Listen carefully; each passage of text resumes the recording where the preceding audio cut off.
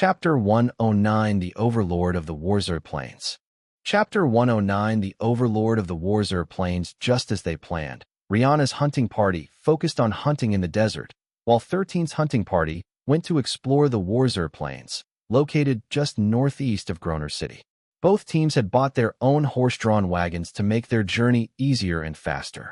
Christopher was the one manning the wagon because only he had experience with this, which he learned from the time he and his mother lived in the countryside. The two Tigerkin ladies were with him on the coachman's seat, serving as his protectors. Their names were Jasmine and Ariel. Both of them were in their late 20s and had been captured by the barbarians when they raided the Tigerkin village near the border of the Sumatran kingdom. FAEobnovel.cm. Both the Tigerkins and the barbarians would often raid each other and capture slaves from both sides. The Tigerkins were a very aggressive tribe. After they managed to conquer the Valbera kingdom, they set their sights on new frontiers and clashed with the barbarians just 10 years after they defeated the Valberan army.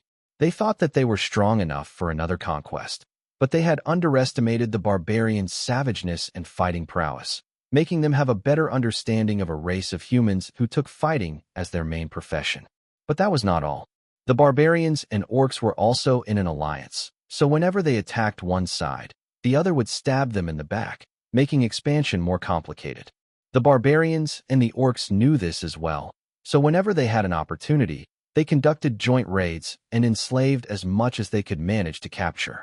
This was their way of preventing the Tigerkins from developing rapidly, forcing them to leave the territories near the borders of their newly established kingdom for safety.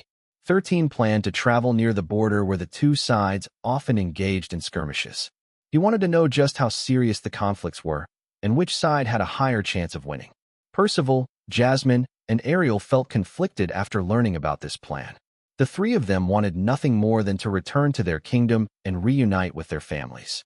But after becoming slaves, they lost their freedom, and the only way for them to return to their kingdom was to get rid of the slave tattoo on their foreheads or beg their new masters to free them. Jasmine, Ariel, I promise to free the two of you after I finish my mission of lighting the beacon of hope, Christopher said. So until then, serve me well, and I promise that I will not harm either of you. Understood. I'll do as you say. Thank you. Also, I will set the time limit of your slavery for 2 years. If I still haven't finished my mission by then, your slave tattoos will automatically disappear, ending your slave contract. Christopher had no idea how long it would take before his mission ended. Since that was the case, he just gave a 2-year deadline for the two Tigerkins by his side. The slave tattoo could last up to 5 years. After that, it would automatically disappear, setting the slave free. If one wished to renew this slave contract, one would need to find a slave master who would perform the ceremony. The two Tigerkin ladies used to think that the moment they were sold as slaves, they would have to live their lives as the plaything of their new masters. So they were quite surprised to see that the one who bought them was a chubby teenage boy who treated them well. The most Christopher did was ask the two ladies to hug him to sleep at night. When they asked why he wanted something like that, the boy simply said that he usually slept beside his mother and that he was not used to sleeping alone. Of course, that wasn't the case. Although it didn't show on his face, Christopher was a very lonely person. His grandparents and his father were dead, while his mother was always in the hospital. Although he had lived in the houses of his relatives, he still felt lonely because he never felt welcomed by them. So when he was given the opportunity to have slaves, Christopher bought the two ladies who were the oldest among the group of slaves that were still in the slave market. Also, Christopher wouldn't admit it, but he liked Beast King girls very much. The ones he liked most were cat girls, bunny girls, and fox girls. However, since these two races weren't available for sale, he bought the only option he had, which was Tigerkin ladies. Remember this, Taiga. You're not allowed to land the killing blow on the monsters, 13 ordered.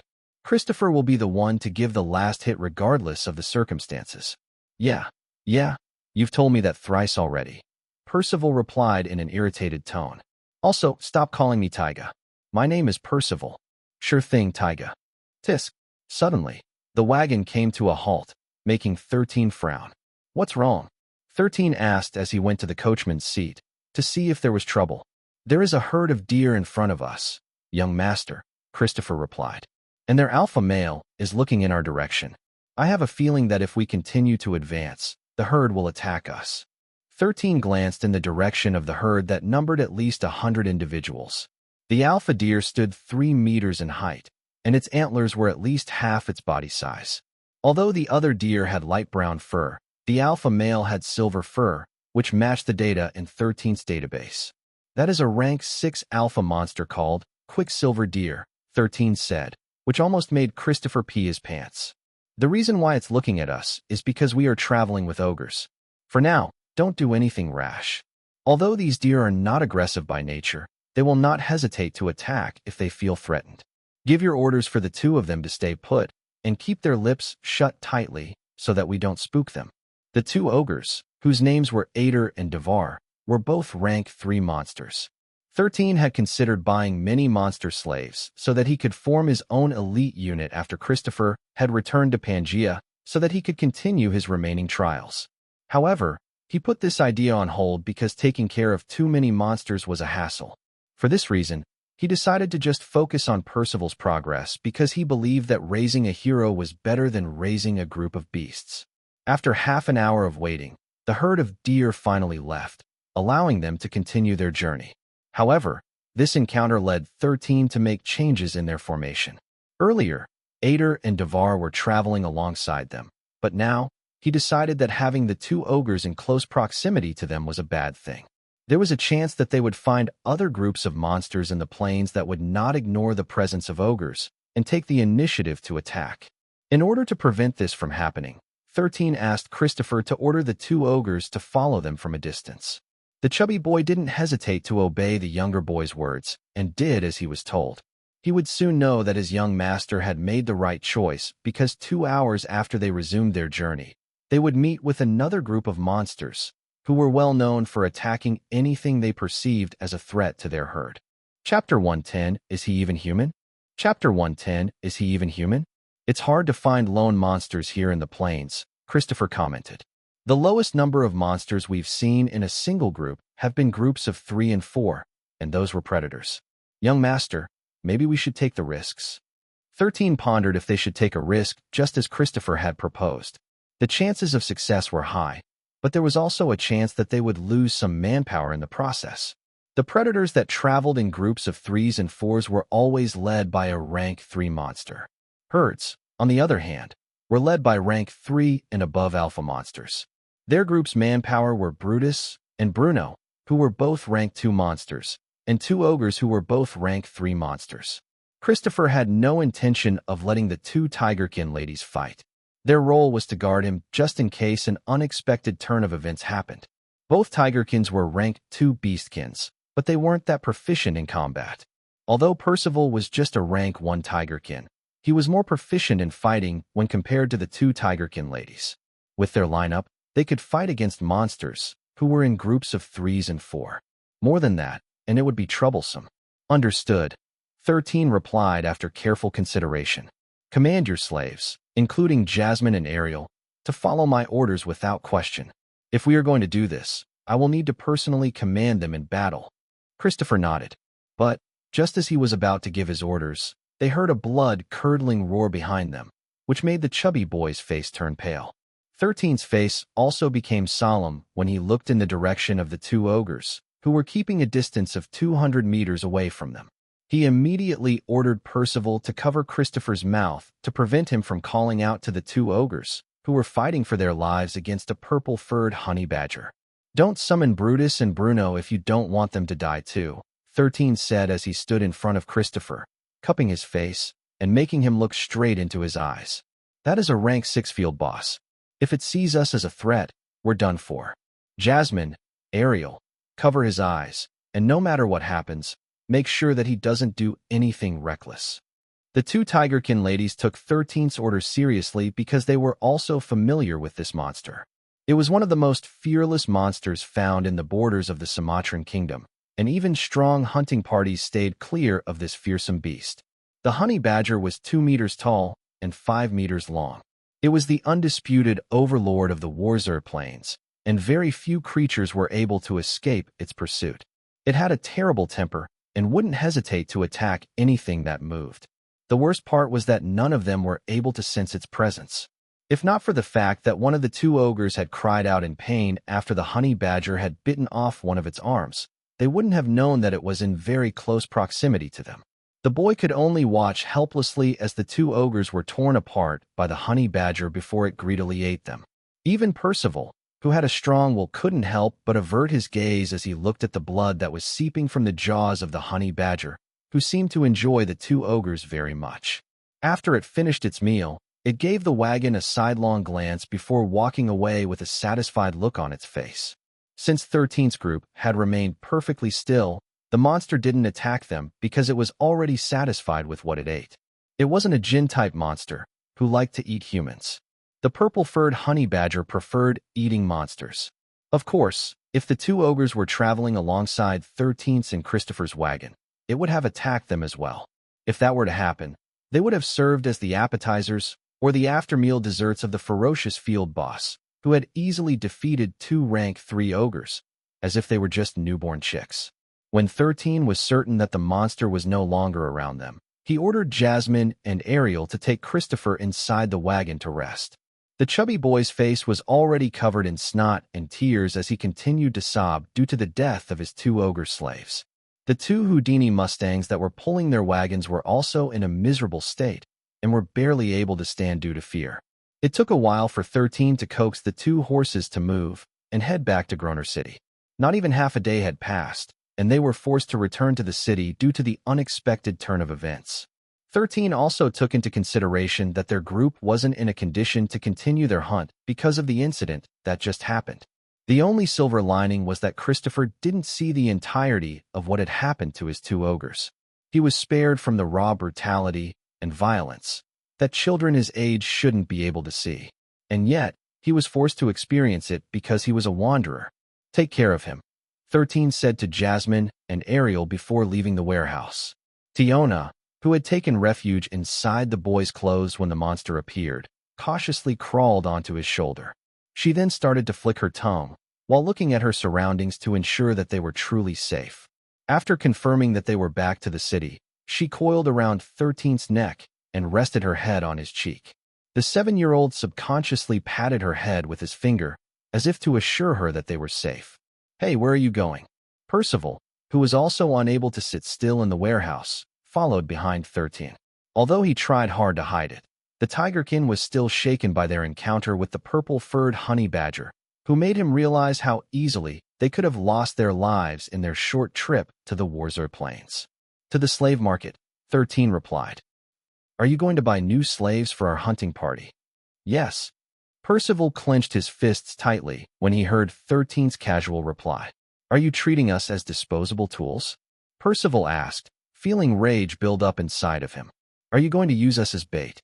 Are we just cannon fodder in your eyes? 13 stopped walking before turning around to look at his slave, who wasn't able to hold back his emotions.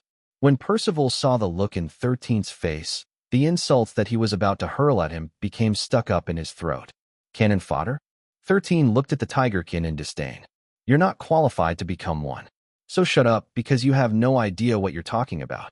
After saying those words, the boy turned around and continued to walk toward his destination.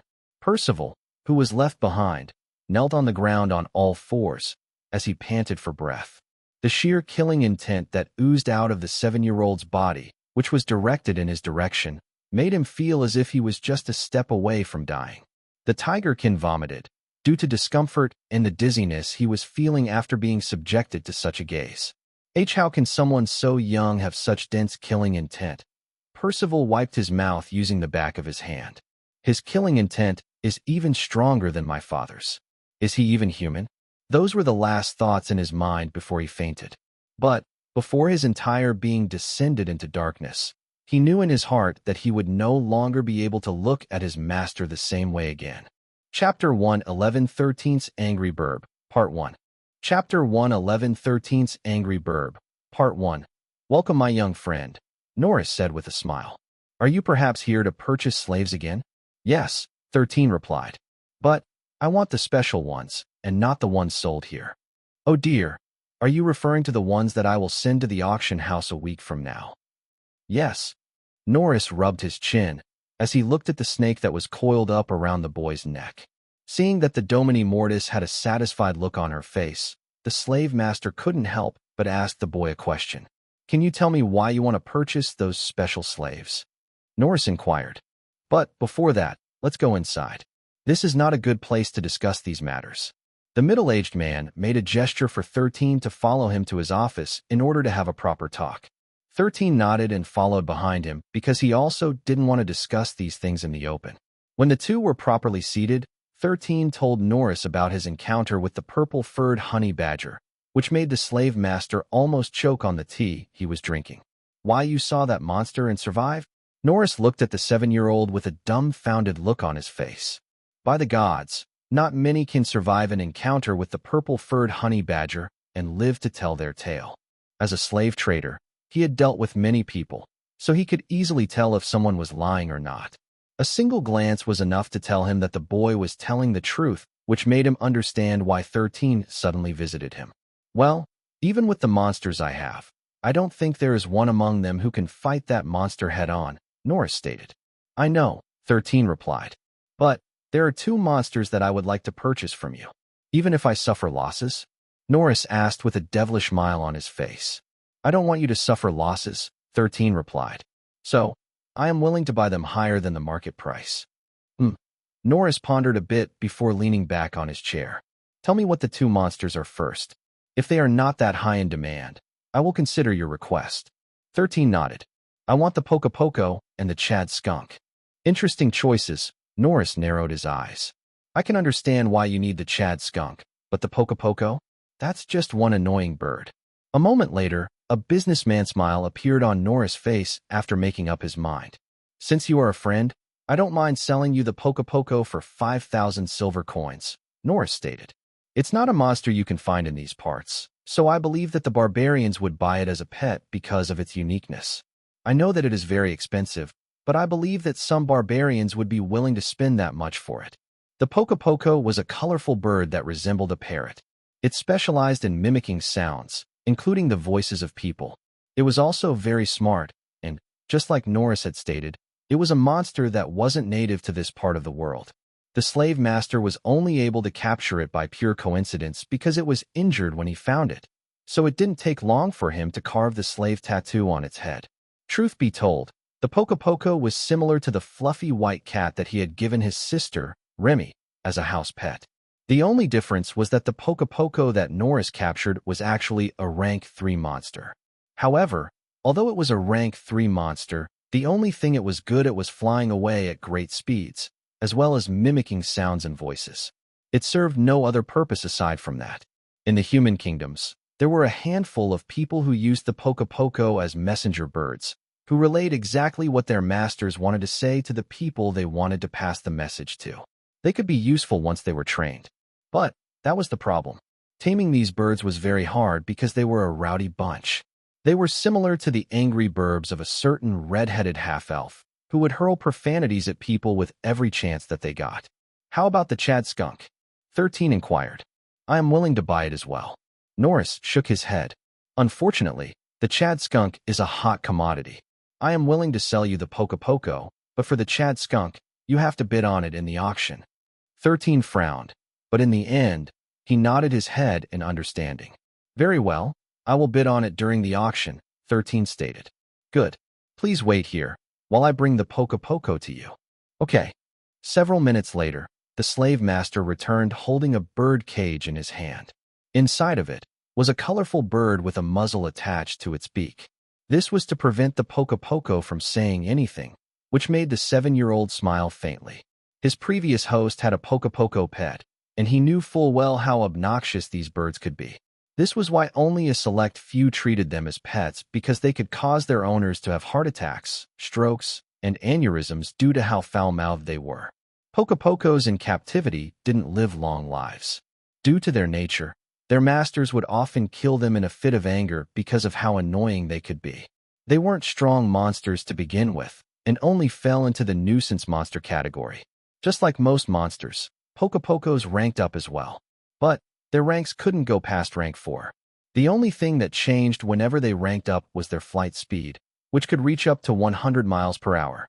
Their voices could also be heard from farther away as their rank rose higher. At rank 1, their voices could be heard from 200 meters.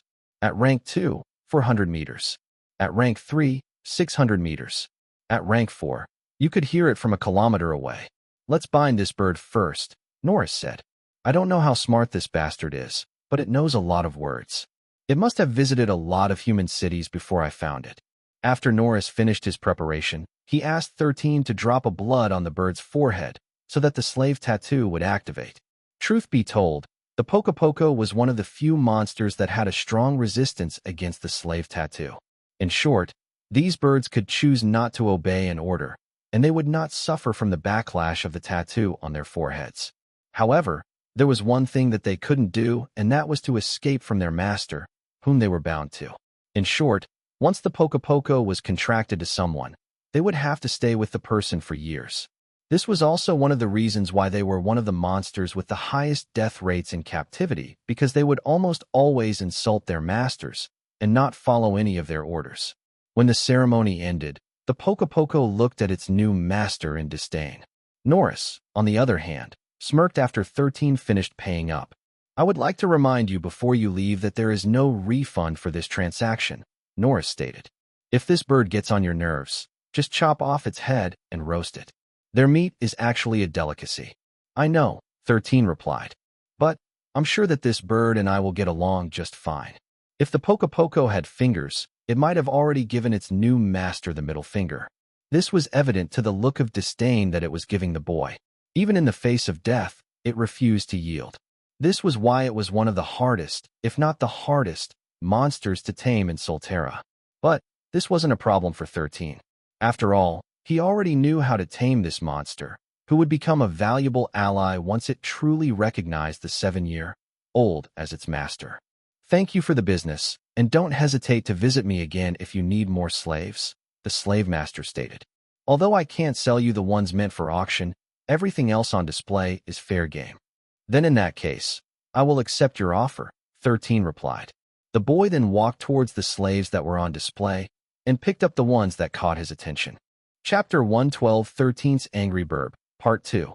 Chapter 112 13's Angry Burb, Part 2. When 13 returned to the warehouse, he brought with him 1 Poco, 2 ogres, and 10 trolls. The 2 ogres were both rank 3 monsters, while the 10 trolls were all rank 2. He made sure to personally handpick them from the rest, which made Norris wonder how the boy's master, Jubi, was able to accumulate such wealth. This lineup was equivalent to a middle-sized hunting party, which typically ranged from 12 up to 30 individuals. Most of the monsters in the Warzur Plains came in herd or in groups of 3 and 4, so 13 deemed that this setup would be the most ideal.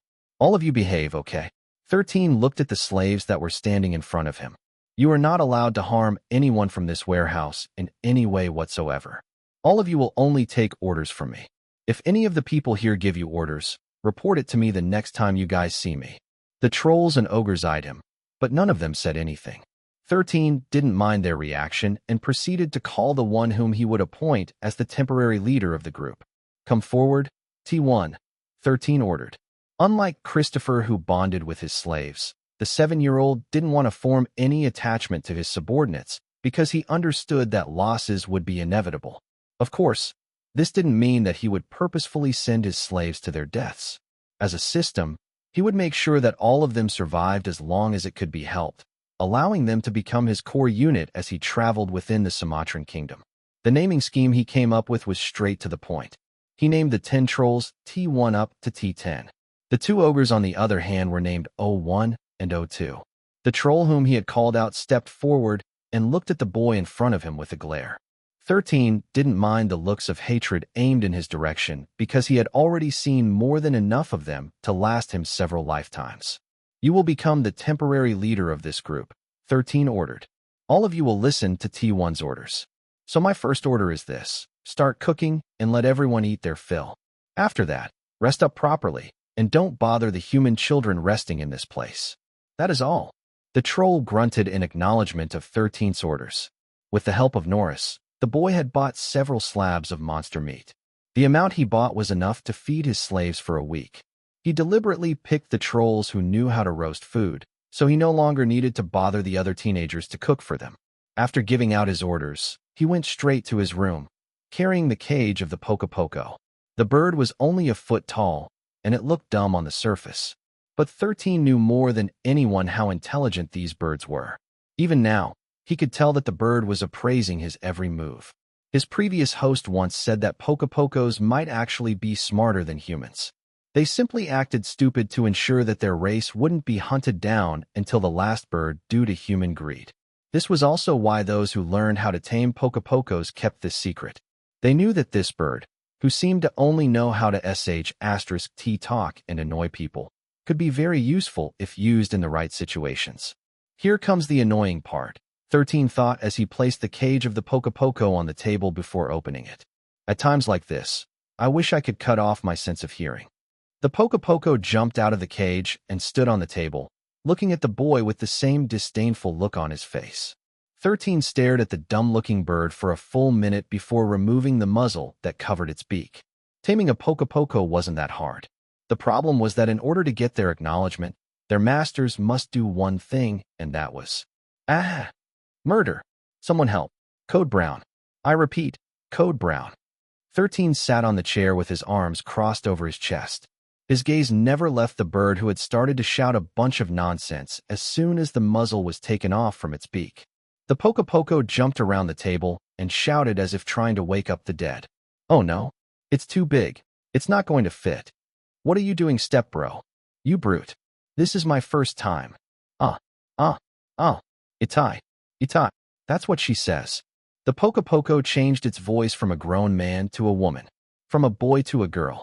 Unlike a parrot that could only use its own voice, the Poco was very good at imitating the voice of others nearly to perfection.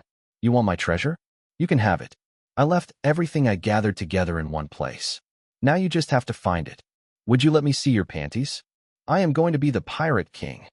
13's gaze remained locked on the bird who was busy clowning around, performing its one-sided parody. You can't change the world with pretty words alone. If strength is justice, then is powerlessness a crime? When will the war end? When someone wins. All hail Britannia. After nearly an hour of making a ruckus, the Poco finally stopped shouting and gave 13 a sidelong glance. The boy was still looking at the dumb-looking bird, which had a cheeky look in its eyes. Are you done? 13 asked after a full minute passed with the bird not saying anything. The Poco hopped on top of the table and directly stopped in front of the boy, whose gaze remained as calm as the surface of the lake. Are you stupid? The Poco asked. Yes, 13 replied. I don't like stupid people, the Poco said. So I'll ask you again. Are you stupid? I'm not stupid. I don't like stupid people. Good. I also don't like them. Ha. Ho ho. Kakik. Stop imitating me, the Poco demanded. The corner of 13's lips curled up into a smile. Now that the Poco was paying proper attention to him, it was finally time to get its acknowledgement. What was the 7th phrase I said when I started talking? The Poco asked. What are you doing, stepbro? 13 replied. What is the thing that I don't like the most? The Poco inquired. Stupid people, 13 answered. When will the war end? The Poco asked. When someone wins, 13 replied. The Poco continued to ask 13 questions, and all of these questions were all about the things that it had said over the past hour. 13 answered all of them correctly, without making a single mistake. Finally, half an hour later, the Poco stopped talking. The dumb look on its face disappeared, replaced by a wizened gaze, which made the boy finally sigh in relief in his heart. Chapter 113 13's Angry Burb, Part 3. Chapter 113 13's Angry Burb, Part 3. Getting the acknowledgement of a Poco wasn't hard. However, you needed to endure its ramblings until it was satisfied. If the person left the room, shouted at it, or even heard it even once, the Poco would deem that person unworthy of its allegiance. So when the bird finally quieted down, 13 knew that he was halfway there in getting its acknowledgement. Finally, it's over, 13 thought. The true negotiation starts now. The Poco sighed before looking at the jug of water on the table. Can I have some water? The Poco asked. I'm parched from all of that talking. Of course, 13 replied. The boy took a wooden bowl from the cupboard and poured some water into it, allowing the Poco to drink. After sating its thirst, The bird said its thanks and proceeded to look at the boy with a solemn look on his face. "How did you know?" the Poco asked. It was just a simple question, and yet 13 knew that he must answer it truthfully, because this was something very important to the Pocos. "I watched a very dear friend of mine do the same thing, and they were able to gain the acknowledgement of your kind," 13 answered truthfully. "When did this happen?" "A little more than 300 years ago." "Oh, but you look extremely young. How did you watch your very dear friend do it if it happened a little more than 300 years ago?" the Poco asked. Its eyes were narrowed and paying close attention to the boy's reply. It didn't outright say that 13 was lying because the bird could also tell if someone was lying to it. Although the boy's answer seemed impossible, the Poco didn't detect any lies in his words. "It's complicated," 13 replied. "It's fine. I like complicated things." "Fine." 13 explained that he was a system that once accompanied his host on his journey in Solterra. The Poco didn't interrupt and quietly listened to 13's story with an unreadable look on its face. When the boy finished his tale, the Poco nodded its head in understanding. "Well, it is indeed complicated as you said," the Poco admitted. "I still don't understand half of it, but I can tell that you didn't say a single lie." "Well then, what do you want from me?" "Serve me faithfully for 3 years, 13 stated. "In order to show my sincerity, I will also remove the slave tattoo from your forehead." The slave tattoo only looked like a simple black dot on a slave's forehead if looked at from a distance. However, there were many intricate lines embedded in it, which strengthened the power of the beast contract. "You are a wanderer, are you not?" the Poco asked. "Also, that snake around your neck is highly venomous, and yet you allow it to coil around your neck as if it's an accessory. I know that it's your slave, but I don't sense any malice or hostility from its eyes directed toward you. This can only mean one thing. It likes you very much, and you trust it enough to allow it to coil around your neck like some kind of choker. With that, I can confer that it's different from those trolls and ogres you bought earlier." 13 nodded. "Yes, I am a wanderer, and Tiona is indeed different from the other slaves that I bought earlier." "Tiona, huh?" the Poco mused. "Depending on the languages of this world, it can either mean fairy queen or a gift from God. A good name indeed." The Poco closed its eyes as if pondering for a moment. A few minutes later, it nodded its head as if it had finally made a decision. "Very well, 3 years it is," the Poco stated. "I will serve you faithfully for 3 years on 2 conditions." 13 nodded. The Poco that his host had managed to tame also asked for 2 conditions from him 300 years ago.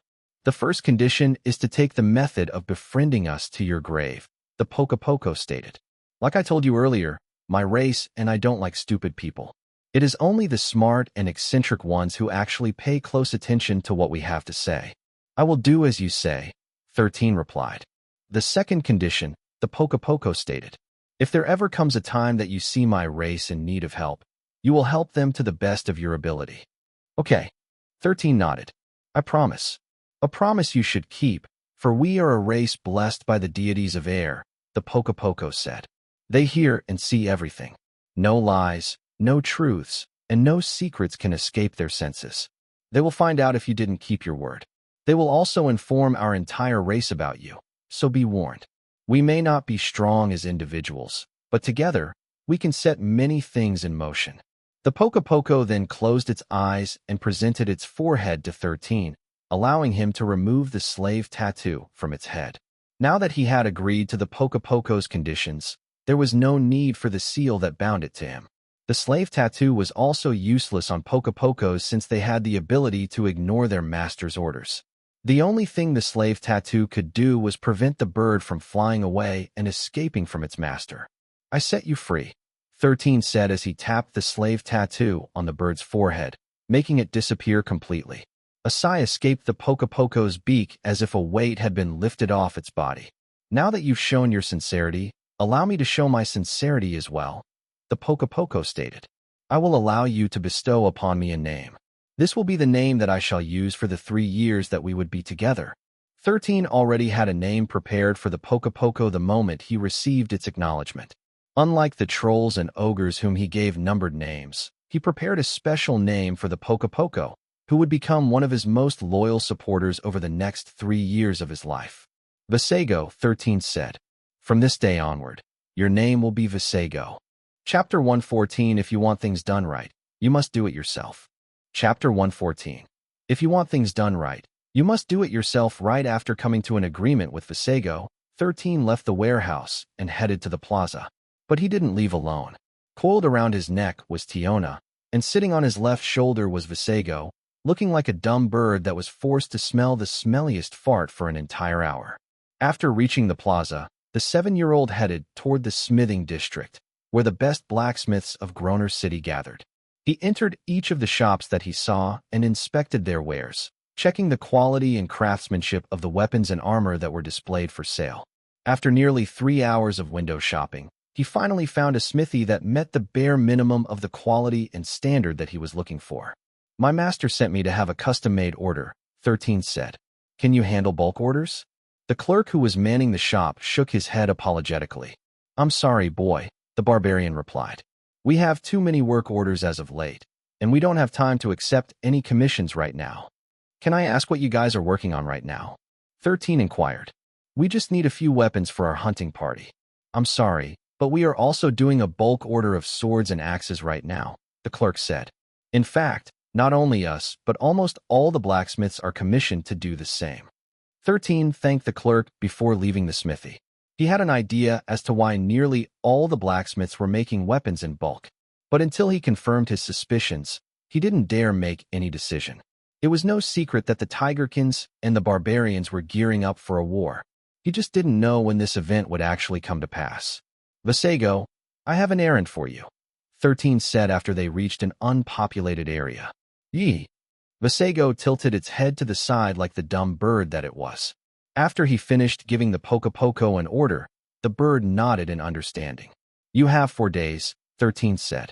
Make sure not to get eaten by some random monster while completing your mission. Yee. Visago tilted its head to the side before flapping its wings to fly. It didn't have any intention of showing its other side in public, even if it thought that there was no one watching its location. The boy looked at the bird until it disappeared from his vision before returning to the smithy district. You know what they say? 13 muttered. If you want things done right, you must do it yourself. Tiona nodded her head in agreement with her master's words. She didn't know what 13 was thinking, but she decided to just nod to show her support to him. It was already very late in the night by the time 13 returned to the warehouse. He had rented 2 wagons and splurged a lot to buy iron, or a halcyon, as well as some monster parts that 13 planned to use to arm his hunting party. The raw materials already cost him 20,000 silver coins. Yet the actual hammer which would be used for smithing was priced at 50,000 silver coins. This adamantine hammer sure is expensive, 13 thought as he glanced at the hammer that was lying in the wagon behind him. He had tried to bargain with the blacksmith whom he purchased it from, but the man was as stubborn as a dwarf, so he had no choice but to buy it at a fixed price. 13's wealth was over 150,000 silver coins in the past. But after buying slaves, raw metals, monster parts, and smithing hammer, plus paying for the rent of the warehouse, his money dropped to 62,000 silver coins. It was still considered a lot of money, but he doubted that it would be enough to bid for the 5-leaf cover, which he needed to pass his second trial. One step at a time, 13 muttered. Just focus on what is in front of you right now, 13. If he wanted to survive in Solterra, he had to use all the resources available to him. After storing the wagons inside the warehouse, he ate a light dinner and slept peacefully. The next day, make sure that you do it right. A 1, 13 ordered. If you make a mistake, you're not going to have lunch. The ogre groaned as it held the adamantine hammer in its right hand and an orichalcum chisel in its left. It then worked to engrave the symbol that 13 had drawn on the anvil carefully. 13 didn't ask for anything complicated. All the ogre needed to do was to follow the lines of the drawing and lightly hit the chisel twice before moving to the next spot. The ogre was basically just playing connect the dots, which 13 had made for it, but with a chisel and a hammer. Simply put, even if the ogre was all brawn and no brain, it would still be able to do what 13 had asked it to. The boy had asked the trolls to prevent anyone from coming to his workshop because he would start to use rune magic to imbue the anvil and forge with a special ability that would allow him to increase the chances of succeeding in his craft. He had also bought dozens of beast cores for this task, not even batting an eye when he made his purchase. It took 13 half a day to finish his preparations in his workshop. Fortunately, he didn't encounter any hiccups. To celebrate, he made sure to feed his subordinates with a lot of meat, which they liked very much. Christopher finally came out of his room in the afternoon to look for his young master. Seeing his reddened eyes and the dark circles under them, he knew that the boy had his first taste of loss in Solterra. "Young master, I'm sorry, and thank you," Christopher said as he knelt on the floor. "If you didn't stop me in time, I might have summoned Brutus and Bruno, endangering all of us in the process." "You have nothing to be sorry about," 13 replied. "None of us could have expected that we would encounter that kind of monster on our first expedition. It was simply outside of our control." Christopher nodded, but 13 was certain that he was still hurting inside. Fortunately, he hadn't spent a long time with those ogres yet, 13 thought. If his attachment to them was already too deep when the incident happened, he might have suffered a crippling heartbreak, making him unable to function for more than a week. After making Christopher stand up, the 7-year-old took the chubby boy to his workshop. "Wow, you bought so many slaves, master," Christopher stuttered after seeing the 10 trolls and 2 ogres who were currently lifting heavy crates filled to the brim with raw metals and monster parts. "I decided to increase our manpower to ensure our survival in the Warzer Plains," 13 stated. "But I was also waiting for you, Christopher." "Waiting for me?" "Yes. I will need your help in order to create the best hunting party in the Sumatran kingdom." Christopher's face became serious. "What kind of help do you need, young master?" "As long as I can do it, I will do everything in my power to help." "Good," 13 said as he lightly patted the chubby boy's waist. "I knew that I could count on you." What Christopher didn't know was that the help 13 needed wasn't anything serious. It was simply manual labor. However, it was a kind of manual labor that would not only train Christopher to become stronger, but would also train Brutus and Bruno to perform other tasks aside from fighting the Warzer Plains monsters, which they would inevitably face after the auction in Groner City was over. Chapter 115, Laying Down the Foundations. Chapter 115, Laying Down the Foundations. "It's fine, Bruno," 13 said to the ogre that was feeling down because he had turned the iron ore into scrap metal. "You'll get used to it soon." Hammering sounds resounded inside the boys' workshop as Christopher and Brutus also pounded on iron ore with the hammers they held in their hands. Why were they doing that? 13 was teaching them how to do smithing. Of course, he didn't expect the 3 of them to be proficient in a very short period of time. Even his father, Gerald, took years before he became a decent crafter. Since that was the case, why was 13 telling them to do smithing? The answer was simple. He didn't need to create quality goods. He just needs to mass-produce usable items for their hunting party, like arrows for bows and bolts for crossbows. These things were easier to do because all he needed to do was create molds for them to be mass-produced. Brutus had shown exceptional skills in adapting to things, which might have contributed to him having the evolver ability. He was a unique troll to begin with, and seemed to be a prodigy within his race. Because of this, he was able to follow 13's orders without fail, and was starting to become fairly decent in forming molds for the items they needed to craft.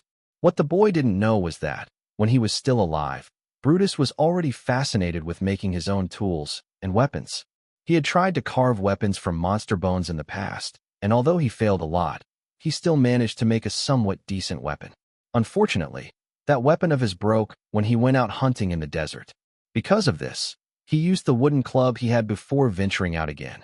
That was the last journey he made because he died when he arrived at the oasis to drink some water. Fortunately, he was Christopher's first brute monster, allowing him to gain the evolver skill and further grow into a more powerful troll. "Master, must I really do this?" Christopher asked as he wiped the sweat from his forehead. "Brutus and Bruno can handle this on their own. Why must I also do smithing?" "Because you didn't train that much in the Leventis family," 13 replied. "The most you did was a bit of survival training. You lack strength and stamina. Smithing is a good way for you to build up your muscles. Now stop talking and start pounding." Christopher sighed, but did as he was told. The chubby boy was tasked with pounding an iron ore until it took shape. Norris had asked his connection to build a simple forge for 13, and the latter paid for it for 2,000 silver coins. He also purchased 1,000 silver's worth of coals, which would be used to heat up the forge so they could start smelting metal. 13 also bought ready-made smithing tongs and pliers to complete the process. Bruno wielded the adamantine hammer, while Brutus and Christopher wielded steel hammers. But they didn't just randomly swing their hammers as they did their forging. No, 13 was teaching them the proper forms of blacksmithing, paving the way to building up their foundations and learning the divine technique, hammer for all seasons. This was the same technique that Gerald possessed, but instead of spending decades to perfect the technique, it only took him a few months to become proficient in it. The 7-year-old still needed to talk to the Laplace demon, and the one, if it was possible for them to allow him to impart his divine techniques to other people aside from his family. Although it was a long shot, he planned to use this incident as a way to make them compromise. Since that was the case, Christopher, Brutus, and Bruno would learn the martial technique faster once they mastered the basics and built a good foundation for it. Also, he was thinking about the future. Unlike Brutus, who had the evolver skill, Bruno had lost his ability to rank up after he had become an avatar. 13 teaching him how to do smithing was him being considerate of the ogre and preventing him from feeling useless when Christopher surpassed his rank. Although it might be cruel, that was the fate of avatars. Once they were no longer useful, they would either be sold or traded to other people because their owners left them behind. At least, if Bruno mastered the hammer for all seasons up to the intermediate rank, he would still be able to become useful as a monster smith. If the ogre focused all of his attention in learning blacksmithing, then it was not impossible for him to become a divine blacksmith, capable of crafting mythical, legendary, and divine-ranked equipment in the future. Judging by Christopher's character, I'm sure that he will not throw Bruno away, 13 thought as he watched the chubby boy pound the chunk of metal into random shapes as his training. But he is still young. His mentality can change once he witnesses the cruelty of the world. If Christopher didn't really need Bruno anymore, then 13 would ask him to give the ogre to his father. Since he planned to have Gerald focus on crafting, having an ogre as an assistant would help him tremendously. An ogre smith. Bruno will probably be the first of his kind in Solterra to get such a profession, 13 thought as he looked at the ogre who had a determined look on his face as he continued to swing the adamantine hammer over and over again. There were only 5 days remaining before the auction started. 13 had already made peace with the fact that there was a possibility that he wouldn't have enough funds to bid for the 5-leaf clover. His priority was survival, so he planned to use his funds to bid for the Chad skunk, which Norris would send to the auction house. Currently, he only had 59,000 silver coins. He could increase it in a short amount of time if he visited the dueling arena and the gambling Denver. However, he was currently banned from doing so. Of course, he could send one of the slaves that Rihanna had freed to bid for him, but he didn't want to break Raldo's trust. The dueling arena and the gambling den was the business of the city lord. Since Raldo was working with such an individual, it would be bad to make an enemy of him. Besides, he had a feeling that they would be staying in Groner City for a period of time, so antagonizing the city lord was not something they could afford to do at this moment in time. Chapter 116, Did you get good results? Chapter 116, Did you get good results? Brutus, I think you have already mastered the basics, 13 commented as he observed the troll's meticulous work. Now, I will teach you how to create an arrowhead mold, but after you perfect it, you will make more of them on your own, okay? Brutus nodded and watched as 13 carved an arrowhead from a piece of wood. After that, the 7-year-old placed it in a molding flask and filled it up with casting sand. Brutus continued to watch as 13 compressed the sand on top of the arrowhead. When the boy was done, he flipped it over and removed the sand that was covering the arrowhead. He took another casting flask and placed it on top of the first one. Just like he did earlier, he filled it up with casting sand. When he was done, he flipped it over to remove the wooden carving, which had served its purpose. Now, we just need to make a hole here. That's where we will pour the metal in, 13 explained as he bored a hole in the center of the cask. Then we expand the hole a bit, forming a funnel, so that the melted metal will not overflow like so. After finishing his model, 13 pressed the 2 casks together and melted some iron in the forge. When he was done, he poured the iron slowly into the hole of the molding flask. Let it cool down a bit. Then after that, we just need to clean it up using the grinder. Now, we have an arrowhead, 13 explained. Did you understand everything? Or do I need to explain it to you again? Brutus hesitated, but he still nodded and pointed at the molding flask. One more. Okay. 13 took out another pair of molding flasks and repeated the process a second time while waiting for the first arrowhead to cool down. After demonstrating the process a second time, he asked Brutus to create the third arrowhead on his own. The troll didn't do it as well as 13 did, but the end result was still passable. Ordinary arrows might be effective for lower-ranking monsters, but when dealing with stronger monsters like the purple-furred honey badger, they would need weapons that were sharp enough to pierce through its body. Fortunately, making molds for arrowheads was easy. All they needed to do was melt the metal they needed and pour it into the molding flask, allowing them to mass-produce as many arrows as they wanted. Seeing that Brutus could handle the rest on his own, the boy went to check on Bruno's progress. Good job, Bruno. You're doing well. 13 praised the ogre as he looked at the sorry excuse for a sword, which looked like a bunch of metal sheets piled on top of each other. The ogre scratched its head while smiling. Being praised by the 7-year-old made him just as happy as his own master, Christopher, was praising him. 13 knew that it would take a very long time for the ogre to perfect his craft, but he wasn't in a hurry. In the hands of ogres, even a slab of jagged steel was a very lethal weapon, so even Bruno's sorry excuse for a sword was deadlier than the bone club that it was currently using to fight.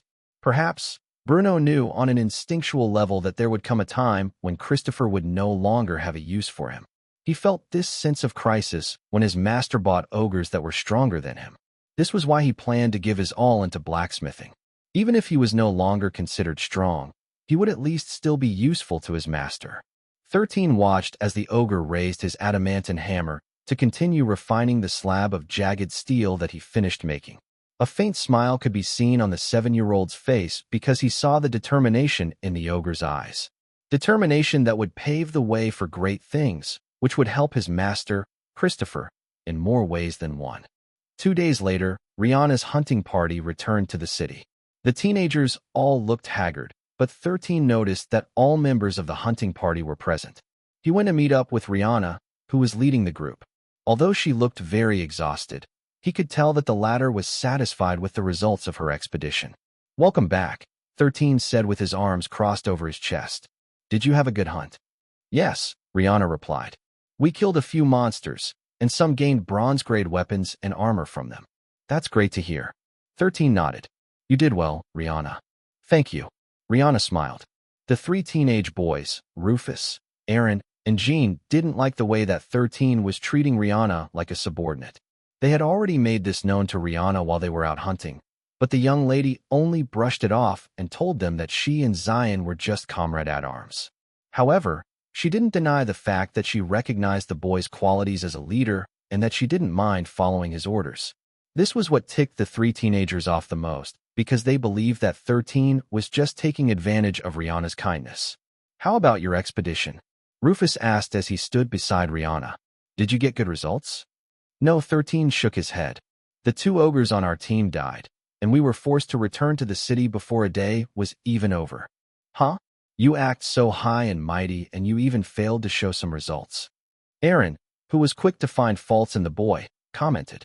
"To think that you made everyone think that you're some kind of big shot just because you are from the Leventis family," Jean stated.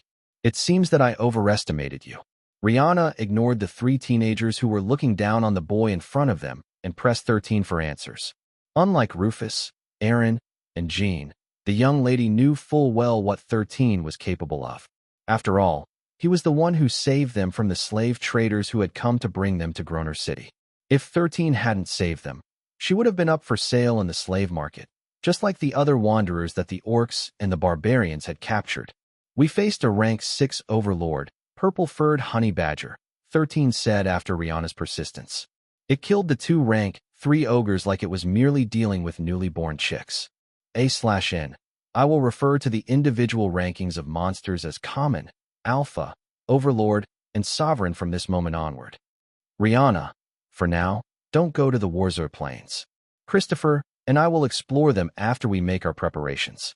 You and the others should just continue to strengthen yourselves and get better equipment in the Houdini Desert." "Okay," Rihanna nodded. "But if the Warzor Plains is really that dangerous, Just give it up for now and hunt in the Houdini Desert too. Meeting a rank 6 overlord and being able to survive it is already considered a miracle. You did well coming back alive. The young lady even lightly patted 13's head, treating him like a little brother. Don't treat me like a child, 13 said as he blocked Rihanna's patting with his hand. But you are a child, Rihanna grinned. 13 wanted to tell the young lady that he was actually thousands of years old. But knowing that she would think that he was just joking, he decided that it was not worth his while. The three boys, who were laughing at 13 in their hearts earlier, suddenly became serious. Originally, they had proposed to Rihanna that they should go to the Warzer Plains to hunt for monsters. However, Rihanna rejected it because 13 already planned to head there to investigate. Because of that, she decided to just hunt in the Houdini Desert so that their two hunting parties wouldn't have to compete with each other. After hearing that the boy encountered a rank 6 overlord just hours after leaving the city, all of them knew that if they had really gone to the Warzer Plains as they originally planned, there was a high chance that their group would have encountered it as well. But there was one question that nagged at their minds when they started thinking about it. Would they have managed to survive and return to the city safely with more than half of their numbers remaining? Rufus, Aaron, and Jean didn't know the answer to this question. However, they themselves knew that the chances of them surviving an encounter with a rank 6 overlord were close to zero. Chapter 117, I don't think he's able to do the impossible. Chapter 117, I don't think he's able to do the impossible. Are you preparing for a hunt, or are you preparing for war? Rihanna asked as she looked at the hustle and bustle that was happening on the other side of the warehouse, where 13 and his slaves were staying. The trolls were busy assembling arrows using the arrowheads that Brutus and T1 were making nonstop. Aside from creating molds, they were also constantly melting iron and steel, which they'd later pour into the molds to create the arrowheads, which would then be passed to the assemblers. It was tough work, so 13 divided the trolls into two teams. One team was assisting Brutus, while the other team was shaving wood to be used as the arrow's body. The trolls that 13 handpicked were already proficient in making arrows. However, the most they could make were very crude arrows. So, the 7-year-old boy taught them the right way of making them. Fortunately, the trolls learned quickly, which was why they were able to create so many arrows in a short period of time. Percival was also forced to join the production, but the latter didn't voice out any complaints. His character had changed a bit after 13 gave him a taste of his killing intent that he had been holding back for thousands of years. If the Tigerkin hadn't been strong-willed and didn't have the makings of a hero, he might have been completely traumatized by the boy's deadly gaze. Of course, he would still glare at his master from time to time, but the glare wasn't as intense as the ones he gave him before. A hunt is also a war, 13 commented. The only difference is that I'm taking this war seriously. Can you give me some of the finished arrows? Rihanna asked. No, 13 replied. I gave you enough freebies already. Use your own slaves to make your own. Stingy. Huh? You're already freeloading in my warehouse, and you still dare call me stingy? Should I kick you all out for not paying the rent? Rihanna lightly cleared her throat before bidding 13 goodbye with the excuse of having a strategy meeting with her own hunting party. The boy watched her go, and only when he could no longer see her did he sigh in his heart. War, huh? 13 thought as he looked towards the northeast. I just hope that I'm overthinking things. Vasego soared across the sky and kept watch on the land under him. 13 had given him 3 missions, and he only had 4 days to finish them. One of his missions was to find the exact location of the purple-furred honey badger, the overlord of the Warzer Plains. The 7-year-old didn't want a repeat of the incident that happened a few days ago when the rank 6 monster managed to get close to them without their notice. They were able to escape the first time with their lives, but they might not be lucky the second time. Because of this, 13 wanted to know the location of the monster at all times, preventing another tragedy from happening. While doing the first mission, Vasego was also able to do his second mission, which was to identify all the types of monsters in the plains as well as the surrounding areas. 13 asked the Poco to double-check if there were any Jinn-type monsters who liked to eat humans around. The reason why he wanted to know the locations of these monsters was due to a simple reason. Wanderers were the Jinn's natural enemies. Because of this, Wanderers had a higher chance of getting items from Jinns after they were killed. Christopher's luck wasn't as high as Rihanna's when it came to monster drops. The 7-year-old wanted to overcome that problem by hunting jinns and collecting their body parts for weapons. Target found. Vasego thought when he saw something purple moving on the ground. That something purple was none other than the purple-furred honey badger, who was targeting a group of gray-haired cheetahs that were eyeing a herd of robust bisons. The target of the cheetahs were, of course, the young ones, since the older ones were very tough and harder to deal with.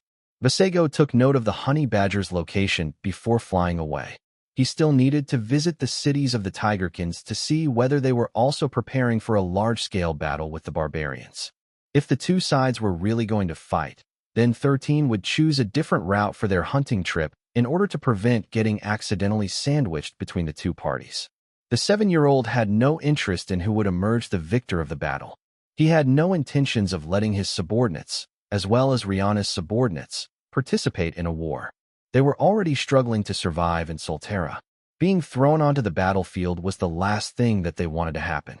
While all this was happening, Norris was currently entertaining a guest who had arrived at his establishment just an hour ago. "Tell me more about this Xylen whom you sold the Domini Mortis to," a woman wearing a black robe said. "Is he really just a boy?" "Yes," Norris replied. "I don't know his exact age, but I'm pretty certain that he's not more than 10 years old. Also, he doesn't act his age, which is why I find him interesting." "When was the last time you saw him?" the woman asked. "A few days ago," Norris answered. "He was in need of slaves, so he bought 10 trolls and 2 ogres. He also requested a few favors from me, like helping him purchase metals, and he asked if I knew someone who could help him build a simple forge in the warehouse that he is renting from me." "Metals and a forge." The woman frowned. "Does he plan to do smithing?" "Perhaps." Norris shrugged. "I did not want to be nosy, so I didn't ask him for details." "Are you planning to investigate him?" "Yes," the woman replied. "After all, he might be the one I am looking for." Norris nodded his head in understanding. "Just be careful, okay?" Norris said after sipping his tea. "I can tell that he isn't an ordinary boy. It is best that you do things in moderation. I did my best to befriend him, so don't make me lose my hard work, okay?" "Worry not," the woman stated. "I just want to know if he will be able to help us with the thing that is troubling us. He's still a child. I don't think he's able to do the impossible. There's always a first time for everything." Norris sighed. "To think our organization has regressed to the point where we have to put our faith in a child who is not even 10 years of age." The woman nodded her head in agreement, but she still said what was on her mind. "Norris, even a pebble can make small ripples in a lake," the woman said before walking towards the door. "No matter how small that ripple is, it might lead to an outcome that all of us have overlooked." Norris watched the woman leave his office with a frown on his face. Although he believed that 13 was impressive for his age, this wasn't his first time seeing such a promising child. He just didn't want his acquaintance to overestimate the boy, who still hadn't grown into being a man, and expect him to create a miracle that they had been hopelessly trying to achieve for the past decade. Chapter 118. The damage had already been done. Chapter 118. The damage had already been done while 13, Christopher, and Rihanna were eating in the dining room. Something flew in from outside of the window and landed on top of the table. "Welcome back, Vasego," 13 said before pouring water into a bowl and placing it in front of the dumb-looking bird. He then grabbed a bowl of nuts that he had prepared in advance and also pushed it toward the bird, who was busy drinking water from the bowl. This was the 4th day since the bird had left to do his mission, and he had returned to report his findings.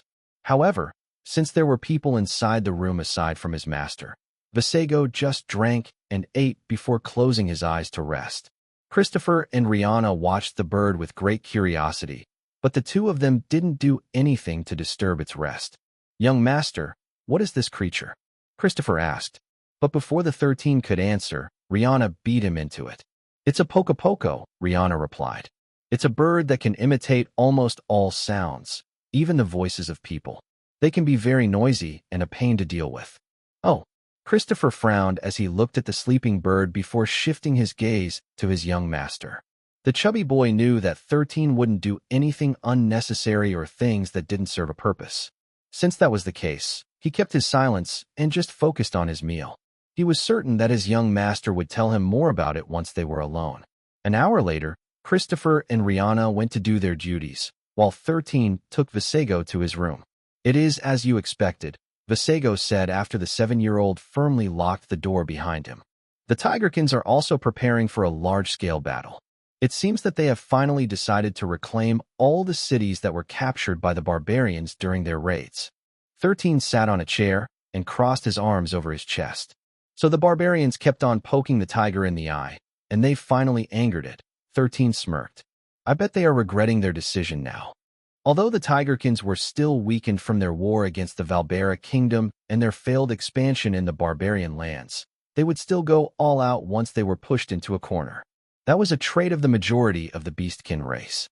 Some Beastkins were pacifists, but the Tigerkins were one of the Beastkins that didn't shy away from battle. This conflict is going to be bloody, 13 thought.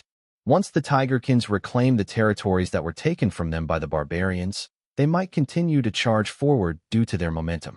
Although Groner City was a distance away from the front lines, it was not impossible for them to get raided by the Tigerkins, who were able to pass over the barbarians' borders.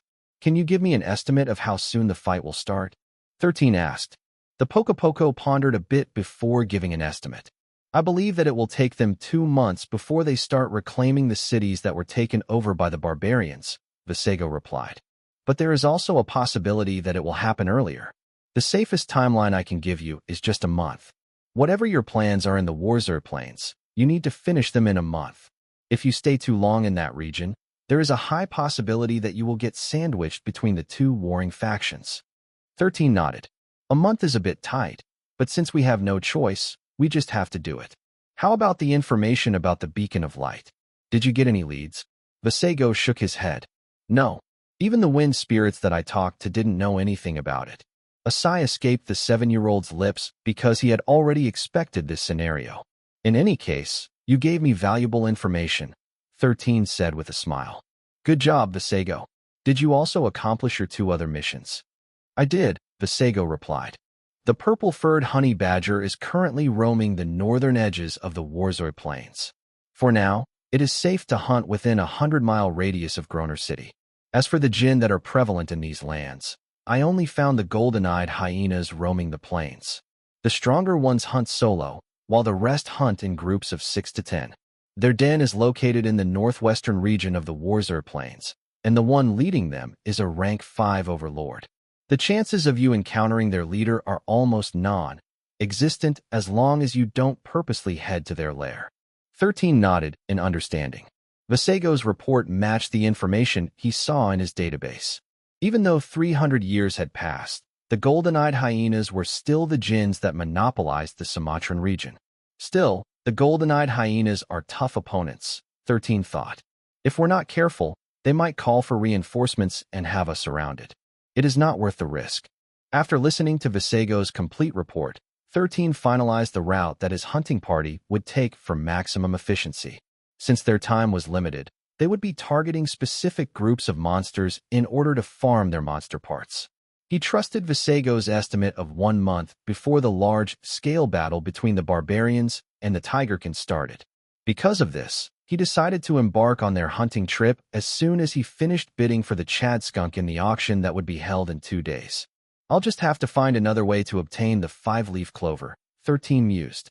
If my guess is correct, the Beacon of Light will appear when the war between the barbarians and Tigerkins is in full swing. We'll just have to wait until then. After organizing his thoughts, he went to see the progress of their preparations for their upcoming expedition. Somewhere in the Houdini Desert, Harry's face was grim as he looked at the teenagers who were under his command. Their numbers had decreased to 6 after they were ambushed by trolls during one of their hunts in the Houdini Desert. To make matters worse, they were forced to abandon more than half of their food supplies in their haste to escape the pursuit of the troll hunting party. Beaten and battered, they decided to head east to the barbarian lands, where they believed they would find a safe place to hide from the monsters, who seemed to have increased their hunting activities in the region.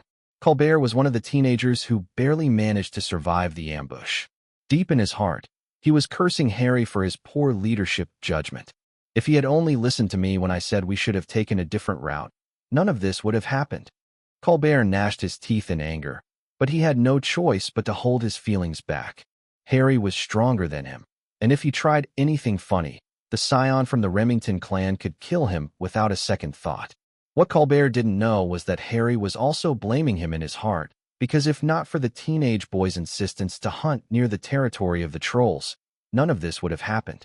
They were doing quite well as they hunted the other monsters in the Houdini Desert, but Colbert became too greedy due to their success. The other teenagers, who had become overconfident of their victories, decided to agree to his proposal to move closer to the trolls' domain in the hopes that they could get an avatar like Christopher's. I should have followed Xylen and Rihanna and left these people behind, Harry thought bitterly. I knew that this person was bad luck from the start. Unfortunately, no matter how much Harry regretted it, the damage had already been done. He could only hope that by going east, he would once again meet up with Xylen and Rihanna, whom he believed were better teammates than the bastard Colbert, who had almost sentenced their entire party to their doom.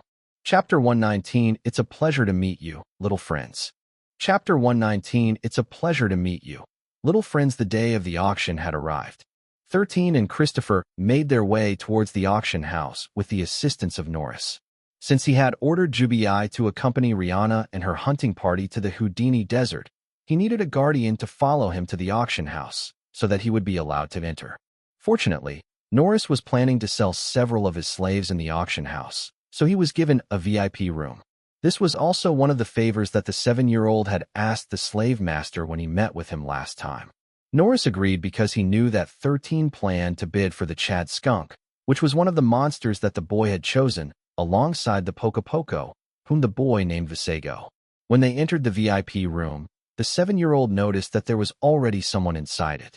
However, he wasn't able to see what the person looked like because they were wearing a black hooded robe that covered their entire body, including their head.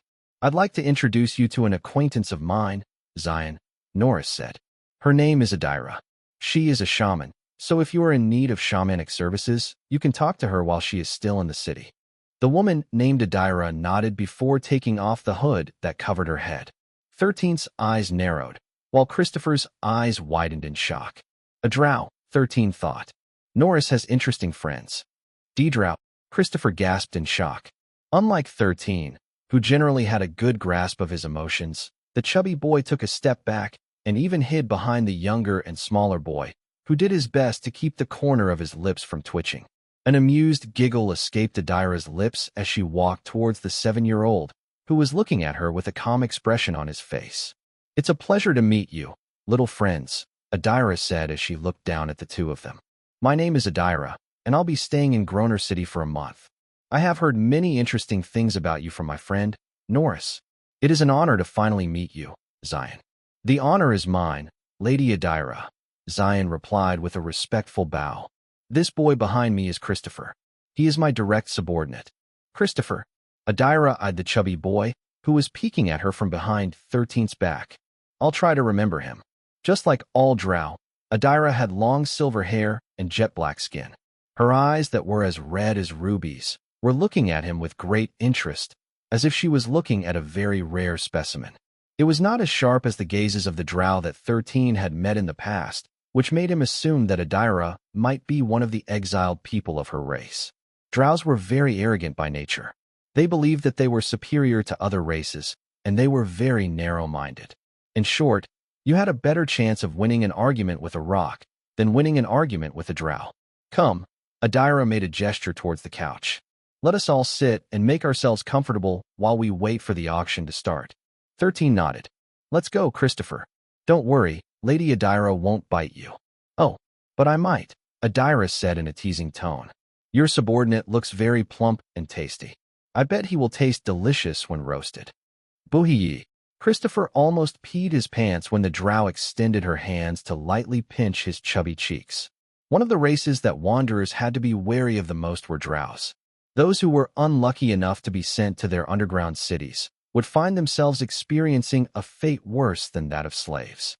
Drows were known for their cruelty because it was their way of showing their supremacy to others. Weakness was not an option for their race, so hurting others was a sign of a competent and powerful drow. Since they couldn't always hurt their own people, anyone that is not of their race was fair game. The chances of teenage wanderers surviving in drow cities was lower compared to the Houdini Desert. Those who were lucky enough to survive would live for a few years before they were killed due to torture. The truly lucky ones, who managed to gain the favor of their owners, would be able to live for a long time. However, some spent their entire lifetimes living underground, never to see the surface world ever again. Lady Adira, please don't tease Christopher too much, 13 said. He gets scared easily. Forgive me, little one, Adira replied. My teasing went too far. Well then, sit and make yourselves comfortable. 13 nodded and sat on the couch in the center of the room. Christopher hurriedly sat on his young master's right side, while Adira sat on the 7-year-old's left side. Norris sat on the couch beside them, having it all for himself. I heard from Norris that you plan to bid for the Chad skunk, Adira said. Aside from that stinky monster, do you plan to bid on other items? I do, 13 answered. But I don't think I'll have enough funds to bid for it. Oh, what are you planning to bid for aside from the Chad skunk? The 5-leaf clover. Norris and Adira exchanged glances before a faint smile appeared on the drow's face. Excellent choice, Adira commented. Although it may not be as powerful as an elixir, it can certainly save someone who suffered from a serious injury. I'm sure that there will be a lot of people who will want to bid for it. I know, 13 replied. If I don't get it now, I'll just find another way to get one. Adira eyed the black snake coiled around the boy's neck with an appraising gaze. Tiona was also paying close attention to the drow and flicked her tongue in her direction repeatedly. She knew who this drow was because she was the one that handed her to Norris to be put on auction. If not for the fact that 13 had managed to get Norris' interest, which allowed him to look at the slaves that he wanted to auction, the Domini Mortis might have been one of the creatures that would be displayed in the auction house today. Adira asked 13 a lot of personal questions, and the boy answered those he could answer. In exchange, he also asked Adira a lot of questions about the lands surrounding the Sumatran kingdom, which the drow also answered to the best of her abilities. Chapter 1:20 The auction begins. Chapter 1:20 The auction begins. While waiting for the auction to start, 13 and Adira talked about many things, including how the Valbera archipelago was formed.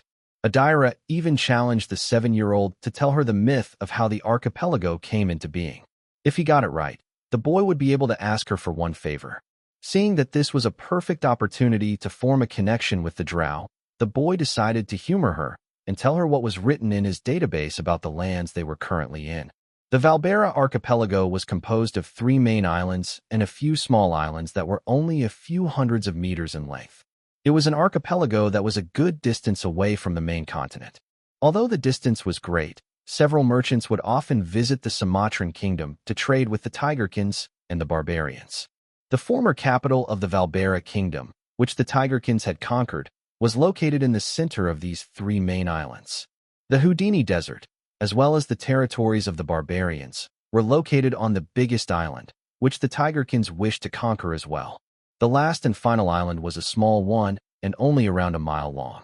However, none dared to lay claim over it because it was a sacred land where the fallen angel, Fornius, was worshipped. According to legend, the sea monster, Fornius, had a quarrel with the deity of the sea, Rahab, 13 said. Since the two couldn't see eye to eye, the two of them fought in the sea, causing volcanoes to erupt under the water, which created the Valbera archipelago. The battle ended in a draw, and Rahab left Fornius alone to rest on one of the islands that had been formed during their battle. Since then, Fornius was treated as the main deity of the Valbera kingdom, and they would only go to the 3rd island, which they called Ennis Island, to perform ceremonies and sacrifices in honor of the monster of the sea, Fornius. Even after the Tigerkins had changed the name of the kingdom to the Sumatran kingdom, they still followed the tradition of honoring Fornius, for they would be stupid not to do so. The reason? Because the deities that all the races in the world worshipped were real. It would be a folly to offend such beings even if they weren't considered true gods. You sure know how to give a history lesson. Adira smiled. But it makes me wonder, how do you know about this story? I heard this story from an old man whom we encountered while on the way to this city, 13 replied. And where is this old man now? Adira inquired. I don't know, 13 replied. We parted ways when we reached this city. If you see that old man again, would you be able to recognize him? Probably. Christopher, who was seated beside his young master, kept his head lowered so that no one could see the expression on his face. He didn't know when and where the 7-year-old had learned of the history of the Valbera archipelago, because he was certain that they hadn't met an old storyteller on their way to the city. But seeing that Adira wasn't correcting him, it only meant that what the 7-year-old had said was true. Norris, who was also paying close attention to the two, was quite impressed because this was the first time he had seen the drow talk this much with someone she just met. She kept the conversation going as she tried to pry some more useful information about Xylen's background out. 13 answered most of the questions she threw at him, but most of his answers were fabricated anyway. Of course, Adira didn't believe all of 13's answers, but that was fine. She was just trying to better understand the 7-year-old, who was becoming more and more mysterious in her eyes. Freewebble.cm suddenly, a loud and excited voice spread inside the auction house. Good day, everyone. The moment you've been waiting for has finally arrived.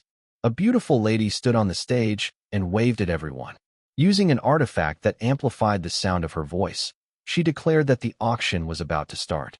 13 and Adira, who had been talking just a few seconds ago, focused their attention on the stage to look at the host of today's event. My name is Dora, and I will be your host for today, Dora stated. Now, before we start, I will just remind everyone of the rules of the auction house. Threatening your fellow bidders to stop bidding is not allowed. Do not forget that the auction house is under the city lord's management. If you don't want to be exiled from and blacklisted in Groner City, make sure to pay attention to this rule. Shouts of agreement echoed in the venue before Dora continued to share the rules of the auction. Those who are purposely raising the bid despite not having the money to purchase the items that they are bidding for will be punished accordingly by the laws of the auction house.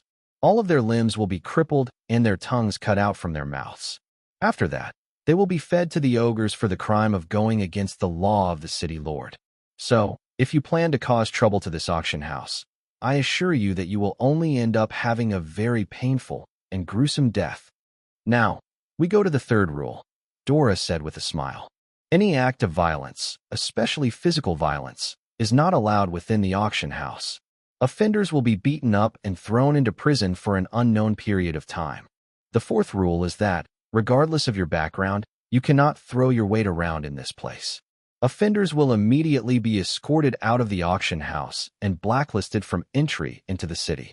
Last but not the least, there are no returns or refunds for the things that you have purchased in the auction house. We will not honor such claims. Dora scanned the auction house with a confident smile on her face. Now that all the rules have been mentioned, it is now time to officially start the auction. Dora declared, bring in the first item. As of the moment, 13 only had a little over 58,000 silver coins remaining. He only hoped to purchase the Chad skunk from the auction house, but if there was something else that caught his attention, he would bid on it as well. Of course, he would set a fixed amount of coins for that item, so if it went past his limit, he would have no choice but to give up on it. Norris saw the faint smile on Adira's face and already knew what his acquaintance was thinking. But, since both of them were on the same side, he had no intention of getting in her way. The people of their organization were all working toward the same goal. Regardless of the methods they used or the fields they specialized in, all of them were headed in the same direction. Norris only hoped that the drow fully understood the consequences of her actions, which might hinder them from finishing their mission in the Sumatran kingdom that had taken them many years, resources, and effort to infiltrate. A/N. I will have to wait for tomorrow to have the staff of Novel Full swap the 2 chapters. Sorry for the inconvenience. Chapter 121 The Deity of the Valbera Archipelago. Chapter 121 The Deity of the Valbera Archipelago. Disclaimer: I posted the chapter in the wrong order. The chapter that you should be reading has the title The Auction Begins. This is the second chapter after that. So, in order to prevent any misunderstandings, please read the chapter after this first, then return to this one. Thank you. 2,500. 3,000. 5,000. 10,000. 10,000. Dora shouted. Going once, going twice sold. Congratulations to number 69. Feel free to claim your crystal sword after the auction is over. Everyone, we will need a bit of time to prepare the next batch of items to be auctioned, so we are going to take a short break. With the 6th item being successfully auctioned, the tension inside the auction house was starting to rise. Because of this, Dora decided to take a short break so that people would calm down a bit before the bidding for the next batch of merchandise started. 13 also made a bid for the crystal sword, but the budget that he had set for himself was only 5,000 silver coins. Since someone had bid 10,000 coins for it, he no longer made an effort to outbid his competitor and just waited for the next item to appear on the stage. Christopher, who was seated by his side, asked the question that had been nagging on his head ever since he arrived in the barbarian city. "Young master, I noticed that they only use silver coins here as a currency," Christopher said. "Don't they have gold coins?" Norris and Adira both smiled after hearing the chubby boy's question. However, the two of them didn't answer and waited to see if the 7-year-old also knew why gold wasn't used in the Sumatran kingdom. "They don't have gold coins, but the Sumatran kingdom has a lot of gold deposits in it," 13 replied. Since they have gold, why don't they use it as currency?" "It's because they can't use it," 13 answered. Hundreds of years ago, when the Sumatran kingdom was still the Valbera kingdom, a great plague spread across the land. This plague threatened to wipe out all the living things within the 3 main islands of the Valbera archipelago. Things were very dire back then, and the people, who were desperate to find a cure, asked Fornius for help. Although the sea monster was an unruly being, it was capable of showing mercy to those who worshipped it. Because of this, it went out of its way to seek out the help of the deity of plagues, Wormwood, to ask it to cure its followers from the plague. However, Wormwood rejected Fornius' request because it didn't find any value in agreeing to the sea monster's request, who did nothing but throw tantrums whenever it wanted, drowning entire civilizations in the process. As the deity of plagues and pestilence, Wormwood could cure any disease in the world. But it was a very moody deity. When it wanted to help, it would gladly do it. When it didn't want to help, it would be very hard to make it think otherwise. Since Fornius only used strength and violence to make others see reason, it was unable to convince Wormwood due to the fact that Wormwood helped it once in the past. A faint smile appeared on 13's face when he remembered the giant sea monster, whom his host had seen twice during his lifetime. He could still remember that domineering form, and although he didn't want to admit it, he felt that Fornius was a kindred spirit who wanted to defy the order of the world and do things that it wanted, regardless of the consequences. You see, Fornius would not hesitate to offend all the deities, but it didn't dare offend Wormwood. 13 continued his explanation. There was a time when the deity of plagues and pestilence helped it when it was seriously injured after the sea monster fought against 2 of the 7 celestials. Since then, Fornius never sought trouble for Wormwood, making it the only deity that was exempted from Fornius aggression. In Solterra, there were 14 deities who shared control over the world. They were divided into 2 groups, which were the 7 celestials and the 7 fiends. These deities weren't really at war with each other, and even helped one another during times of need. Fornius was considered to be the black sheep of their family because it didn't give a hoot about what the celestials and the fiends had to say. If one of them annoyed it, the sea monster would fight tooth and nail against them. So most of the deities just don't want to get themselves involved with Fornius, who would bite anyone who dared to touch it. Even so, the sailors as well as those who lived near the sea worshipped Fornius alongside the deity of the sea, Rahab, because they were the 2 beings who shared dominion over the vast seas and oceans of the world. After getting rejected by Wormwood, Fornius decided to seek out another fiend, whom it believed had the connections to help its followers. The one he sought was another member of the 7 fiends, and it was none other than the deity of greed and wealth, Mammon. As you may already know, all the merchants and businessmen of the world worship Mammon because although it was a greedy deity, it was also the deity that introduced currency to the world, allowing all races to have a common ground when it came to trade and commerce. Surprisingly, Mammon agreed to help Fornius, on the condition that all the gold in the Valbera archipelago would belong to him. The sea monster was a creature that had no need for gold, so it readily agreed to Mammon's condition. After coming to an agreement, Mammon went to seek the help of one of the 7 celestials, who was also known as the most intelligent among all the deities. Its name is Brahman, and with its help, they were able to devise a plan to convince Wormwood to produce a cure to help cure the plague of the Valbera archipelago. I will not go into details on what that plan was, but after getting the cure, the islanders were all cured, and even developed a very strong resistance against plagues and diseases.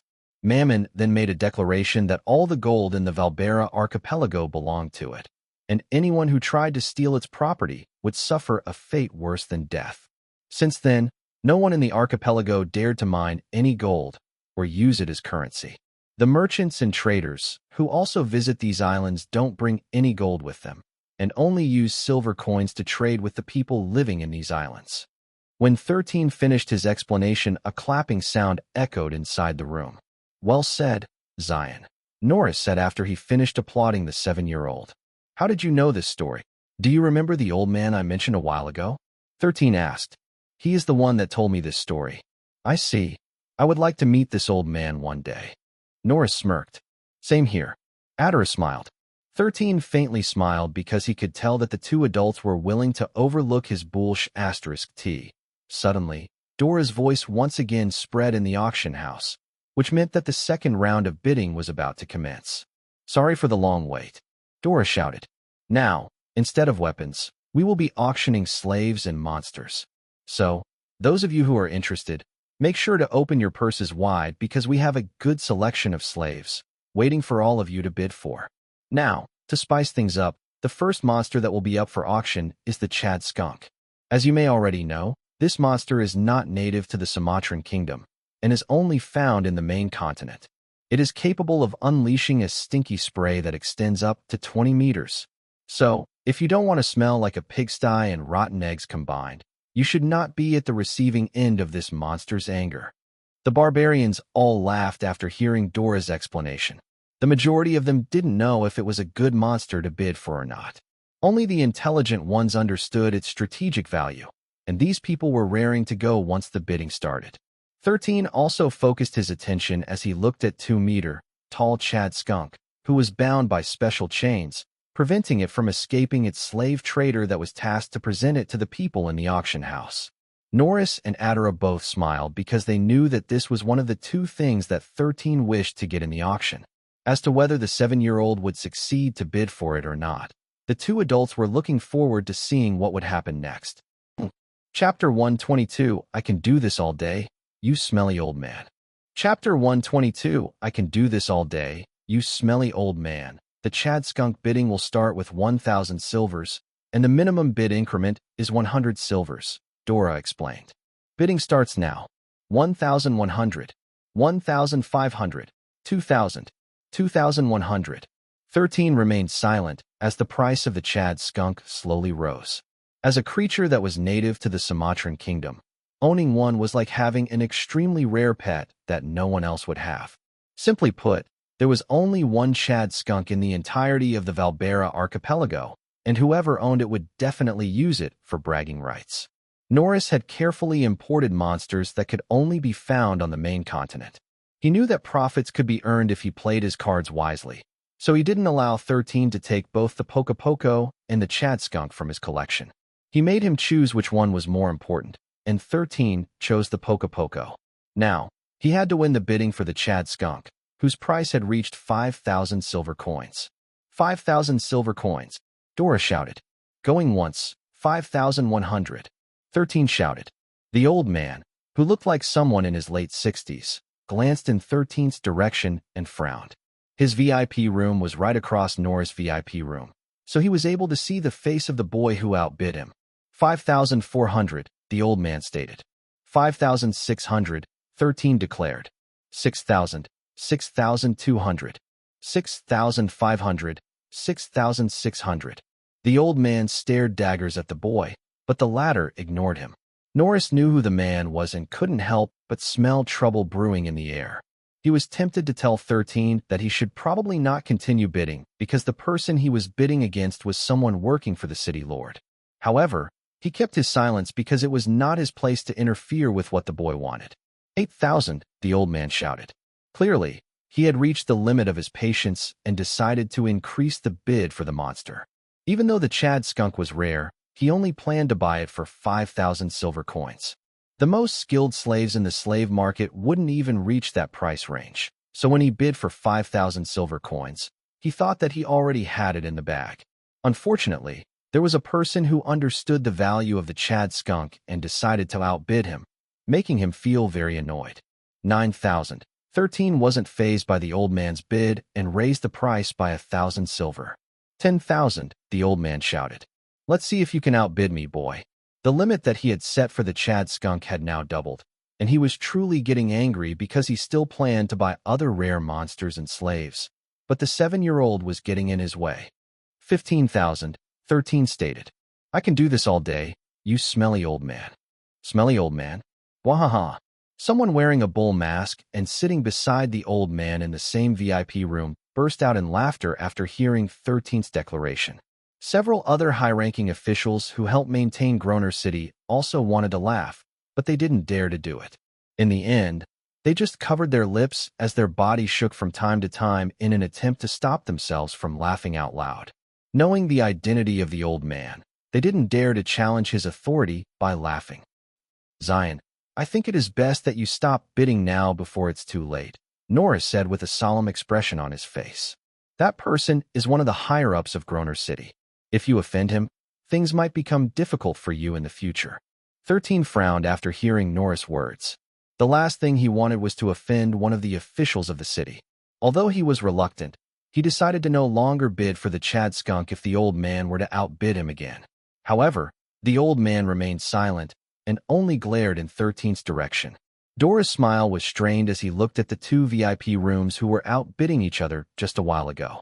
But since this was her job, she steeled her resolve and raised her voice. 15,000 silver coins. Dora shouted. Going once. Going twice. Sold to customer number 13. You can claim your monster right after the auction ends. Christopher, Norris, and Adira had no words to say after 13 had won. If he wasn't bidding against one of the officials of Groner City, all three of them would be congratulating him right now. Unfortunately, that wasn't the case. Before Dora could even present the next monster to be auctioned, 13 suddenly spoke up, catching everyone's attention. Old man, since I respect my elders, I will give you the Chad skunk as a gift, 13 said as he gave the old man a respectful bow. My name is Xylen, and I present you with this gift at our first meeting. The old man, who went by the name Netero, already planned to make the boy suffer after the auction ended for getting in his way. However, this sudden twist, which caught him completely by surprise, made the anger he was feeling decrease by a bit.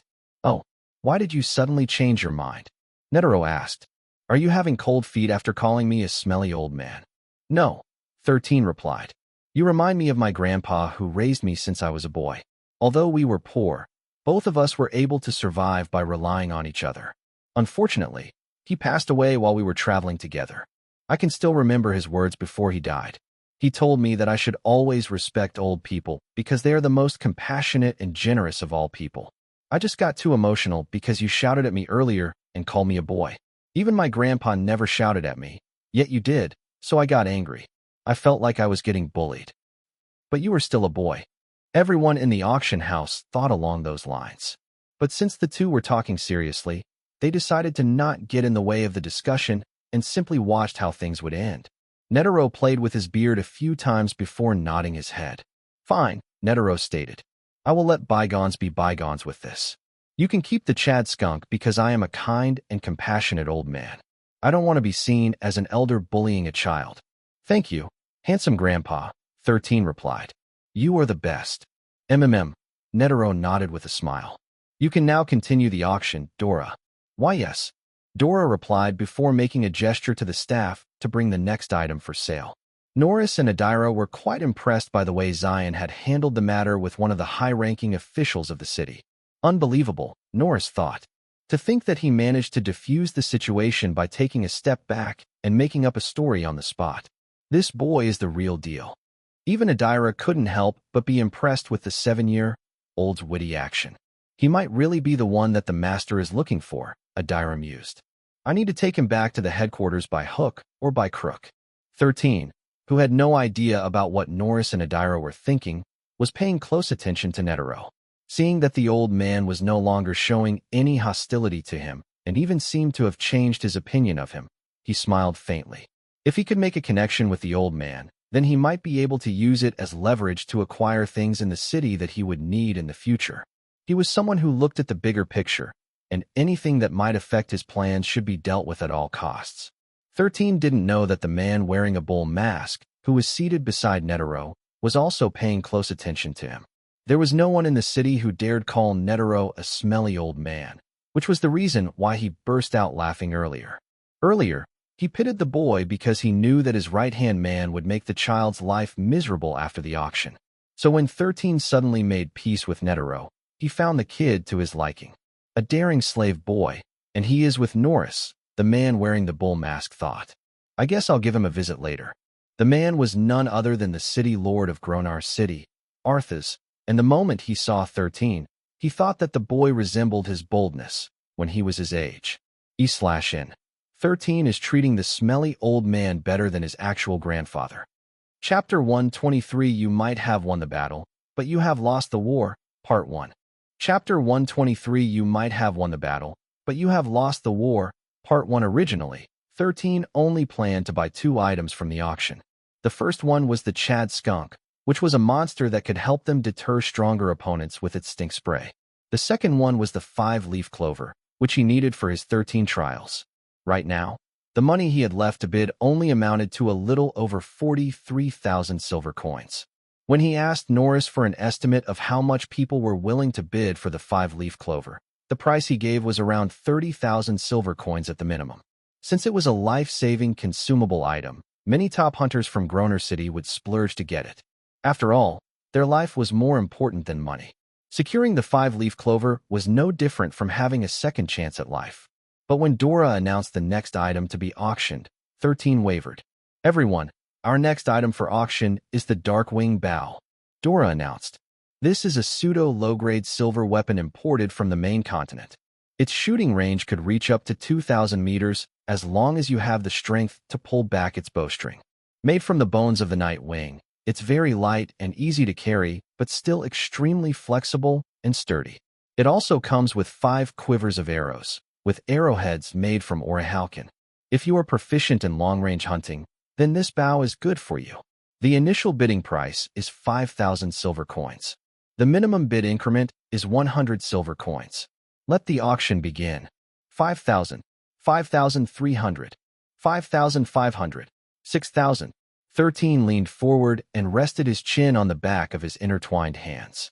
Right now, he was in dire need of a good range weapon. After looking through the bows that were for sale in the city, he only saw low-grade bronze bows, which could still be used to hunt. However, he wanted something better like a mid-grade or peak-grade bronze weapon. But now, a pseudo-low-grade silver weapon was right in front of him. While it was called a pseudo-low-grade silver weapon, its rank was still technically bronze grade, which meant that 13 could use it as a weapon. However, he knew well that if he bid for this bow, his chances of winning the bid for the 5-leaf clover would disappear completely. Right now, 13 was in a dilemma. He had to choose between what he wanted and what he needed. While the bidding was going higher and higher, the 7-year-old sighed in his heart and raised his voice. 15,000. The previous bid for the Darkwing Bow was 10,000 silver coins.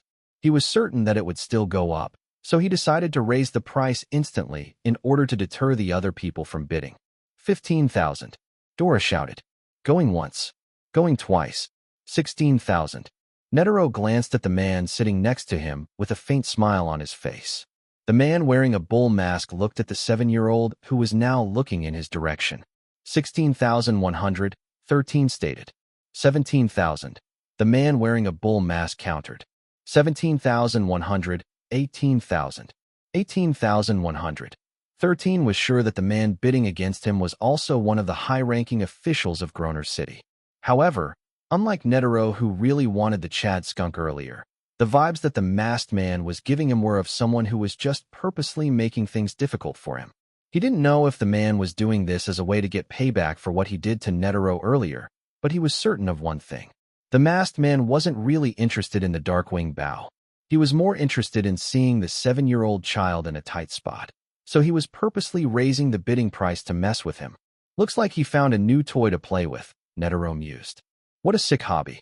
Even going so far as to bully a child. Netero completely forgot that he also planned to bully the 7-year-old right after the auction ended, because he didn't get the Chad skunk that he had his eyes on earlier. 19,000, the masked man said. I can do this all day, boy. 19,100. 13 didn't reply and simply bidded for the bow. If the man was the person whom he thought it was, 13 knew that his chances of winning were 0. How could he possibly beat the man who stood in the highest seat of power? The boy understood that since he was wearing a mask to hide his identity and was sitting beside Netero, whom Norris said was a high-ranking official of the city, the chances of him being the city lord himself were very high. 13 knew this, yet he still bid for the weapon. Looking at the masked man, he felt as if he was facing one of those heroes who had stepped upon the dignity of his hosts, just because they could. No matter how much they struggled and no matter what they did, fate and luck weren't on their side. So in the end, they were bound to lose. 13 had vowed to himself to fight against fate. So even if he knew that it was hopeless and pointless, he planned to see this bidding war through to the end. 23,000, the masked man said in a voice filled with amusement. 23,100, 24,000, 24,100.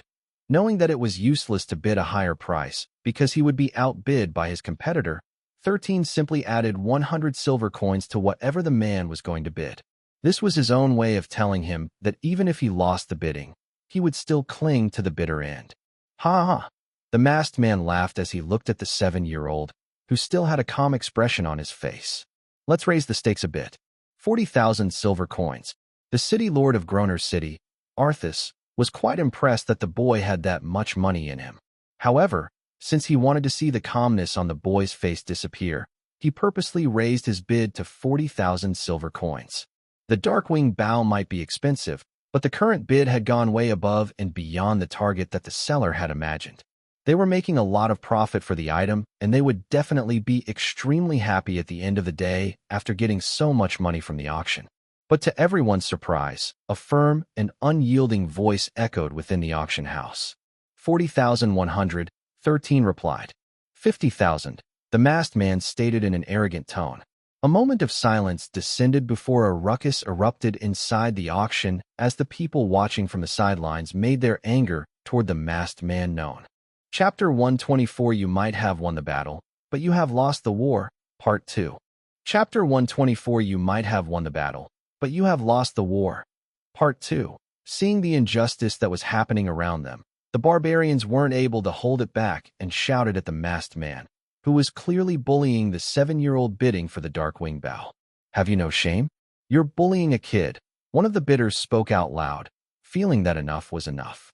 He understood that he might get in trouble for making his opinion known, but he was unable to endure the blatant bullying that the masked man was doing.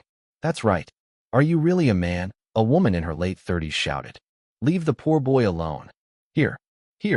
I was just waiting for your exchange to end, but it is starting to get on my nerves. If you want that bow so badly, just buy it outright. The other people in the auction also raised their voices of disapproval, but the masked man was unfazed. Dora, who didn't know how to proceed due to the commotion, was alternately looking at the 2 VIP rooms with anxiety on her beautiful face. 13 no longer had the funds to bid, and just stared at the masked man with the same calm gaze that he had earlier. He knew that struggling from the start was futile, and yet he still continued to do it. Why? Because it reminded him of the destinies of his previous hosts. No matter how much they struggled, their ending was already set in stone. He hated it, which was the reason why he decided to defy the system god and fight against fate. 13's gaze lingered on the masked man for a few more seconds before shifting his attention to Dora, who was standing on top of the stage. Everyone thought that he would still bid, but he kept his silence, which meant that he would no longer bid for the Darkwing bow. 50,000, Dora shouted after seeing that things had finally reached a conclusion. Going once. Going twice. Congratulations to customer number 1. Please collect your Darkwing bow after the auction ends. Norris and Adira looked at the 7-year-old, whose presence had suddenly become so serene and still, like the surface of a lake. But underneath the calmness of his expression, a fire raged in 13's heart. Efka Yuyono L.C. Sigmem. The auction continued, and after the 18th item had been auctioned, Dora once again told everyone that they would have a short break to prepare the next batch of items that would be sold. The finale was coming, so everyone was pumped up to bid for the last selection of items, which were considered the best among all the items that were prepared in today's auction. Netero and the masked man took a break, looking at Groner City from on top of the auction house. You're such a child, Netero said with a mischievous smile on his face. What did that poor boy do to deserve bullying from someone like you? He needs to be brought down a peg, the masked man replied. That's the reason why I decided to deny him the thing that he wanted. And are you going to continue to deny him of the things he would bid for? Of course. The sooner he realizes that he can't have everything he wants, the sooner he will strive to surpass those who have stepped on him in his youth. Huh. Looks like someone is talking from experience, Netero commented as he played with his beard. Are you telling me that the boy reminds you of your younger self? The masked man hummed. Pride without the power to back it up is not pride, but stupidity. So you say? But I was also paying attention to that boy while you were bidding against him, Netero smiled. He knew that you were just purposely messing with him and had long accepted that he would not win against you. So why did he continue bidding? Do you even need to ask?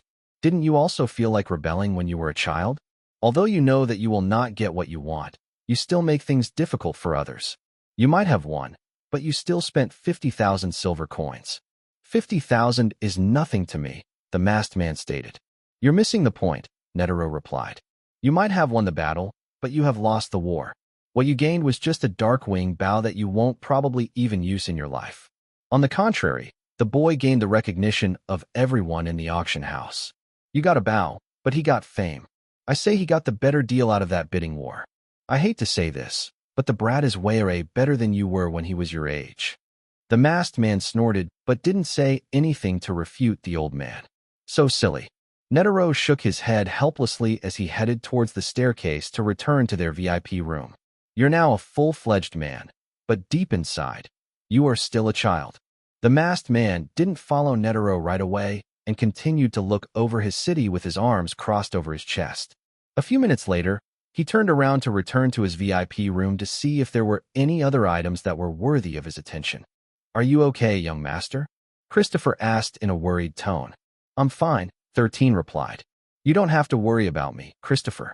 But, young master, I'm certain that the masked man will also get in the way when you bid for the 5-leaf clover. I know.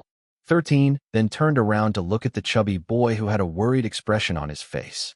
Then what are you going to do, young master? Christopher inquired. The corner of the 7-year-old's lips curled up into a smirk, making the chubby boy shudder. This was the first time he had seen this kind of look on his young master's face, and it made him feel as if Xylen was going to do something very evil. Stay here, Christopher, 13 said as he walked down the stairs. I'm just going to take a little stroll. Norris and Adira, who saw the younger boy's evil smirk, both frowned. Although they didn't know what the 7-year-old was going to do, they had the same thought as Christopher. Xylen was up to no good. Chapter 125 Don't worry, the jar won't bite. Chapter 125 Don't worry, the jar won't bite. After leaving the VIP room, Xylen went to the treasury where the auctioned items were being kept. Boy, this place is off limits, one of the guards guarding the door said. Only those who won the bid may come here. What a coincidence, 13 replied with a faint smile on his face. I just happen to be the winning bidder for the Chad skunk. I'm here to collect my slave. The other items to be auctioned don't interest me, so I'm calling it quits. The two guards guarding the door exchanged a glance with each other before one of them went inside to look for someone who could confirm if the boy in front of them was indeed the one who won the bidding for the Chad skunk. A few minutes later, Dora, the host of the auction, came out of the treasury and looked at 13 with surprise. Are you here for the Chad skunk? Dora asked. Just like everyone, she sympathized with the young boy after he was bullied by the masked man earlier. Yes, Miss Dora, 13 replied. That scary man will probably mess with me again, so I don't think I'll be participating in the next items to be auctioned. I see. Dora sighed before nodding her head in understanding. Okay, you can get your monster. Come with me. After confirming that the boy was indeed a winner in the auction, the guards no longer barred his way and allowed him to enter the treasury. 13 scanned the surroundings before his gaze landed on a transparent jar in the middle of the treasury. Found you, 13 thought as he narrowed his gaze. A moment later, he tugged on Dora's clothes, making the latter look at him. Miss Dora, what is that flower over there? 13 asked as he pointed at the 5-leaf clover, which was submerged in some kind of clear liquid, making it glow faintly. That, Dora smiled when she saw where the boy was pointing at. That is the last thing that will be auctioned today. It's a 5-leaf clover. Although it is not as powerful as an elixir that can save a person's life as long as they still have a breath, it is very precious nevertheless. It can cure a serious injury and even regrow that person's arm if it is cut down. Isn't it amazing? Wow. 13 looked at the 5-leaf clover with wonder, making the smile on Dora's smile widen. How innocent, Dora thought before a thought appeared inside her head. Do you want to take a closer look? This might be your last time to see it in your life. Can I? 13 asked with a hint of anxiety on his face. Isn't this something to be auctioned? It is, but you're not going to steal it, are you? Dora replied. You're just going to take a closer look, right? Yes, I am not going to steal it. 13 replied in a heartbeat. At least not yet. He would be stupid to steal the 5-leaf clover inside the auction house. If he really did that, then he would probably not be able to leave the auction house alive. When they were only a meter away from the jar, Dora waved her hand, and the space in front of them shimmered. A moment later, the pretty lady took the jar off the pedestal and showed it to the boy. Take a good look at this, Xylen, Dora said. She remembered his name because the boy had introduced himself to Netero when he tried to give the old man the Chad skunk as a gift. The scene had left a lasting impression on Dora, who was very good at remembering things about people. The boy then used his finger to gingerly touch the jar, making the pretty lady giggle. Don't worry, the jar won't bite, Dora stated. Emboldened by her encouragement, Xylen then held the jar and took a good look at the 5-leaf clover inside of it. His hand caressed the surface of the jar, making Dora think that the boy was truly mesmerized by what he was seeing. Little did she know that the boy was writing a runic symbol on the jar's surface with his finger. On the way to the treasury, 13 had written a symbol on his finger and activated a Jinn core in his possession to empower the rune magic. The spell was a very simple one, but it was impossible to trace. It was tracking rune magic. No matter where the jar was, 13 would have a general idea of where it was. The only downside was that this tracking magic only lasted for 24 hours. But as long as the jar didn't leave Groner City, 13 would be able to know its exact location. Thank you, big sister, 13 said. You're the best. Dora smirked before placing the jar back on the pedestal and once again activated the invisible barrier that protected it. She then guided 13 to where the Chad skunk was and proceeded with the ceremony to transfer the ownership of the Chad skunk to the boy. From now on, I will call you Giga Chad, 13 said as he petted the head of the 2-meter-tall Chad skunk that was tall enough to be a mount. The Chad skunk gave its master the "You have good taste in names, bruh," before nudging the boy's head with its own. Seeing this exchange, Dora's heart melted. However, she knew that she still had an auction to host, so she asked Xylen to leave so that they could finish up their preparation for the final set of items to be auctioned. 13 thanked her once more before leaving the treasury like a good boy. He then made his way towards the stairs to return to Norris' VIP room. Although the skunk was big, the hallways and the stairs of the auction house were spacious enough for it to pass through. Clearly, the place had been built with the intention of selling large monsters in the auction, allowing the staff to take them to the stage without too many problems. When 13 entered the room, Christopher, Norris, and Adira were shocked to see that the boy hadn't come back alone and had even brought the Chad skunk with him. You said that you were just taking a stroll? Norris said. I did, 13 replied. I took a stroll and picked up Giga Chad along the way. Gee, Giga Chad. Christopher looked at the Chad skunk, who was also looking back at him as if telling him, sup bro. Yes, 13 nodded. What do you think of his name? It's so cool, young master. Christopher replied. 13 smirked because his subordinate got it. Unfortunately, Norris and Adira weren't too enthusiastic about Xylen's naming sense. However, since the Chad skunk wasn't theirs, they decided to not say anything and quietly waited for the auction to start. A few minutes later, Dora returned to the stage and greeted everyone. Thank you for the wait, Dora stated. The last batch of the items to be auctioned will now begin. Cheers resounded inside the auction house. At the same time, the masked man and 13's gaze met each other. Arthas had a smirk behind his mask as he looked at the young man, who was looking at him with a calm expression on his face. Netero, who was paying attention to the two of them, sighed in his heart.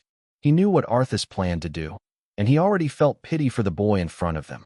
However, after seeing the calmness and even a hint of ridicule in Xylen's eyes, Netero felt that something had changed in the boy's aura after the short break was over.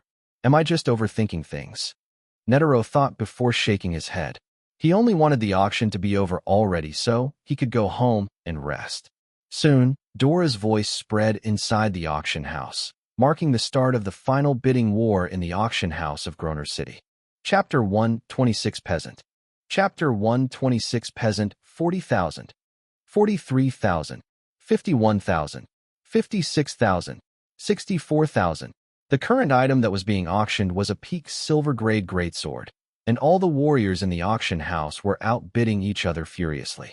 13 simply leaned on the couch and enjoyed the fruit juice that had been handed to him by the servant who had come to give them some refreshments.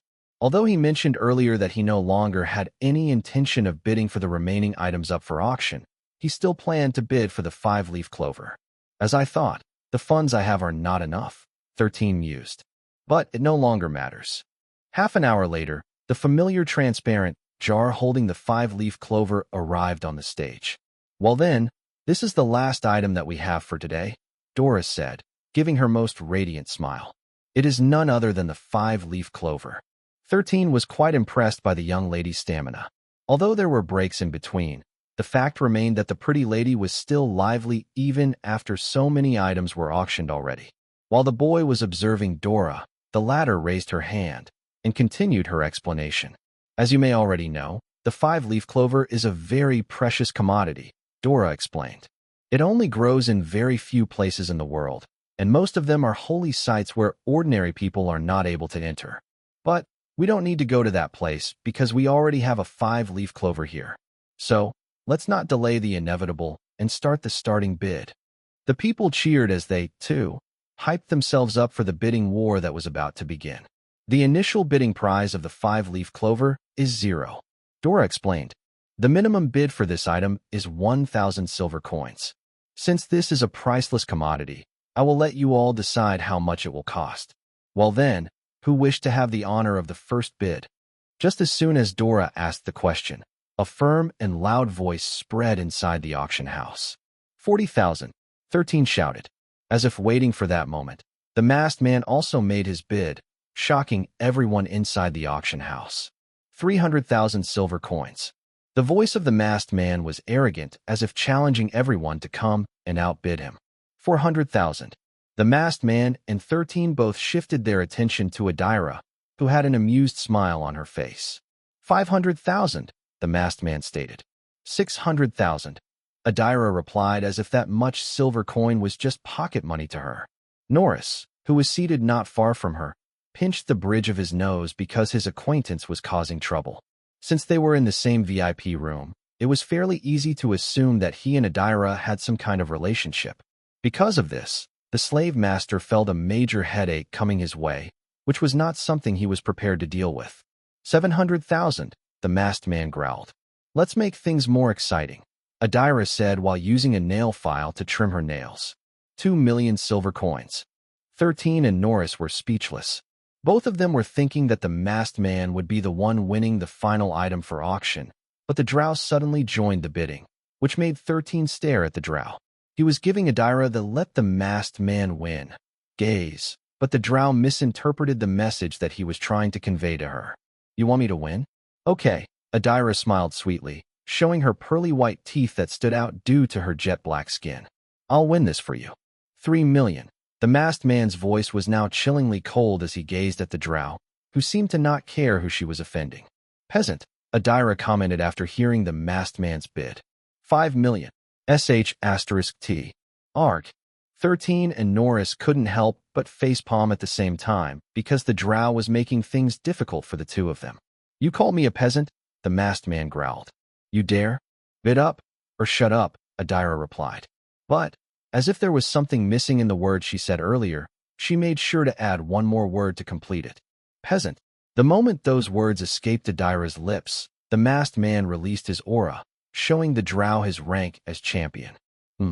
Adira paused in filing her nails before arching an eyebrow at the masked man, who was trying to intimidate her with his aura. A moment later, a cold and chilling aura spread in the surroundings, as Adira, too, made her rank known to everyone. Similar to the masked man, Adira was also a champion, which surprised 13 and Christopher, who was seated near her. She's stronger than the masked man, 13 thought after sensing the pressure that the two people were emanating. Okay, let's all calm down and handle this like the adults that we are. Netero decided to interfere because if the two of them decided to fight inside the auction house, it might destroy it completely. Freewebnovel.com, calm down, Netero said as he patted Arthas' shoulder. Let's not make a scene here, okay? Arthas snorted before sealing his aura. Although he realized that the drow was stronger than him, he wasn't afraid to fight her in battle. Battles between the people of the same rank isn't always decided due to the strength of their aura. Battle experience was also a key in a battle between champions. Adira's icy presence also disappeared as if nothing had happened. She then resumed to filing her nails and waited for the masked man to outbid her. But, using that brief moment of calm, 13 whispered something in Adira's ears, making the latter's lips curl up. 10 million, Arthas shouted. Adira, who had been asked to back down by 13, only gave Arthas a smile and playful wink. Since you want it that badly, I'll let you have it, Adira said. If I bully a peasant, I will just become the laughing stock of my circle of friends. It is so not worth it. Arthas, who heard Adira's snarky words, almost coughed out blood then and there. He made a bid worth 10 million silver coins, and he was still called a peasant by the drow. Even if he won the bidding war, he felt as if the drow still had the last laugh in their exchange. 13 and Norris both pinched the bridge of their nose at the same time, because the drow was simply too competitive. Even when she backed down, she made sure that she had the final word, making the 7-year-old and the slave master feel a headache coming their way. Chapter 127, You Don't Have Power Over Me. Chapter 127, You Don't Have Power Over Me. 13, Christopher, Norris, and Adira parted ways after the auction ended. Although he felt touched when Adira told him that she bid for the 5-leaf clover in order to avenge him, he would rather the masked man win than have her win.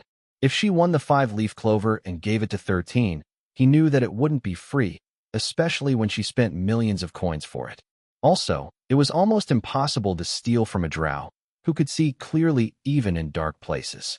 Turn left on this street, Giga, 13 said. After that, turn right. Freewebble.com. He and Christopher were currently riding on top of the Chad skunk, who was as tall as a horse. But, unlike a horse, it didn't run as fast and preferred to walk in the wild. In fact, it very rarely had the need to run, even if there were predators nearby. Their stink spray was enough to deter predators, especially those with higher ranks than them. Also, their meat wasn't really the most delicious of all the beasts in Solterra, and was in fact just as stinky as their stink spray. In short, there was no merit in killing it for food, so this race of monsters lived relatively peaceful lives in the plains and rainforests of Solterra. When they arrived at the warehouse, the first thing they heard was the sound of hammers hitting on metal. 13 had asked his slaves to produce as many arrows as possible for their next expedition. It's a shame I didn't get the Darkwing bow, 13 thought. I guess I'll just have to craft one myself. 13 had already bought some clay, which he could use to mold anything he wanted. He also planned to use a mixture of steel, or a halcyon, and the powdered horn of a bronze-horned rhino to form the base of the bow. The reason why he intended to use the horn of the bronze rhino was to make the finished product lighter and more flexible, allowing 13 to pull the bowstring to its fullest potential before releasing his arrow. The last thing he needed to find was a strong material to be used to make the bow string to complete his weapon. The perfect bowstring material to be found in these parts are the hairs from the Warzer Blackhound, 13 thought. The only problem is that it's a rank 3 monster and runs as fast as a horse. It will take a lot of planning to hunt it. With these materials, the end product would be a mid-grade bronze weapon, which was still better than the mass-produced bow in the city. The slaves, who were in the warehouse, were surprised when they saw the Chad skunk. But, after hearing 13's explanation that it was a slave that he bought in the auction, everyone settled down immediately. After finding a place for the Chad skunk to rest, 13 immediately went to work to craft the mold of his bow. Using the clay as a base, the boy also sprinkled some powdered horn from the bronze rhino on top of it, to ensure that the mold wouldn't crack once the melted metals were poured into it. He asked Bruno to knead the clay like a bread dough, as he sprinkled more and more powdered horn on it, making it firmer. When he deemed that the powder and the clay were mixed properly, he asked the ogre to use the makeshift rolling pin to flatten it a bit. Once that was done, 13 started to carve the design of his bow. He planned to use the bow as a long-range and close combat weapon that could be detached in the middle to form two short swords. Although he couldn't use it for long battles because he didn't have the arm strength to dual-wield for an extended period, a quick and decisive fight was possible. After finishing the mold, he baked it over coals to solidify its body. This process took several minutes before 13 was satisfied with the result. He allowed the molded clay to cool down for a while he had dinner with Christopher. 2 hours later, he returned to the smithy and asked Bruno to smelt some metals for him. The ogre was already used to smelting metals and had become adept in it. Because of this, 13 was more than happy to delegate the work to Bruno, who was starting to enjoy his new hobby. The boy watched as the ogre paid close attention to the metals that were slowly being melted in the forge. He might really have a knack for smithing, 13 thought. If Christopher becomes strong enough to no longer need Bruno's help, I'll ask him to hand the ogre's avatar to my father to serve as his assistant in the smithy. This way, he would still be able to help Christopher by crafting weapons for his other brute monsters, who would continue to follow him in his journeys in Solterra. Half an hour later, when the metals were all melted, Bruno gingerly used the blacksmith tongs to take the melted metal out of the forge. He then poured it slowly into the mold that 13 had made, making sure to cover everything. 13 did the rest as he used a metal spatula to make sure that the metals were properly distributed inside the mold. While 13 was busy doing the things he was doing, Harry, Colbert, and 2 more teenagers finally arrived in Groner City. But they didn't dare to enter it because they were afraid that they were going to be questioned and detained. Suddenly, Harry saw a group of people headed to the city and immediately recognized the young lady that was mounted on top of a black horse. He didn't even bat an eye and immediately ran towards Rihanna, whom he had worked together with in the past. Seeing that someone was running towards their leader, Rihanna's hunting party immediately took a defensive formation with Rufus, Aaron, and Jean at the front with their weapons drawn. "Lower your weapons," Rihanna ordered after recognizing who the boy was. Some of the teenagers recognized Harry and Colbert because the two of them had also been captured by the orcs and stayed in the same prison as them. "Rihanna, can you help us enter the city?" Harry asked. "I will owe you a favor if you do." Rihanna frowned, but still nodded her head. "I will help you, and your 2 friends, but not him," Rihanna stated as she pointed at Colbert. "Why?" Colbert, who had been singled out, was surprised. "What did I ever do to you?" "You didn't do anything to me," Rihanna replied. "However, you conspired against Xylen. This is something that I cannot forgive. If you want to enter the city, you can enter it on your own. I will not help you." "UB*TCH. Colbert shouted. "Do you not know who I am? I am a retainer from a prestigious family." "So?" Rihanna asked back.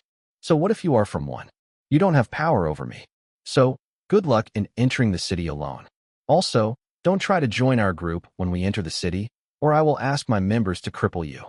Without another word, Rihanna urged her horse, Lancelot, to head towards the gate of the city. Jubi, who served as the guardian of Rihanna's hunting party, gave Colbert a sidelong glance before reporting him to Christopher via telepathy. 13 had asked Jubi to immediately report any kind of incident back to Christopher. Naturally, the chubby boy would report these things to his young master, who would decide how to deal with the boy, who had done what he could to get all the teenagers he had saved to turn their backs on him. Chapter 128, I can't wait to see you face to face. Chapter 128, I can't wait to see you face to face. Young master, I have something to report, Christopher said after he received Jubi's telepathic message.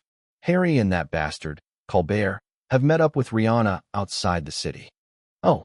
13 arched an eyebrow after hearing Christopher's report. He was half expecting that Harry would make his way to Groner City along with his team, not ruling out the possibility that the teenage boy would focus on strengthening himself and his team in the Houdini Desert. Christopher continued his report. When the chubby boy told him that Rihanna had excluded Colbert from Harry's group, a faint smile appeared on his lips. He didn't say anything and simply listened until Christopher finished his report. When the chubby boy was done, the 7-year-old pondered for a bit before an evil smirk appeared on his face. Christopher, who saw the change in his young master's expression, also smiled evilly. He did not have a good impression of Colbert after he instigated a mutiny in the past, So Christopher was more than happy to see the bastard suffer under his young master's machinations. "Come, Vasego," 13 said. A moment later, the dumb-looking bird landed on the table in front of 13 and tilted its head. The younger boy whispered something in the Pocopoco's ears.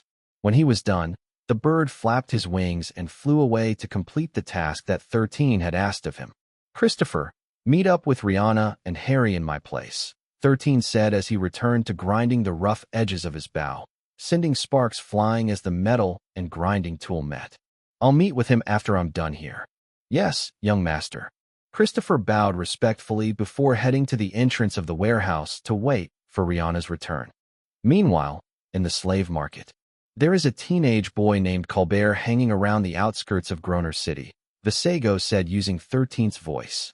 "I intend to buy him for 1,000 silver, so please catch him as soon as possible. I will visit you tomorrow morning to personally deal with him." Vasego then lifted its claw and dropped a white coin on the slave master's table, which was equivalent to 1,000 silver coins. "Very well," Norris replied. "Tell your master to pick this Colbert boy tomorrow." The Pocopoco tilted its head as if it didn't understand what the slave master was talking about. "Dumb bird, just tell your master that I agree to his request," Norris said before shooing the bird away. The Pocopoco flew away, but not without hurling insults at the slave master, making the drow, who was also in the office, chuckle. "That boy sure knows how to use his slaves," Adira commented. "As far as I know, Pocopocos are very hard to tame. He just bought it recently, yet it seems that he already understands how to make it send messages. This isn't the first time I've seen something like this." Norris shrugged. "Then how about the boy named Colbert?" Adira asked. "Want me to fetch him for you? You will personally go?" Norris looked at his acquaintance in surprise. "Are you that bored?" "Yes," Adira answered before standing up. "I was planning to make the kid owe me a favor by buying the 5-leaf clover for him, but it seems that he has other plans. Might as well do this task to relieve my boredom a bit." After saying those words, the drow left the slave master's tent to look for Colbert, who was desperately thinking of how he could enter the city without being captured by the barbarians. As a drow and a champion, it would be very easy for her to spot the teenage boy, even if he was a mile away from the city. Norris leaned back on his chair and sighed. The auction had just ended a few hours ago, and he was already dead tired from thinking about the potential backlash of Adira's confrontation with the city lord. Of course, there was a chance that Arthas wouldn't make a move against him, especially since Adira was a champion who might just be stronger than him. Even so, he planned to smooth things over with the city lord tomorrow to prevent any problems from arising in his business. Outside of Groner City. That be *TCH. Colbert gnashed his teeth in anger after remembering Rihanna's disdainful expression when she looked at him. It seems that she had really become that 7-year-old subordinate. If I ever get my hands on him, I'll show him that he is messing with the wrong person. He couldn't believe that, in just a short period of time, Rihanna had managed to become the leader of her own hunting party. But that was not all. The high orc who was following them was a rank 3 monster. He didn't know what happened after Xylen, Christopher, and Rihanna arrived in the barbarian city, but a single glance was enough to tell him that the teenage girl was now in a position of power. The teenager had felt the killing intent of the wanderers following Rihanna when they looked at him, which was also why he didn't dare to follow behind their group in order to enter the city. Colbert had no doubts that if he were to really try to sneak inside the city by forcing his way into their hunting party, they wouldn't hesitate to cripple him and leave him behind to become monster food. Left with no choice, he only did what he could do at that time. He demanded that Harry and the 2 other wanderers, who were part of their team, leave all their food and water behind. Harry didn't hesitate to agree to his demand, knowing that as long as he was able to meet up with 13, he knew that he would find food and water. The 2 wanderers were more reluctant, but after Rihanna told them that they didn't have to worry about food and water, they decided to trust her and leave their resources behind as well. If Colbert ate and drank sparingly, he'd have enough food and water to last him a month in the Houdini Desert. Damn it! Colbert pounded the ground with his fist out of anger. He had been thinking for a while now about what his next course of action needed to be, but the more he thought, the more he realized that unless he was able to find a lone rank 1 monster wandering in the desert, his chances of survival were slim. "I hate that be *TCH. Colbert growled. "I hate that bastard Harry. I hate that pig, Christopher. But the one I hate the most is that brat, Xylen. If not for him, none of this would have happened. The teenage boy wasn't aware that he was saying these words out loud out of anger. But he no longer cared. He was cold, hungry, and alone, and the only thing he could do was vent out his frustrations. Oh, you know Xylen? Tell me more about him. Colbert's body immediately froze when he heard someone speak behind him. His entire body froze as if he was trapped in a block of ice. Even so, he gritted his teeth and slowly turned his head to look behind him. There, he saw a pair of ruby-like eyes and a set of pearly white teeth. A moment later, his eyes rolled in their sockets as he fainted on the spot. Adira chuckled as she looked at the unconscious boy who was lying on the ground and peed himself. What a disappointment. Adira sighed. The boy you hate so much can look me straight in the eyes as if I were his equal, despite being weaker than me. You, on the other hand, only held my gaze for a few seconds and lost your consciousness. A second sigh escaped Adira's lips as she grabbed the shirt of the boy and dragged him towards the city gate. She was truly curious about Xylen, so before the 7-year-old could pick up Colbert in the slave market the next day, she intended to wring some answers out of the unconscious boy, who would soon suffer a trauma that he would carry for the rest of his life. Meanwhile, inside the city lord's mansion, Arthas was also busy venting out his anger by destroying the training dummies inside his training room one by one. FKEWebNavuel.com, he was very tempted to confront the drow who mocked him, but he couldn't afford to be injured at this point in time. The Tigerkins were starting to stir, and he would soon be called to the front lines to join the fight against them. Because of this, he had no choice but to bottle up the anger he was feeling. Suddenly, he thought of the boy back in the auction, who had looked at him with a calm expression on his face. As much as the 7-year-old tried to look calm on the surface, Arthas had seen the tinge of anger in Xylen's gaze. Remembering the boy, whom he bullied earlier, the city lord forced himself to calm down. Ha ha. So that's how it is, Arthas said after taking a few deep breaths. This is what Netero spoke about earlier, huh? I only won a bow, but he won fame. Because of that fame, people sympathized with him. There's no doubt. That drow's reason for bidding against me was to gain that same sympathy. A few minutes later, Arthas finally regained his calm. Chapter 129: A Game of Cat and Mouse. Chapter 129: A Game of Cat and Mouse. Harry was in disbelief when he arrived in the warehouse 13 rented. He saw that it was big enough to house more than 100 people. Not only that, but the Wanderers seemed to be doing well. None of them looked malnourished, and they all looked content with their current circumstances. Granted, the warehouse wasn't a luxurious residence like the residence of the Remington clan, but it was still a safe haven for teenagers like them. The best place for the Wanderers who had been forced to go to the world of Solterra regardless of whether they liked it or not. The sound of constant hammering echoed in the background, which made Harry look towards the eastern side of the warehouse where the smithy was, according to Rihanna. But before he could ask if he could see Xylen, a familiar chubby boy walked in their direction. You're back, Rihanna, Christopher greeted. Was the hunt good? Not that good, but not that bad either, Rihanna replied. Is Xylen still working? He is, Christopher answered before shifting his attention to Harry. My young master said that he will meet you tomorrow. He is working on something important right now, so he can't meet you right away. I see. Harry looked disappointed after hearing that he wouldn't be able to see the 7-year-old, who seemed to be the one who was at the top of the hierarchy among the Wanderers. Rest for now, and eat some good food, Christopher stated. It must have been tough in the desert. Well then, I'll go back to the young master's side. See you at dinner, Rihanna. Young master said that he wouldn't be able to join us because he had to go somewhere important. Rihanna nodded in understanding. If Xylen said that he would do or go somewhere important, then he meant it. So, she decided to just wait until the morning to talk about a few things, especially about how they would deal with Harry, who was part of a monarch clan. After Christopher left, Harry followed Rihanna to the western side of the warehouse, where she and the other Wanderers were staying. Just so you know, you must not go to the eastern side of the warehouse without permission, Rihanna stated. Xylen bought trolls and ogres as slaves. They will not hesitate to attack anyone who goes to their part of the building. Harry stiffened before nodding his head.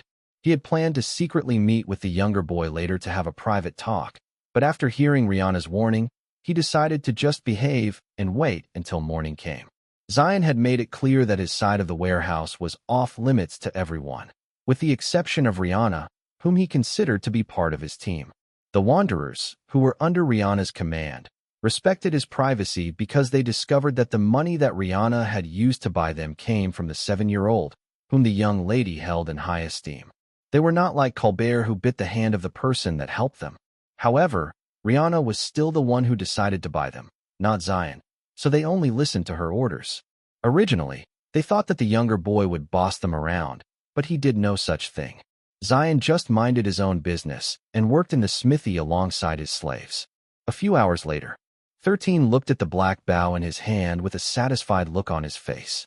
It looked crude, but with a little bit of polishing, he was certain that it would look better than the dark-winged bow that was sold in the auction a few hours ago. The boy then stored the bow inside his storage ring before he ate dinner alone. There was a reason why he didn't meet with Harry right away. This was his way of subtly making the teenage boy from the Monarch clan know that, here in the warehouse, he was the law. If he wanted to speak with him, he would speak with him. If he wanted him to wait, he would wait. He had already given him a chance to build his own force in the Houdini Desert, and even left him half of his resources as well as weapons. But because of certain circumstances, the scion of the Remington house was unable to survive on his own, which led him to come to Groner City with the hopes of being able to reunite with 13. I'll make sure that Uncle Elijah gives me that helicopter when I return to Pangaea, 13 mused. I deserve that much for everything I've done for his son. The 7-year-old was adamant about having his own military helicopter, which he planned to modify to become his personal transport. There were places he wanted to go in the Aldebaran continent, and having a helicopter would make his life so much easier. After a late-night dinner, 13 left the warehouse with Tiona and Visago. Their destination? The place where the 5-leaf clover was placed. 13 planned to steal it from the city lord who made things difficult for him earlier. He was confident that if the right conditions were met, he would be able to enter and leave the city lord's residence with the 5-leaf clover in his hands. An hour later, 13 stared at the city lord's residence from on top of a roof. High in the sky, Visago circled the residence and eyed the possible places for entry. He also checked the location of the guards, which he would then report to the 7-year-old waiting for him on the ground. After confirming that he had memorized the layout of the house, Visago returned to where 13 was to give his report. The boy listened to the Pocopoco's words without any interruption. When Visago finished his report, a frown appeared on 13's face. Something smells fishy, 13 thought as he reviewed the position of the guards that were inside the residence. There were several guards stationed in different places, which was very normal for the residences of important people. However, the thing that bothered the boy was that all possible entrances were guarded, with the exception of one. As a system, he knew that something wasn't right because it smelled like a trap. A moment later, a faint smile appeared on 13's face. He then jumped to the next roof and slowly made his way towards the city lord's residence. Visago flew high in the sky and observed the 7-year-old while paying attention to his surroundings. 13 had told the Pocopoco about his hunch and left clear instructions for the bird to follow just in case his guess was right. When 13 was only 200 meters away from the city lord's residence, he stopped. He could feel the hairs at the back of his neck standing on end, and goosebumps washed over his body. I knew it, 13 thought. The boy then made a show of casually stretching his arms before lying down on the roof, placing his hands under his head before looking at the stars in the sky. Tiona coiled herself up on 13's chest and rested her head on the boy's neck. The 7-year-old then closed his eyes, and before long, he was sound asleep. The minutes passed, and only the sound of the nightlife of the city could be heard in the surroundings. But somewhere inside the city lord's residence, a man holding a glass of wine in his hand was staring at the boy lying on the rooftop. Arthur's gaze was cold, but he didn't make any moves to approach the boy. The night was still long, and he had no problem waiting. Chapter 130, This is not a good place to take a nap, Xylen. Chapter 130, This is not a good place to take a nap. Xylen. An hour had passed since 13 closed his eyes while lying on top of a rooftop. The city lord's residence was only 200 meters away from where he was, but he didn't dare go any nearer. After spending thousands of years as a system, he had his fair share of infiltrating enemy strongholds, palaces, and holy sites alongside his hosts. 13 couldn't tell whether Arthas had noticed the faint fluctuation of the rune magic he had inscribed on the jar that contained the 5-leaf clover, but the latter had prepared to capture the thief who would try to steal it. But 13 was not an ordinary thief. Since he already knew that a trap had been laid out at his destination, he decided to change his strategy. Instead of being baited into the trap, he would lure the one who set up the trap to come to him. The reason he came close to the city lord's residence was to let the city lord see him. 13 was certain that, as a champion expecting a thief to enter his household, Arthas was paying close attention to his surroundings. Since that was the case, he decided to let the city lord focus his attention on him. The city lord might become suspicious of him, but as long as he didn't enter the residence, Arthas wouldn't be able to accuse him of anything. In short, he was doing this to purposely annoy the city lord. The most frustrating thing for a hunter was seeing their prey dangling right in front of them, but not being able to do anything about it. In short, Arthas could stare at 13 for as long as he wanted, but he couldn't harm the boy because he was innocent until proven guilty. This is payback for bullying me, 13 mused as he continued to pretend that he was resting on top of the rooftop. I can do this all night. The boy could feel the city lord's gaze boring into his body, but he didn't give a hoot about it. 2 hours later, 13 decided to just literally sleep on the rooftop. The night was cold, but he was already prepared for a long stakeout. Because of this, he took a blanket out of the bag he was carrying and covered his body to keep him nice and warm. Tiona poked her head out of the blanket before once again resting it on 13's neck. She liked being this close to him because it made her feel at ease. As the two were comfortably snuggling to sleep for the night, Arthas' gaze was locked on the 7-year-old's body. Freewebble.com, he was expecting that a guest would come, but he didn't expect the boy, whom he had bullied at the auction, would make an appearance. Truth be told, he was truly surprised and even doubted his eyes when he first saw Xylen. But after confirming that it was indeed the boy that he saw in the auction, he paid extra attention to his movements. Is he sleeping? Arthas frowned. Is he not the one who placed a tracking spell on the 5-leaf clover? Just like 13 had expected, the city lord started to have doubts after seeing his actions. All the boy needed to do was enter the residence, and Arthas would immediately move to apprehend him. He didn't care if he was really the one who planned to steal the 5-leaf clover or not. Since the boy had entered his property, he had every right to seize him for trespassing. But the boy didn't do that. He only laid down on top of the roof that was a distance away from his residence. There was no way that Arthas could apprehend him without a valid excuse. Even if he was the city lord, his reputation would take a hit. It was also possible that the city lords of the other barbarian cities would catch wind of what had happened, making him the laughingstock of their circle. If this matter escalated and reached the barbarian king's ears, there was a possibility that he would be kicked out of his position for abusing his power. Of course, the barbarian king stripping him of his position was a very far-fetched consequence. However, he was aware that there was never a lack of opportunistic people who wished to gain power. No matter how trivial it was, they could definitely make a big deal out of a minor offense, which would cause him a lot of headaches in the future. Also, Arthas had only been the city lord of Groner City for 10 years after his father's death. There were many people who opposed his inheritance, but the barbarian king silenced them. However, the king also told Arthas that he must be very careful, for one small spark was all it would take for the hearts of people to move and rise up to challenge his rule. Suddenly, he felt a faint fluctuation of power in the distance, making him temporarily avert his gaze away from the sleeping boy. Although it only lasted for a fraction of a second, Arthas was able to sense a power that rivaled his own, making him wary. Whoever that presence belonged to definitely didn't plan to catch his attention whatsoever. Arthas was only able to detect it because he was one of the best trackers of the barbarian race, so he was very sensitive to the presence of others even if they were over 1,000 meters away from him. But before he could start to spread his presence in the direction where he felt the fluctuation, his body stiffened after he sensed a few more presences in the surroundings. Just what is going on here? Arthas' face became solemn because he felt at least 6 champions sneaking near his property. Are they all in the same group?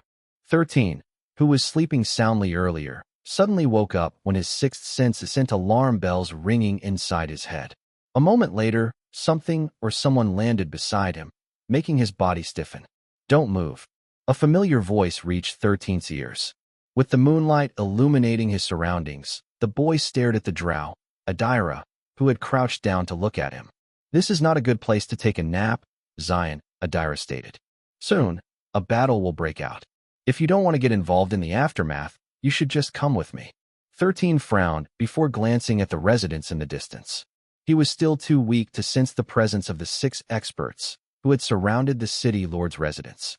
But Adira had detected them right away, so before they could move to harm the boy she had set her sights on, she took the initiative to approach him in order to deter the other people who seemed to be targeting the place that 13 had intended to infiltrate earlier.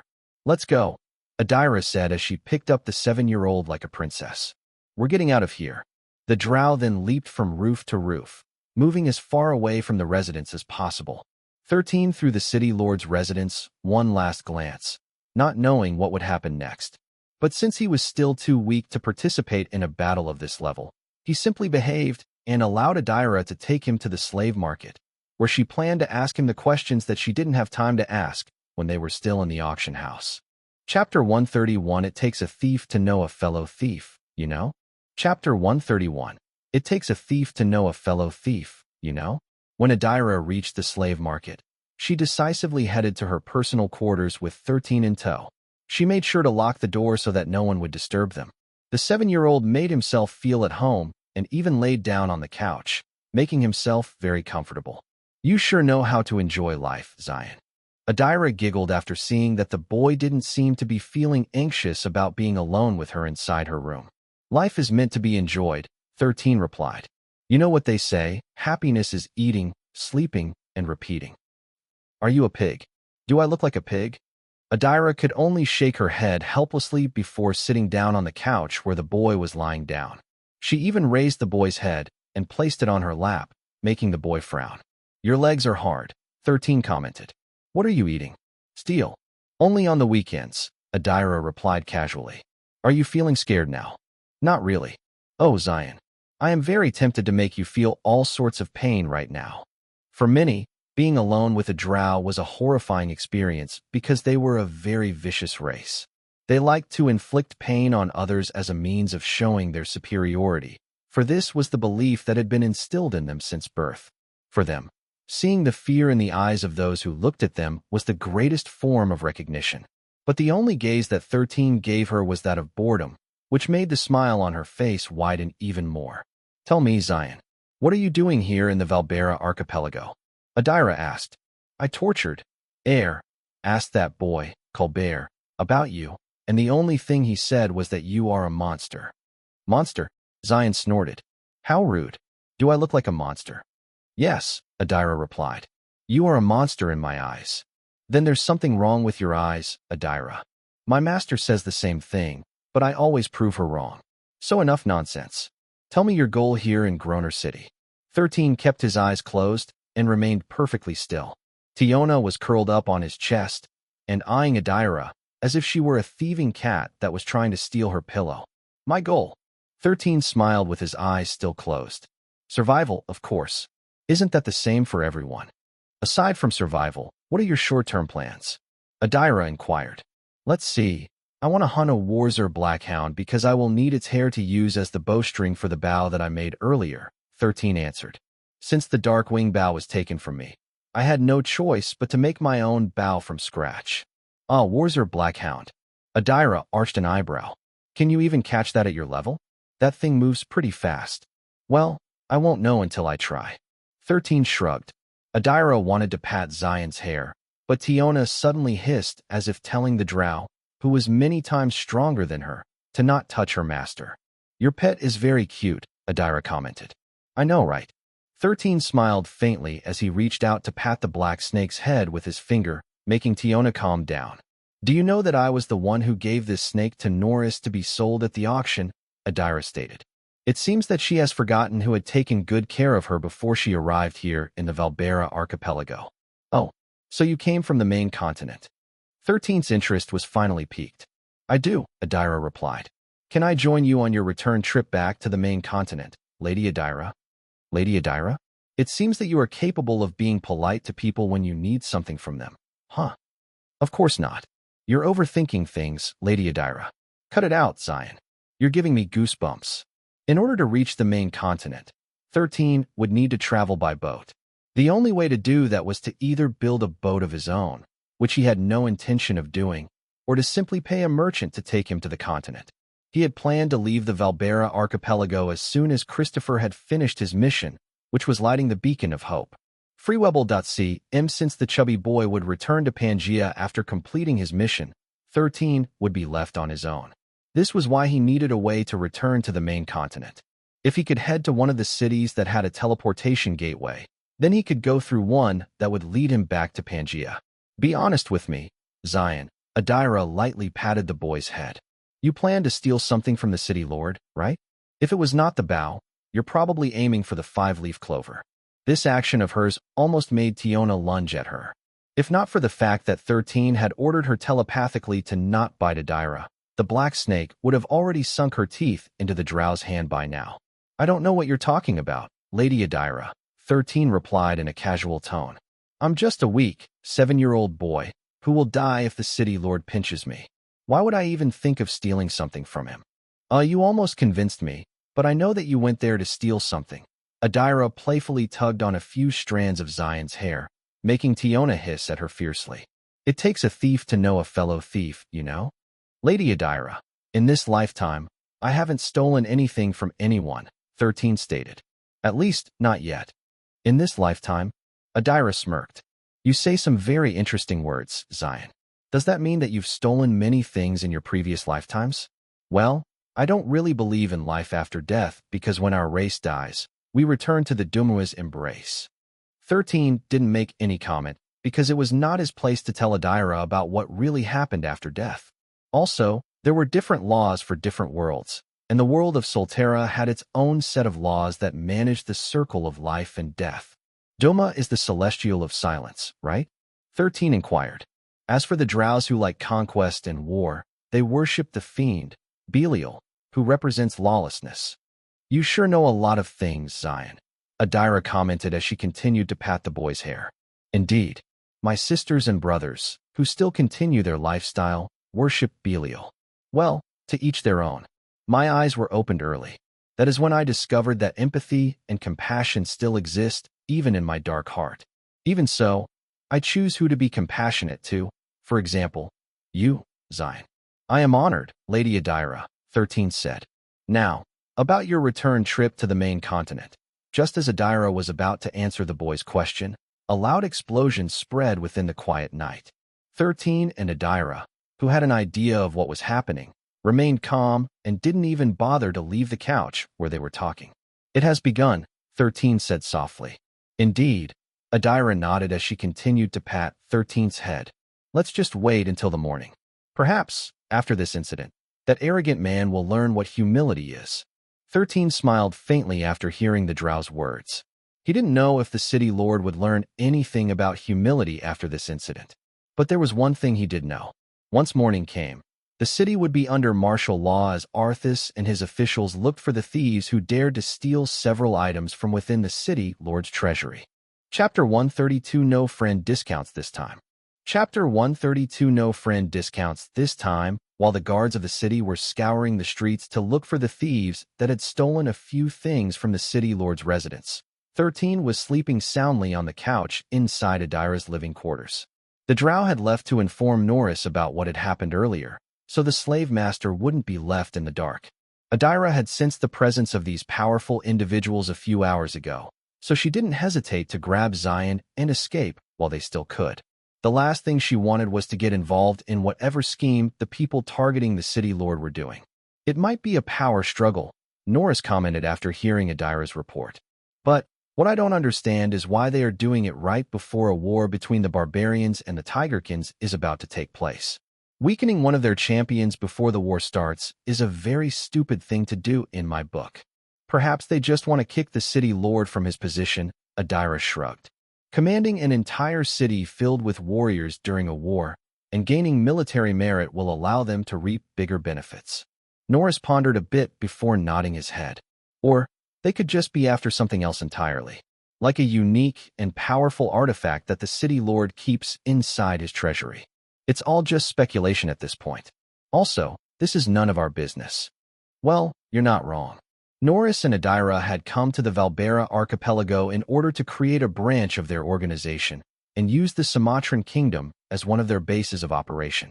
They were extending outward, sending people to different kingdoms and empires, digging their roots deep into their land. Once they had secured their foundations, it would be easier to send their agents to build connections with the local people, increasing the size of their web, allowing faster transfer of information.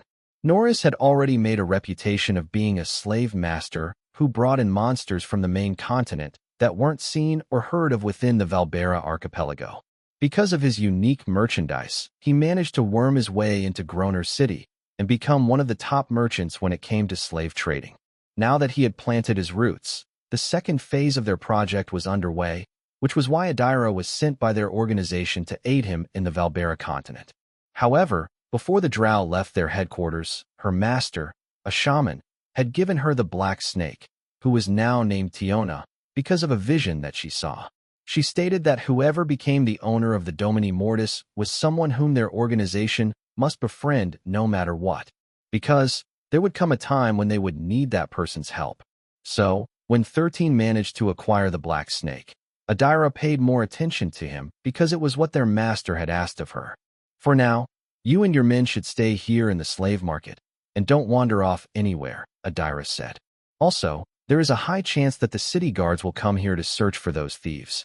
If you have any valuables lying around, it will be best if you keep them on your person or hide them somewhere safe.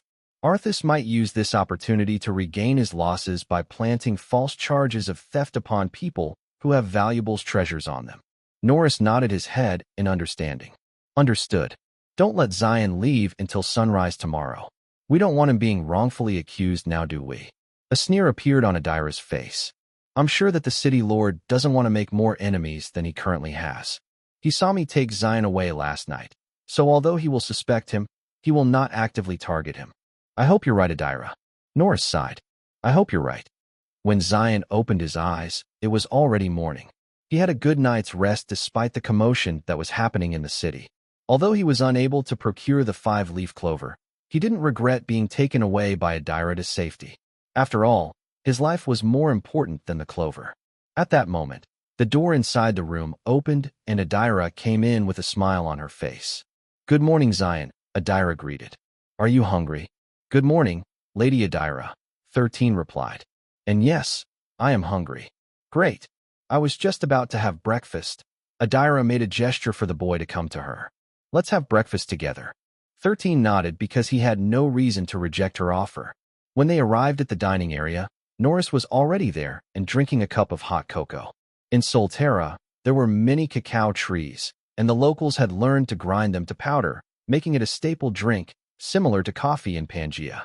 Good morning, Xylen, Norris said with a smile. You might be the only one who is able to have the luxury of sleeping in Adira's personal quarters without having their limbs broken.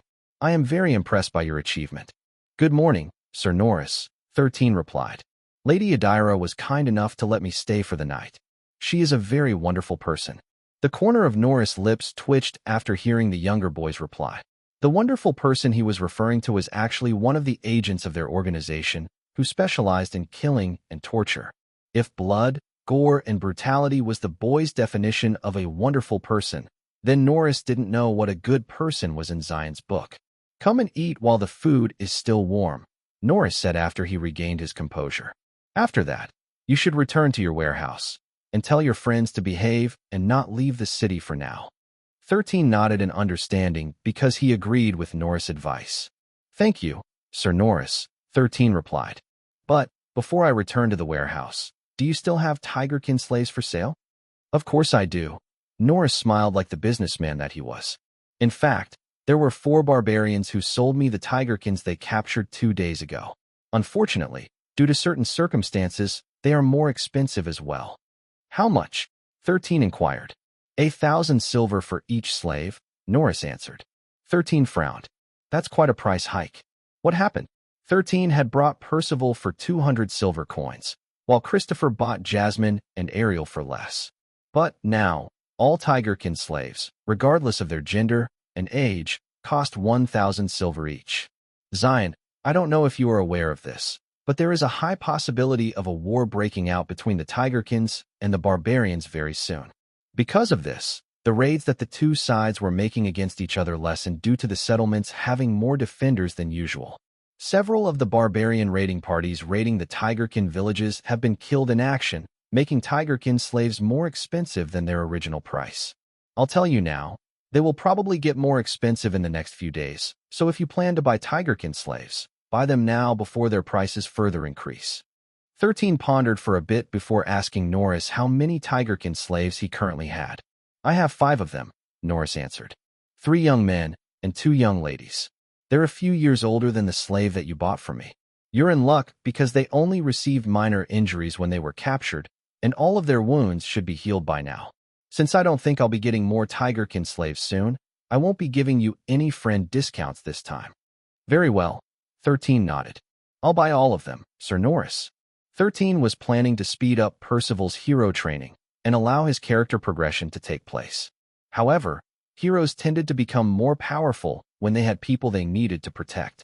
Since the 7-year-old was certain that Percival had no plans of protecting him, unless he explicitly ordered him to do so, he decided to find people that the Tigerkin would protect without a second thought.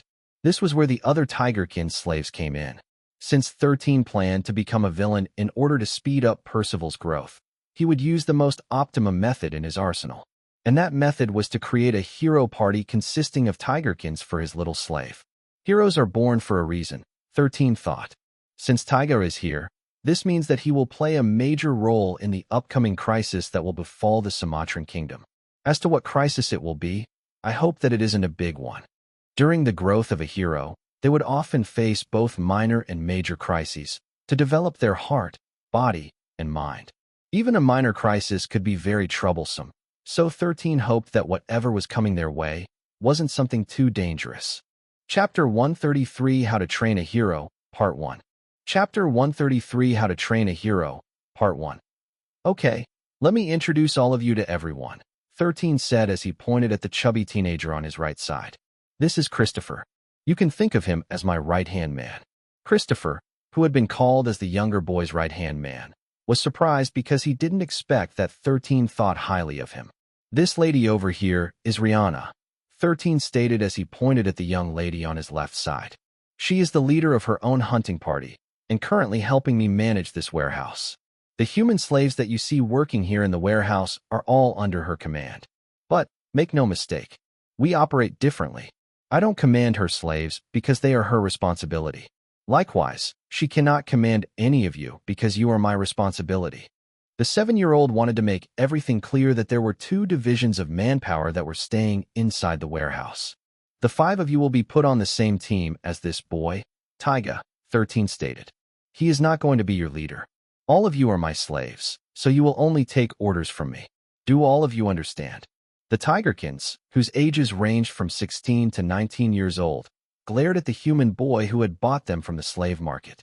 If not for the boy's command of absolute loyalty and servitude, all the Tigerkins would have already ganged up to tear him apart. I asked all of you a question, 13 said calmly. Your answers? Even after being asked for the second time, none of the Tigerkins gave him any reply and only glared in his direction. Aside from their loyalty, 13 had ordered them to openly show their dislike for him, and even gave them the freedom to choose to reply or not. Of course, he did this so that the Tigerkins could silently defy him and make their hatred known. However, if 13 ordered them to answer, they would answer without a doubt. But, since he didn't give such orders, they chose to remain silent and show their hostility towards their new master. Percival clenched his fists because he, too, felt the same way as his brethren.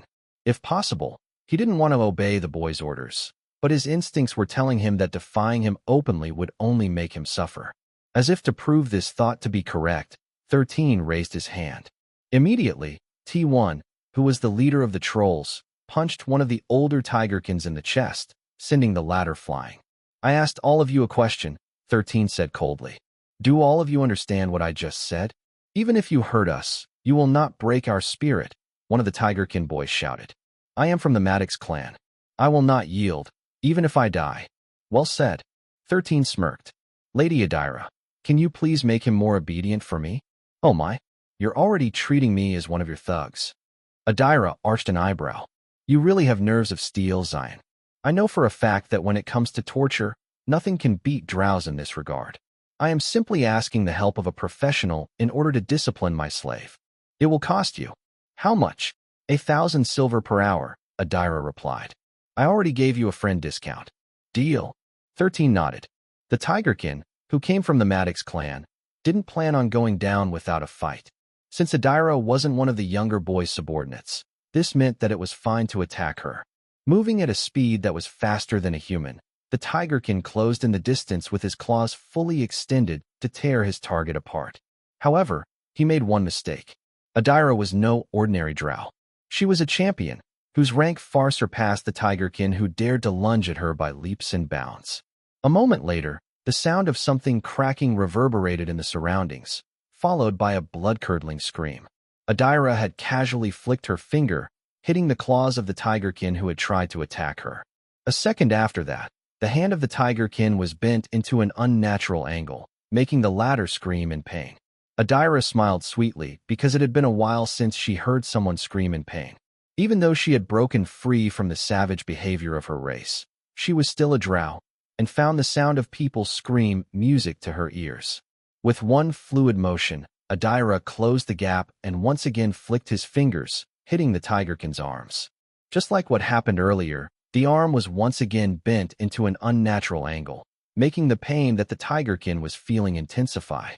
Tears, snot, and drool leaked out from the orifices on his face, but this didn't stop the drow from making him feel an even greater amount of pain than he was already feeling at the moment. Adira grabbed the Tigerkin's dislocated arm and fixed it back in place. However, a second later, she dislocated it once more, to the horror of those watching the spectacle. Stop it, Percival said as he blocked 13's view, staring down at him. I said stop it. Stand aside, Taiga, 13 ordered, making Percival's body stiffen. Percival gritted his teeth as he fought hard against the order that was given to him. The pain that was assaulting his head was getting stronger with each passing second, and he knew that if it reached a certain threshold, he would probably lose consciousness from it. In the end, Taiga stepped aside, allowing 13 to watch the torturous show in front of him. Percival, on the other hand, gritted his teeth and clenched his fists tightly.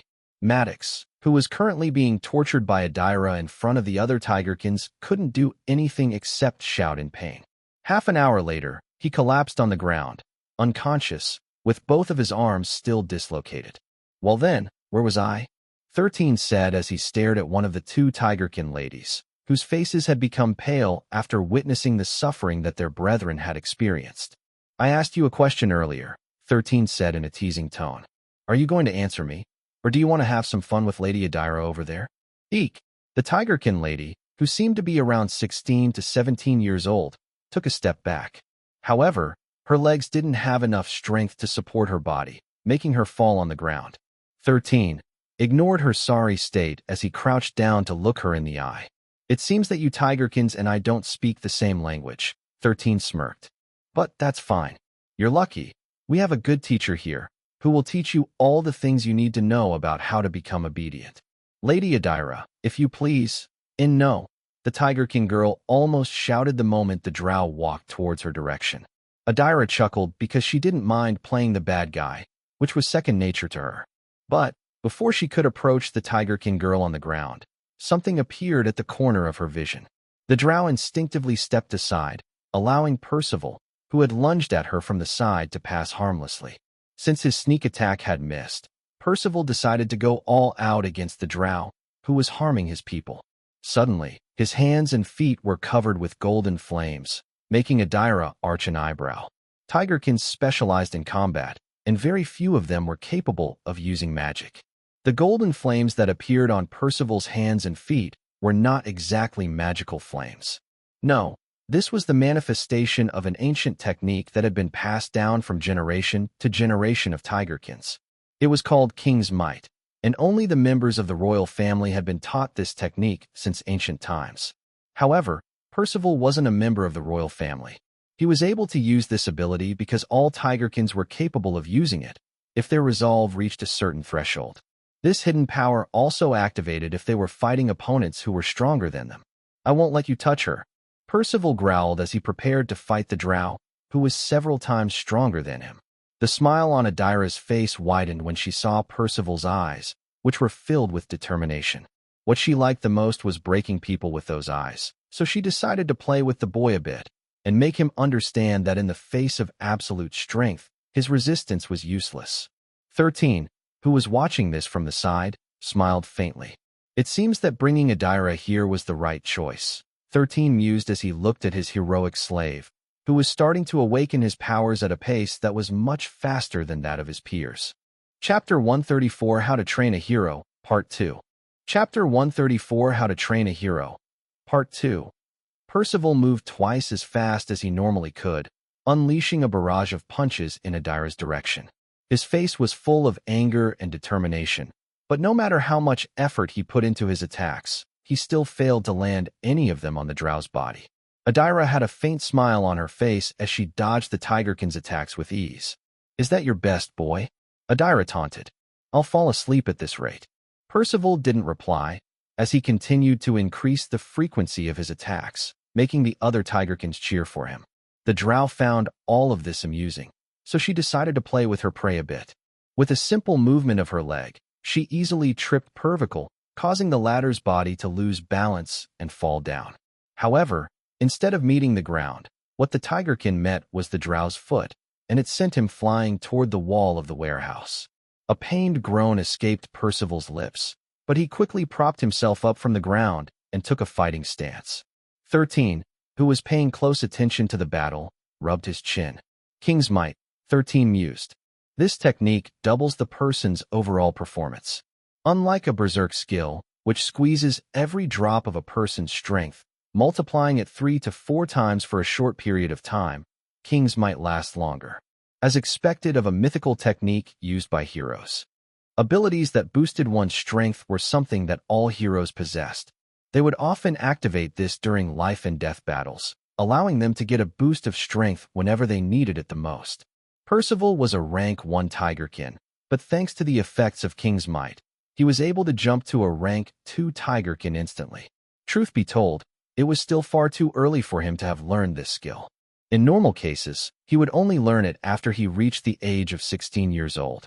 But due to 13's treatment of his slave, Percival's physical and mental state were developing at a rapid rate, allowing him to grow faster as a hero. The Tigerkin was only 13 years old. By the time he reached 16, he would definitely be several times stronger than he was now. There might even come a time when he would be able to break free of 13's control, and once that happened, he would do everything in his power to pay his master back for everything that he had done to him. Unfortunately for Percival, he wouldn't get that chance. 13 fully intended to train him until he would no longer be able to lift a single finger to defy him. Even if he were to grow stronger, just the thought of antagonizing his master would fill him with so much dread that he wouldn't even consider opposing him. 20 minutes later, Percival lay on the ground, with Adira's feet stepping on his head. His entire body was covered in shallow cuts and bruises, making him look extremely pitiful. The golden flames on his hands and feet had already dispersed, showing that the ability, King's Might, had already reached its time limit. "Okay, that's enough." 13 clapped his hands. "The entertainment is over. Now, back to me asking you guys questions." When the boys' gaze landed on the Tigerkins, all of them subconsciously shuddered. 13 had released a fraction of his killing intent, nearly paralyzing and suffocating them. Even Adira was surprised because she didn't expect to feel such strong killing intent coming from Xylen, who mostly looked docile in her eyes. "If you obey me, all of you will be able to live decent lives," 13 stated. "If not, well, I will use all of you to relieve the stress of the trolls and ogres who serve under me." A devilish smile appeared on the boy's face as he glanced at the 2 Tigerkin ladies, making their faces turn pale. "Ah, I forgot, you Tigerkins have a very strong sense of smell, right?" The smile on 13's face widened before he clapped his hands. A moment later, Giga Chad walked right behind the 7-year-old and eyed the Tigerkins with amusement. "I'm sure you haven't seen this creature before, so you probably don't have any idea about what he is capable of doing," 13 explained. "But let me give you all an example of what my friend, Giga Chad, can do. The boy then pointed in the direction of Percival, making Adira immediately back away because she understood what 13 had planned to do. Go, Giga Chad, 13 commanded. Give him the Giga Destroyer. The Chad skunk turned around and raised its tail. A moment later, a horrifying yellow spray erupted from its backside, covering Percival's entire body. Suddenly, a smell so foul that even the trolls and ogres, who were known for being smelly themselves, immediately backed away while covering their noses. The tigerkins, who had a very strong sense of smell, hearing, and eyesight, immediately held their stomachs before vomiting at the same time. Even though they were a distance away, wind still blowed in their direction, so the smell immediately reached their noses as soon as the Chad skunk unleashed its deadly spray that could make even stronger monsters flee due to how incredibly stinky it was. Percival, who had been hit by the stink spray, also vomited before his eyes rolled up in their sockets. The pitiful tigerkin fell unconscious on the ground, his body twitching from time to time. The only saving grace was that the stink spray of the Chad skunk wasn't lethal, so no one would die from it even if they were hit by it directly. Even so, the experience would be so traumatic that they would never want to face a Chad skunk ever again in their lifetime. Oh, I forgot that there is one more problem child here, 13 commented as he looked at the tigerkin, whom Adira had beaten up earlier. You said earlier that even if you are hurt, your spirit will not break, right? You are from the Maddox clan, so you will not yield, even if you die, right? Stop, the tigerkin shouted. I yield. I surrender. Stop. I beg you. 13 laughed like the second-rate villain that he was before commanding Giga Chad to once again use his Giga Destroyer. On that day, the 5 tigerkin slaves, the 10 trolls, and the 2 orcs that 13 had bought in the slave market vowed in their hearts to no longer defy the fiendish boy, whose laughter was enough to invoke the greatest fears that were hidden in the depths of their bestial hearts. Chapter 135. Can I join your team instead? Chapter 135. Can I join your team instead? After he was done educating the tigerkins that going against him was a very stupid thing to do, 13 went to the west side of the warehouse alongside Christopher and Rihanna to meet with Harry. The teenage boy had been waiting patiently for 13's arrival because he wanted to talk to him about something very important. We meet again, Harry, 13 said. What happened to you and your team? Yes, it's nice to meet you again, Xylen, Harry replied. If I knew that things would end up the way they did, I would have left with you and Rihanna back then. That guy, Colbert, is more troublesome than he looked. Tell me everything that happened from start to finish, 13 stated before sitting beside Harry. If possible, don't leave any important information behind. Harry nodded and told Xylen everything that had happened since they parted ways. According to the scion of the Remington clan, they were slowly but surely making progress in the Houdini Desert. However, their overconfidence got the better of them after winning several battles against the monsters that they faced. Because of this, they decided to aim for an even bigger game. Harry glanced in Christopher's direction before continuing his tale. Colbert suggested that we should hunt trolls in order to get avatars, just like Christopher, Harry explained. Everyone was confident since we had just finished a successful hunt, so they all agreed to his proposal. Since the majority had made their voices known, I decided to agree as well. But that was where things made an awful turn. A pained look appeared on Harry's face as he recalled the things that happened to his hunting party. We succeeded in hunting a few trolls who were hunting alone, Harry stated. But on our 4th attempt, something unexpected happened. The lone troll we were targeting was carrying some sort of horn. When it realized that it could not beat us, it blew its horn loudly. I knew then and there that we were in trouble, so I immediately ordered all of us to retreat. Unfortunately, we made a wrong turn when we were running away and got ambushed by a hunting party. There were simply too many of them, and fighting them off was impossible. The only thing we could do was run in different directions, hoping that, by doing so, it would allow others to escape. Those who survived headed back to the cave where we had left our food supplies. After resting for a day, I decided to head east because you said that the barbarian city was in that direction, and here I am. 13 nodded after Harry finished telling his story. So what do you plan to do now? 13 asked. If possible, I'd like to start over, Harry replied. Can I join your team instead? Instead of leading, I feel like following you is the most optimal choice I can make right now. 13 closed his eyes to ponder a bit about Harry's proposal. As one of the scions of the Remington clan, the teenage boy was properly trained in martial arts, which would be a great boost in manpower. If the teenage boy had asked him this a month ago, 13 would have readily accepted Harry's proposal. But things were different now. He no longer needed Harry. Harry needed him. But as a member of the Remington clan, he just couldn't abandon him because he still wanted to get an attack helicopter as a reward for saving his life. FRUabove.com because of this. He decided to push him towards Rihanna so that the latter would have to deal with him herself.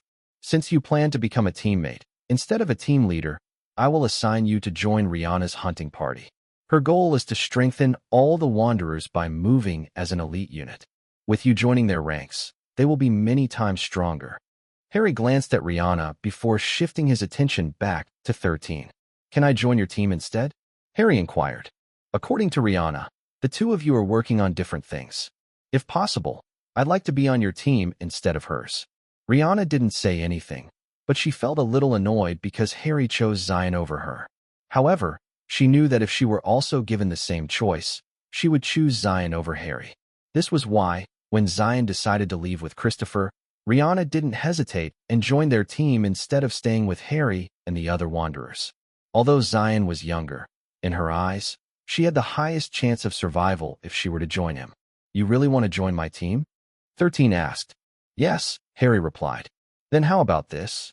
13 raised a finger as if telling Harry that he would allow him to join his team on one condition. Join Rihanna's hunting party for a week. If you still think that you can't work well with her hunting party, then I will consider letting you join my team. How does that sound? Harry thought for a bit before nodding his head. I accept this condition, Harry replied. Good. 13 then glanced at Rihanna. Don't give him any special treatment. He will be one of your hunting members for a week, so make sure that he earns his keep. Report his performance to me after a week. If I don't find it satisfactory, I will not accept him on my team. Okay, Rihanna replied. You heard him, Harry. I only expect the best from you. If you don't get my approval, forget about joining Xylen. I will kick you out of my hunting party. Harry sighed in his heart, but he still nodded his head. Understood. I will not let you down. After that small talk was over, 13 returned to his side of the warehouse to talk to Visago for a bit. Just as he expected, the city lord had decreed that the entire city would be put on lockdown. As an expert tracker, Arthas had placed several tracking spells on the treasures in his possession, allowing him to sense their presence. Since he had detected that they were still in the city, he rallied his elite guards and officials and visited the locations where he believed the treasures were hidden. They were able to retrieve a few of the items that were stolen, but the most important treasure that the city lord kept in his treasury wasn't found. Although Arthas couldn't tell why the thieves didn't take the other items with them when they made their escape, it didn't change the fact that something very important was stolen from him. Whoever did this has planned for it for a very long time, Arthas thought as he returned to his residence with the treasures he had retrieved. Fortunately, they will not be able to use that artifact because I have the other half with me. Once they discover that they cannot use it, they will definitely confront me in the future. I better make sure to hide the other half in a place they will never find it. Arthas' gaze became cold as he looked in a certain direction in his city. A few minutes later, he returned to his room to rest. He hadn't gotten any sleep since the thieves had barged inside of his home. Once he was properly rested, he would handle the aftermath of this incident and wait for the return of those who were targeting the treasure that was left behind to him by his father. Chapter 136, Unexpected Companion. Chapter 136, Unexpected Companion. 3 days later, 13 and his hunting party left Groner City to travel to the Warzoi Plains. Their lineup caught the attention of many people since the number of individuals in the party was equivalent to a mid-sized hunting party. All in all, 7 wagons departed the city. While this wasn't something that others had seen before, it was the composition of the parties that caught everyone's attention. 13, Christopher, Gigachad, and the chubby boy's 2 Tigerkin slaves, Jasmine and Ariel, were riding in the first wagon. Percival and the 5 other Tigerkins, whom 13 had named P1 up to P5, rode the second wagon. T1, who was the leader of the trolls, was riding in the third wagon, alongside T2 and T3. As for T4, T5, T6, and T7, they were in the fourth wagon. T8, on the other hand, was driving the fifth wagon, accompanying the 2 ogres, O1 and O2. T9 and T10 were driving the 6th and 7th wagons, which would serve as the storage wagons for the things that they would manage to acquire on their hunt. However, a few minutes after they left the city, 13 saw a black wagon approaching their group from behind. Without wasting a second, he gave a special signal to his subordinates, telling them to get ready to attack if the approaching wagon had bad intentions. But when he saw the drow, Adira, waving at him from inside the wagon, a frown appeared on his face. "What's wrong, Lady Adira?" 13 asked when the black wagon had decreased its speed to move side by side with the wagon he was in. "Do you have business outside of the city?" "Yes," Adira replied. "It's a personal business, and I happen to be going in the same direction as you. Since that is the case, we might as well travel together. Don't worry, I don't intend to get in the way of your hunt in the Warzer Plains." "Understood, Lady Adira," 13 nodded. "Let's travel together for the time being." "Good. You made the right decision, Xylen." 13 had a feeling that the drow was just making an excuse. But he also wanted to know her true intentions, so he decided to just accept her proposal to travel together. Adira was a champion and a powerful one at that. If she really wished to cause trouble for 13 and his people, they would have a very hard time fighting against her even if they had the advantage in numbers. Since the drow had never shown any signs of malice or hostility toward him, 13 believed that she was traveling with them for a reason. An hour later, they encountered a horde of robust bison. The one leading the herd was a rank 4 black alpha bison, and its gaze was locked onto the wagons traveling near their herd, ready to attack if it saw any signs of hostility from them. 13 had no intention of attacking the bison, so he asked Christopher, who was driving the wagon, to distance themselves from the herd. Their destination was the northwestern region of the Warzer Plains, where the monsters he was targeting were located. These monsters were the Warzer Black Hounds, Obsidian Tiger Beetles, and the Red-Eyed Salamander, which were all rank 3 monsters.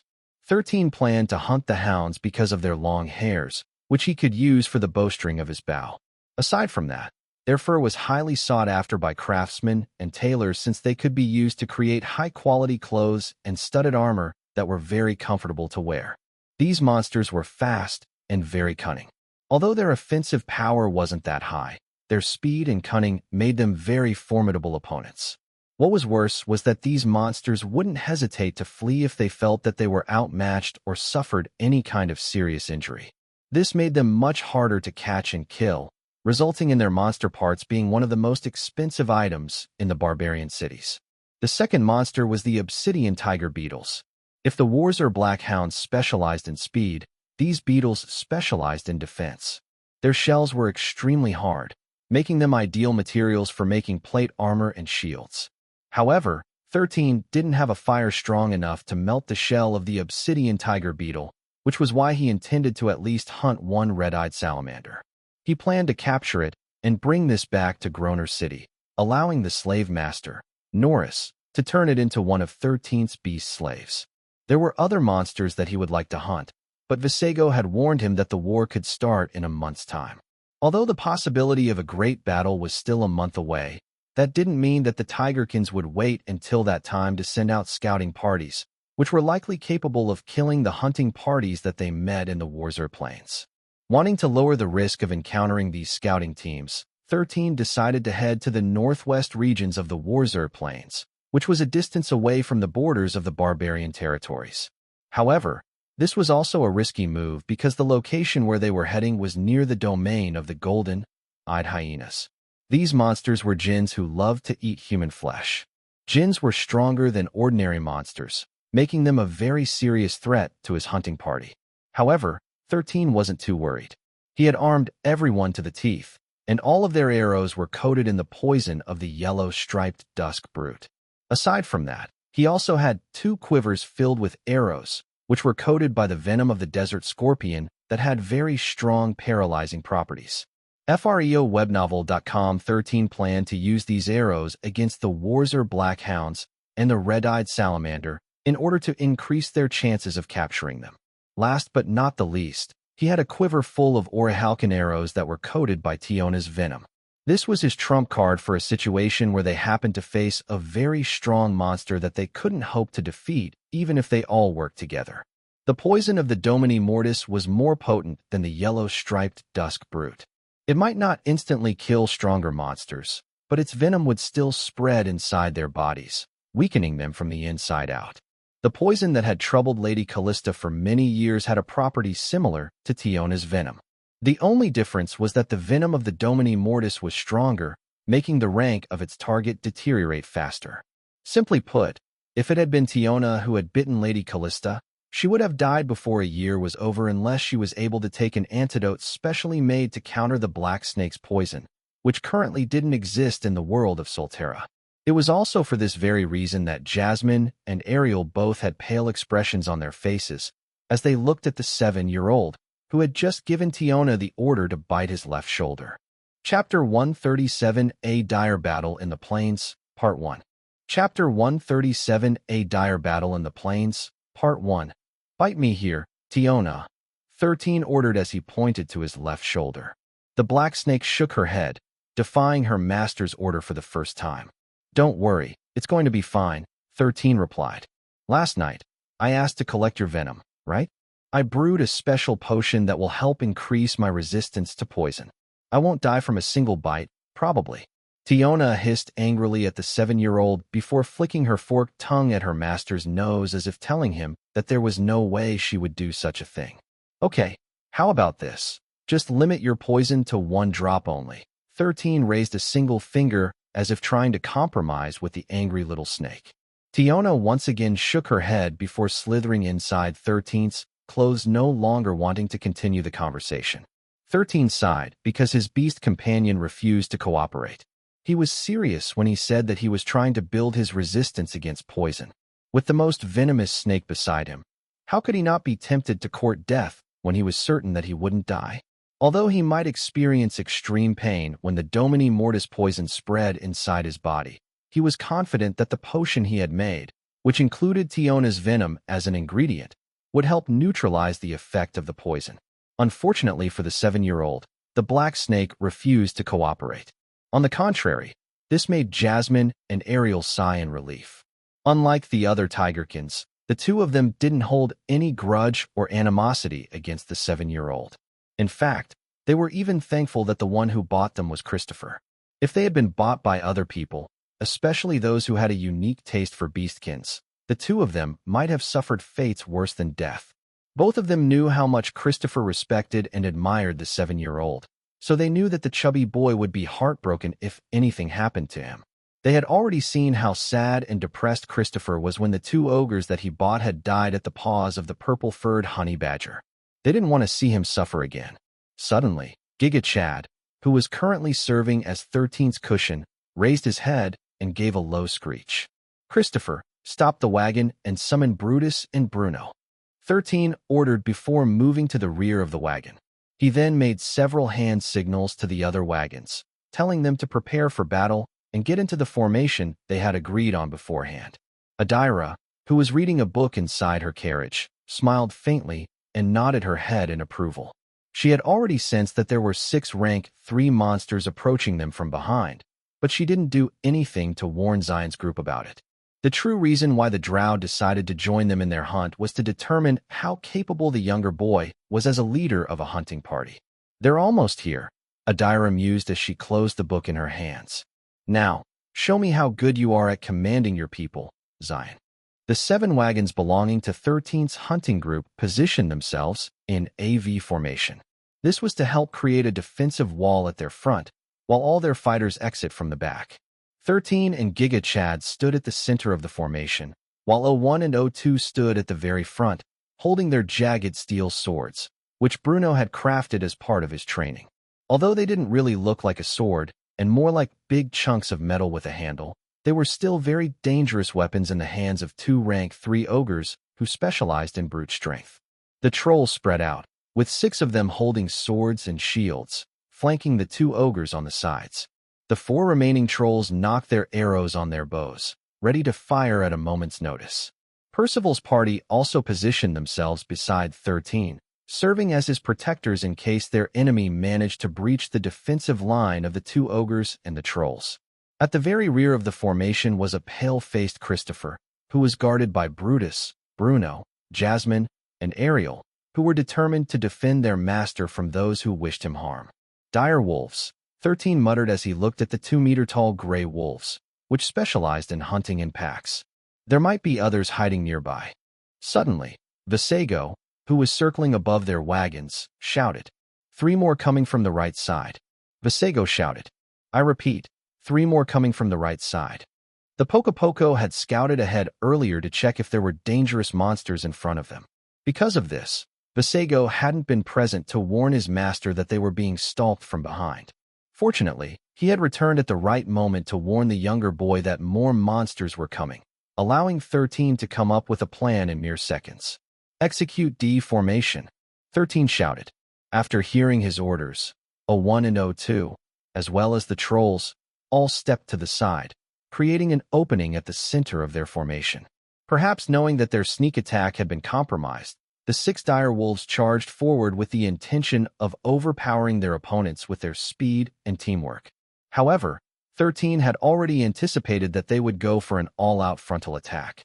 As soon as the ogres and trolls created an opening, the dire wolves immediately found themselves coming face to face with a yellow spray that splashed on their faces. Giga Chad's stink spray had 2 special effects. The first one was the otherworldly smell that was enough to drive monsters crazy due to how smelly it was. The second effect, which the Chad skunk could freely control, was a special irritant that was similar to pepper spray. Once it hit its target, it would cause irritation and inflammation. If the stink spray happened to hit the target's face, it was very possible to cause a boiling sensation, severe discomfort, and temporary blindness to the eyes. Giga Chad had deliberately reduced the effect of his stink spray when he used it to neutralize Percival and the other Tigerkin, who dared to annoy his master. In short, both of them only got the nerfed version of the Chad skunk's main arsenal. Even 13 wasn't cruel enough to make the 2 Tigerkins suffer a traumatic experience that they would carry for the rest of their lives.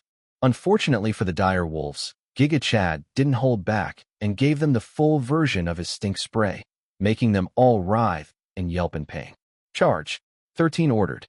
Immediately, O1, O2, and the 6 trolls charged at the disoriented dire wolves, who had completely lost their sense of sight and smell. 13 then knocked an arrow on his bow and fired to his right side, using Vasego to guide his arrows. Since the wagons were blocking the 3 dire wolves' line of sight, they didn't know that they had already been targeted by the 7-year-old, who had already mastered the martial skill cheap shot savant. He didn't hesitate to use the arrows that were coated by Tiona's poison because he didn't dare underestimate the strength of rank 3 monsters. These arrows were made from orichalcum, making them stronger than the rest of the arrows in his arsenal. The 3 dire wolves only heard the rustling of wind before finding 3 arrows impaling their bodies. Tiona's poison was extremely potent. However, their opponents were rank 3 monsters, so it would take a while before the poison took full effect. "Brutus, Bruno, to the right," 13 ordered. "Taiga, get ready to intercept. Focus on only one target. Christopher, behind me. T7, T8, assist Brutus. T9, T10, assist Bruno. Everyone brace." As soon as 13 finished his orders, 3 dire wolves jumped over their wagons with their jaws open wide. What met them were 3 arrows flying straight toward their heads, which 13 had released the moment they appeared in his line of sight. Chapter 138, A Dire Battle in the Plains, Part 2. Chapter 138, A Dire Battle in the Plains, Part 2. The Dire Pack had noticed the wagons that were traveling deeper into the Warzone Plains. Because of this, they devised a plan to attack it in 2 locations, one at the back and the other on the side. This way, the 3 dire wolves on the side would take advantage of the chaos, allowing them to deal a decisive blow to their prey. It was a sound plan that would guarantee a successful hunt. This wasn't the first time that the dire wolves had used such a strategy. Unfortunately for them, the 6 dire wolves were up against a creature that they had never encountered in their lifetime. Because of this, they were ill-prepared to handle the consequences of their frontal assault, which ended up in disaster. Since Giga Chad didn't hold back when unleashing his Giga Destroyer, the 6 dire wolves found themselves temporarily blinded and wheezing due to the potency of the Chad skunk's main arsenal. O1, O2, as well as T1 up to T6, didn't miss this opportunity and charged at the crippled wolves, who were unable to see and smell. They already knew how foul-smelling Giga Chad stink spray was, but this was the first time they saw it being used during real battles. Although they didn't want to admit it, they were relieved that the Chad skunk was their ally and not their enemy. The nearest dire wolf yelped in pain as O1's jagged sword connected with the side of its face, making it skid on the ground. The dire wolf's face turned into a bloody mess, but it didn't die instantly. However, being alive didn't mean that it didn't suffer any serious injuries from the full-powered blow of a rank 3 ogre.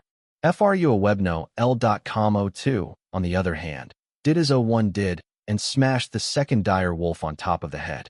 The ogre had held his weapon with both hands, increasing its power. A resounding crack was heard as the sword slammed on the wolf's head, breaking its skull.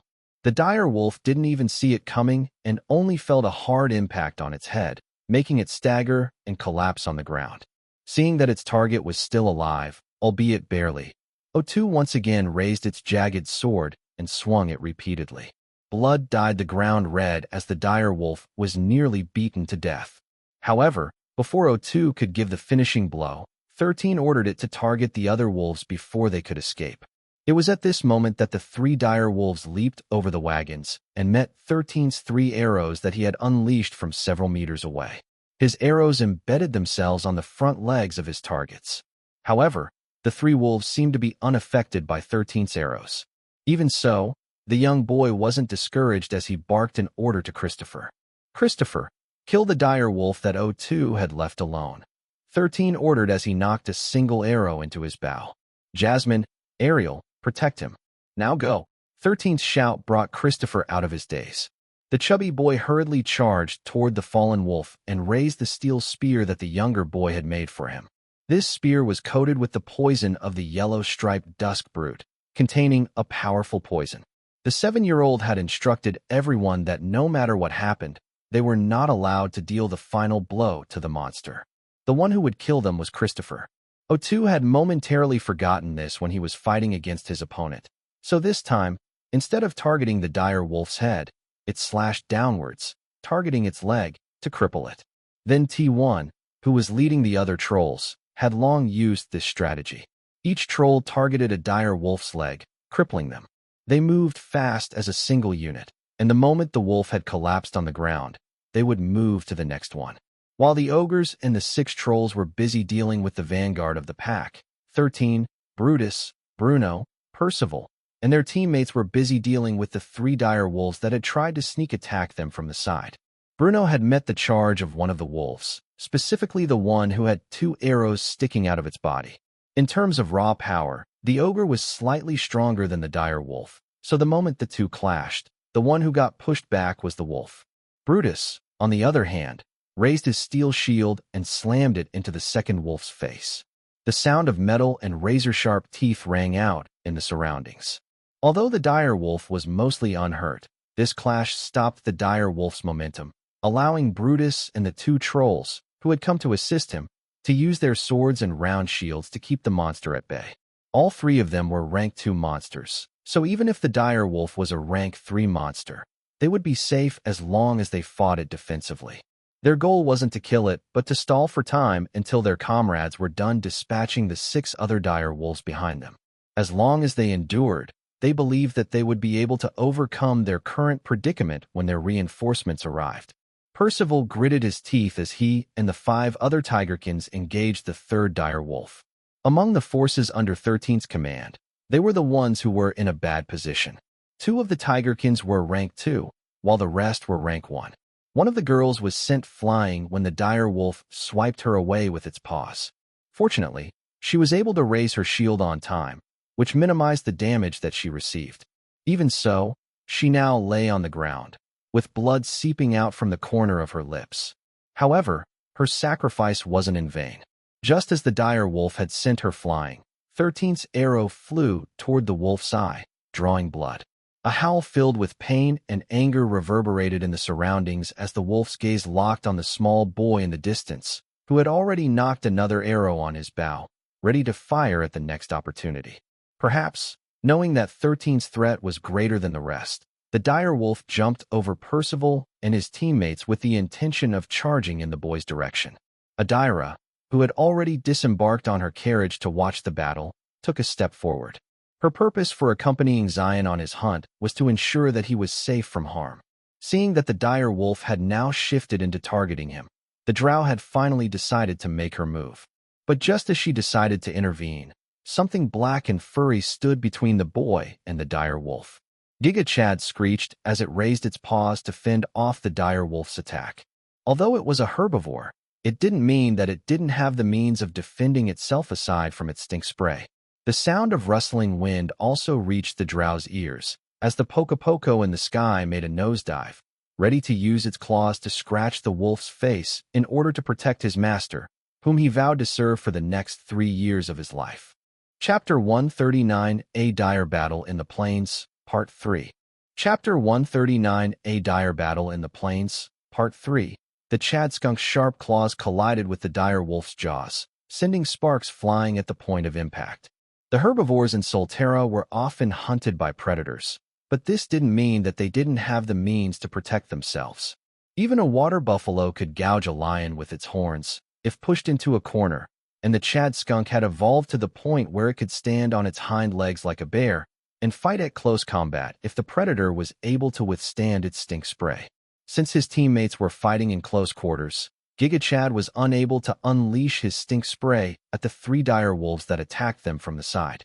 Because of this, he stayed by 13's side, ready to protect his master as a last resort. Chad skunks were not aggressive creatures, but when they needed to fight, they fought like bears. After blocking the dire wolf's first assault, Giga Chad screeched as it prepared to lunge at its enemy. But just as it was about to initiate its attack, it saw a blur appear at the corner of its eye. A second later, the dire wolf yelped as Visego's claws scratched its eyes. 13 didn't miss this opportunity as he released the arrow in his hand. The arrow flew under Chad skunk's arm and entered the dire wolf's jaw, embedding itself on the monster's throat.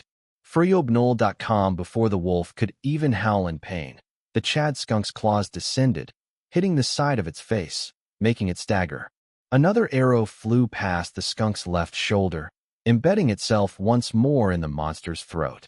A few seconds later, razor-sharp claws scratched the monster's neck, drawing blood. It was a very bloody scene, but Adira could only smile and appreciate the carnage that was happening in front of her.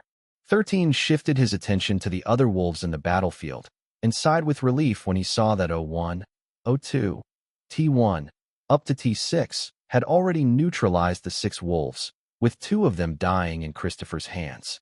"Christopher, come here," 13 ordered, making the chubby boy, who was about to kill another crippled wolf, halt his movements. Christopher had known by now to never question his young master's orders. If Xylen ordered him to jump, he would jump. If he was ordered to kill, he would kill. Jasmine and Ariel, who were serving as Christopher's bodyguards, ran alongside him. O1 and O2 were already running alongside the other trolls to help Brutus and Bruno with the wolves they were fighting against. The moment their reinforcements came, the battle became one-sided with Christopher dealing the final blow to the 3 dire wolves. After the 3 wolves died, 13 ordered the trolls to tie up the legs and the mouths of the 4 surviving wolves, preventing them from escaping. Their legs were all broken, but that didn't mean that they didn't pose a threat to them. Because of this, 13 didn't hesitate to shoot them with paralyzing arrows, sealing their fates. "Master, we did it." Christopher hugged the younger boy. He was quite happy after the intense battle ended in their victory. "Did you get anything after killing those 5 wolves?" 13 asked. "I got nothing," Christopher replied sadly. 13 sighed after hearing the chubby boy's reply. He already knew that Christopher wasn't that lucky when it came to item drops, so he had learned to accept it. Fortunately, 4 of these wolves are still alive, 13 thought. The 7-year-old thought long and hard if they should return to Groner City in order to hand over the wolves to Norris, so that he could put a slave tattoo on their foreheads. It was quite unfortunate, because if the bodies of the 5 wolves couldn't be sold because in just a few hours, their meat would rot and become poisonous. That was the after effect of Tiona's venom, which the dire wolves had ignored earlier. During the battle, Tiona's poison had spread itself inside the dire wolves' blood vessels, weakening them from the inside out. Although the wolves seemed fine on the surface, their reaction time, as well as their body's performance had begun to deteriorate at a steady pace, allowing the weaker monsters to fight them on equal footing. The longer the battle progressed, the weaker the wolves became, which sealed their fates.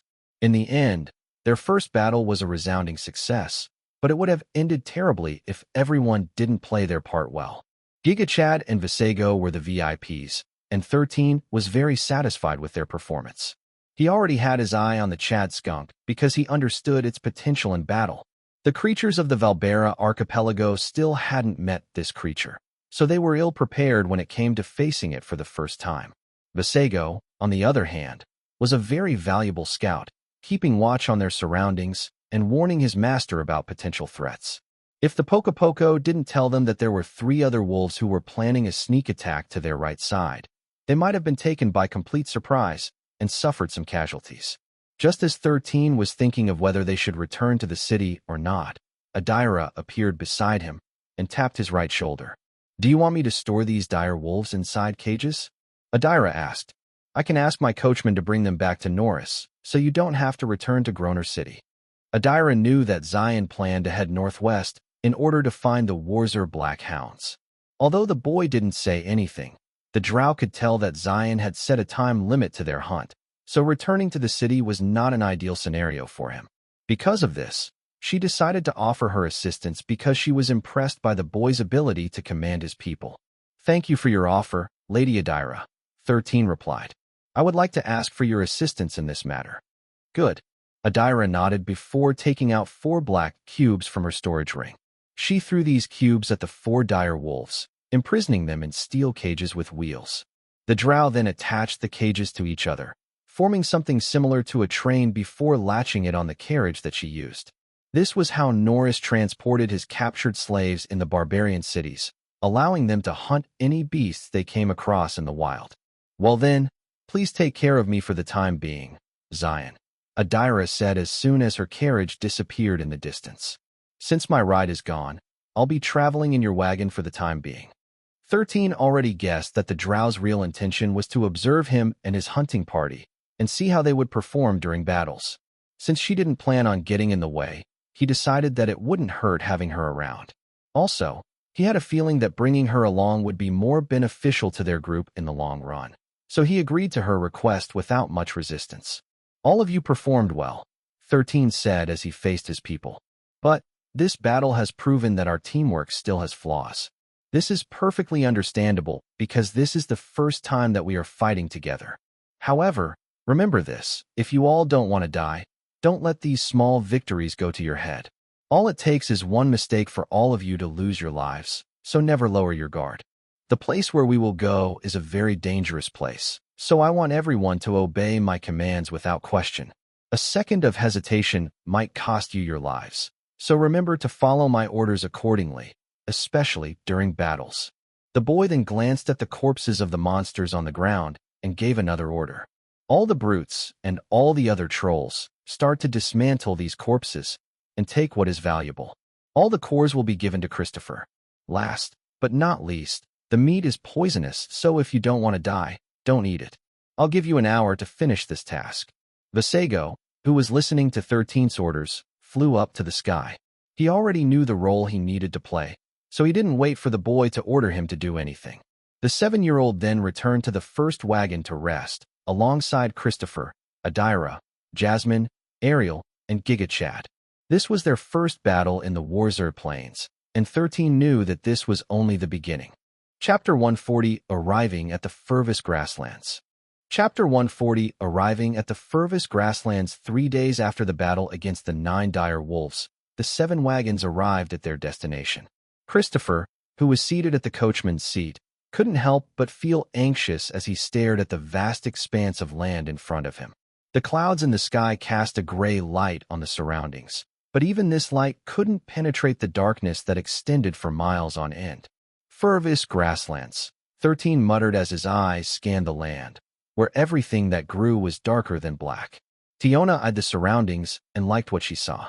In this kind of place, she would be nigh invisible and invincible, bringing death to those whom she wished to die. "This is a nice place," Adira said as she, too, looked at the grassland in front of her. Every blade of grass was the same color as her skin, and that pleased her eyes. Everyone disembarked from their wagons and glanced at the land in front of them. For a brief moment, they sensed the presence of countless life forms staring back at them. The moment you step into their territory, you will immediately stand out, Adira commented. Are you sure you still want to hunt in this place? Of course, 13 replied.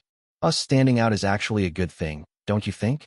Since we don't know where to find them, it will be easier to let them find us first. A sound statement. Adira nodded. So, what do you plan to do now? What else? 13 placed his hands on his waist. Set up camp, of course. An hour later, the group of people had placed the wagons around them, creating an encirclement to block the view of any creature watching them from the grasslands, as well as the plains behind their back. The campfire cracked merrily as 13 added another dried piece of log to keep it burning. Christopher, who was assigned to cook alongside Jasmine and Ariel, was busy adding ingredients to the pot. He planned to have stew for the night, which served as a reward after traveling for 3 days. During those 3 days, they made sure to steer clear of the herds as well as the predators targeting them. There were close encounters, but 13 managed to intimidate them by ordering everyone to blow the horns that he had prepared for the journey. The loud booming sound not only scared the herd animals, but also made the predators think twice about attacking them. An enemy that was unaware of a sneak attack was different from an enemy who knew that they were coming. Of course, before 13 ordered the blowing of horns, he would always consult Visego, who was circling around them. Noise not only scared animals, it also attracted them. There was a possibility that there were other hunting groups in the surroundings that would hear the horns. If they did manage to hear it, there was a possibility that they would send people to investigate. The last thing that 13 wanted was to fight against other hunting parties, as well as scouting parties of the Tigerkins who had already managed to infiltrate deep within the Warzur Plains. Although the possibility of this happening was small, 13 wasn't the type to dismiss such variables. While Christopher was busy cooking, the ogres and the trolls were busy digging holes in the ground. 13 had brought several shovels for this trip, and he made sure that all of them were used. Adira found all of this very amusing, so she asked the boy why he was asking the monsters to dig. I'm planning to build monster traps, 13 replied to Adira's question. Traps? Adira arched an eyebrow. You surely underestimate the monsters of this place. Do you really think that your traps will work on them when they can see your subordinates digging into the ground? Yes, 13 replied. The smarter they are, the more likely they will fall into the traps. I'd like to see if what you say will really come to pass. It will, Lady Adira. I'm sure of it. After that small exchange, 13 closed his eyes and meditated. There were still a few hours before sunset, and he believed that once it came, the surroundings would become pitch black. If the wagons hadn't been positioned to block the view of outsiders, their campfire would have been seen for miles on end, alerting the predators, which hunted during the night, to move to their location. Unlike the other ogres and trolls, Brutus and Bruno were now proficient in digging holes. With them taking the lead and giving orders, it was only a matter of time before they managed to dig holes around their camp. This would serve as their first line of defense against the threats that might attack them during the night. Almost all of the creatures that lived in the furthest grasslands had dark vision. Dark vision allowed them to see in the darkness, which was their greatest strength in the furthest grasslands. This meant that these monsters could see between 18 to 20 meters in front of them, as if they were looking at a dimly lit place, even if there was no light source. If there was dim light, they would be able to see things as clear as day, which was very advantageous to them. The light of the moon and the stars couldn't penetrate the dark clouds that seemed to be permanently placed in the sky above the furthest grasslands. Simply put, the moment the sun set, the world would be covered in eternal darkness, which would be unnerving for the people who weren't used to dark places. Fortunately, with the exception of 13 and Christopher, everyone in their team had dark vision. Even Visego could see in the darkness, for that was a trait of all Pocopocos. So do you plan to hunt tomorrow when the sun is up? Adira asked as Christopher respectfully passed her a bowl of hot stew. Why would I do that? 13 asked. Wouldn't it be better to hunt during the night? Adira arched an eyebrow as she looked at the 7-year-old, who had started to eat. Sensing her gaze, 13 decided to ignore her and continue to eat. As someone who could see during the night, Adira didn't know what the boy was thinking. However, she decided to not pry into the topic any longer and simply waited for Xylen to show her what he meant when he said that it would be easier to hunt in the furthest grasslands during the night rather than hunting those who lived in it during the day. Chapter 141 Not Bad for Your First Hunt. Chapter 141 Not bad for your first hunt 2 hours after sunset. The surroundings had become completely dark. Christopher felt suffocated by the darkness, so he asked Jasmine and Ariel to sit beside him as he tended the campfire. Unlike the two humans in their group, Adira, the ogres, the trolls, and the tigerkins were in their environment. They were creatures who could hunt whether it was day or night, so they weren't too bothered by the darkness around them. Even so, they had to admit that it was still unnerving since their vision could only extend up to 20 meters. Anything past that was hard to see, making them raise their guards. What they didn't know was that the monsters in the furthest grasslands had an improved version of dark vision. Unlike the monsters who didn't live in their environment, the creatures of the grasslands could see up to 50 meters in front of them. That was more than twice the range of what the others could see, but this was not a problem for 13. After dinner, the boy went to the first wagon to make his preparations. "Brutus, light the fire in front of my wagon, then get away after it's done," 13 ordered as he began to assemble the weapon he had bought for the trip. Unlike the other wagons, which were parked sideways, the rear of 13's wagon was facing the grasslands. Slowly but surely, the boy assembled his secret weapon, which he had personally crafted for this trip. It was none other than a mounted crossbow with a scope. FRUEOL.com This crossbow could hit targets up to 100 meters with great accuracy.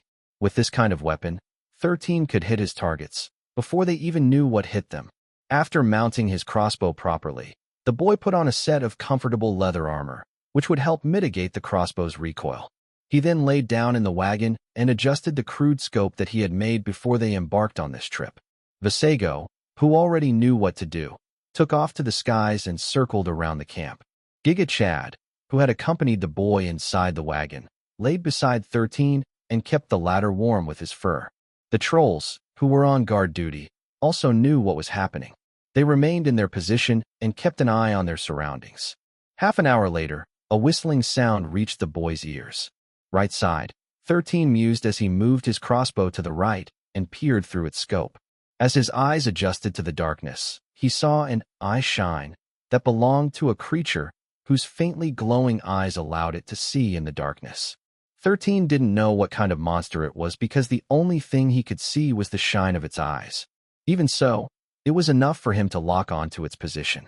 He watched as the beast slowly crawled in the direction of their camp like a moth that was attracted to an open flame. Although it was moving through the grass, it didn't make any sound, proving that it had perfected the art of hunting in the grasslands. However, the prey it had targeted was well aware of its approach and even planned to give him a very warm welcome. 13 smirked as his index finger rested on the trigger of his crossbow. He was letting the creature move a little closer so that the trolls wouldn't have to move far in order to retrieve it. The bolts he was using were dipped in the scorpion's venom, which had already been used up. He wasn't planning to kill the creature. What he hoped to do was capture it alive. His original plan was to directly kill the monsters in the furthest grasslands and dismantle their bodies to get the important monster parts. However, after knowing that Adira could lock them up in cages, the 7-year-old thought that it was more profitable to capture them alive rather than kill them. When he deemed that the target was within his effective range, the boy pulled the trigger of the crossbow, which let out a faint thwack as the crossbolt was sent flying. Even though the monster heard the weird sound, it didn't know what it was. Because of this, it was already too late when something hit its chest area, making it howl in pain. Adira, who was seated on the roof of first wagon, saw the commotion in the distance and smiled. "He really came here to hunt at night," Adira mused. "Unbelievable." After securing a hit on the monster, Giga Chad yanked on the lever of the crossbow, allowing it to pull the string back in preparation for another shot. 13 had asked it to help him with the reloading operation earlier because it would be faster if they worked together. While this was happening, the 7-year-old had already placed another bolt on the crossbow and prepared to fire a second time. The beast that was hit by the bolt was surprised and confused, which prompted it to run away. Fortunately, the paralyzing poison of the desert scorpion was quick to take effect, allowing 13 to shoot another arrow, hitting the monster's back in the process.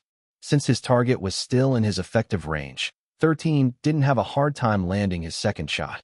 A 1-0-2 charge. As soon as 13 gave the order, the two ogres ran toward the grassland, holding torches in one hand and bone clubs in the other. Since they didn't plan to kill their target, they didn't bring their jagged swords and left them in the camp. When they arrived at their destination, the two ogres saw a rank 2 black panther, who seemed to only want to investigate their camp. Since it was already paralyzed, they had no trouble dragging it back to the camp. They presented its body to the 7-year-old, who had a disappointed look on his face. "Too bad. It wasn't the black hound that you were looking for," Adira said while patting the 7-year-old's shoulder. "Even so, this panther is still worth a decent amount of coins. So, not bad for your first hunt." Adira then casually tossed a black cube onto the panther, trapping it inside a cage, which the ogres moved to the rear of their camp. The other monsters, who were paying close attention to 13's camp, had no idea what had just happened. All of them hastily retreated when the two ogres came running in their direction. Although they didn't understand how the Black Panther was neutralized, they became wary about approaching the camp for the rest of the night. Because of this, the 7-year-old, who was very eager to catch another monster, gradually fell asleep, with his fingers still resting on the trigger of his crossbow. Chapter 142, I will just go on a patrol. Chapter 142, I will just go on a patrol. The sound of shovels digging into the ground could be heard around the camp. An hour after breakfast, 13 ordered all the slaves to start digging, with the exception of Jasmine and Ariel, who were under Christopher's command.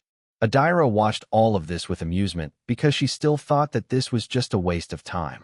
The boy didn't even bother to cover the holes on the ground, and she believed that no sane monster would fall into the 4-meter-deep holes that the other party had ordered to be dug. As usual, 13 had other thoughts in mind. What the drow thought wasn't wrong. In fact, she was right.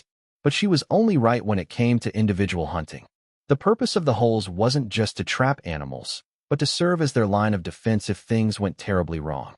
Not all places around their temporary camp were dug out. 13 made sure that there was an undug path wide enough to let 2 wagons travel side by side, which was left like that on purpose.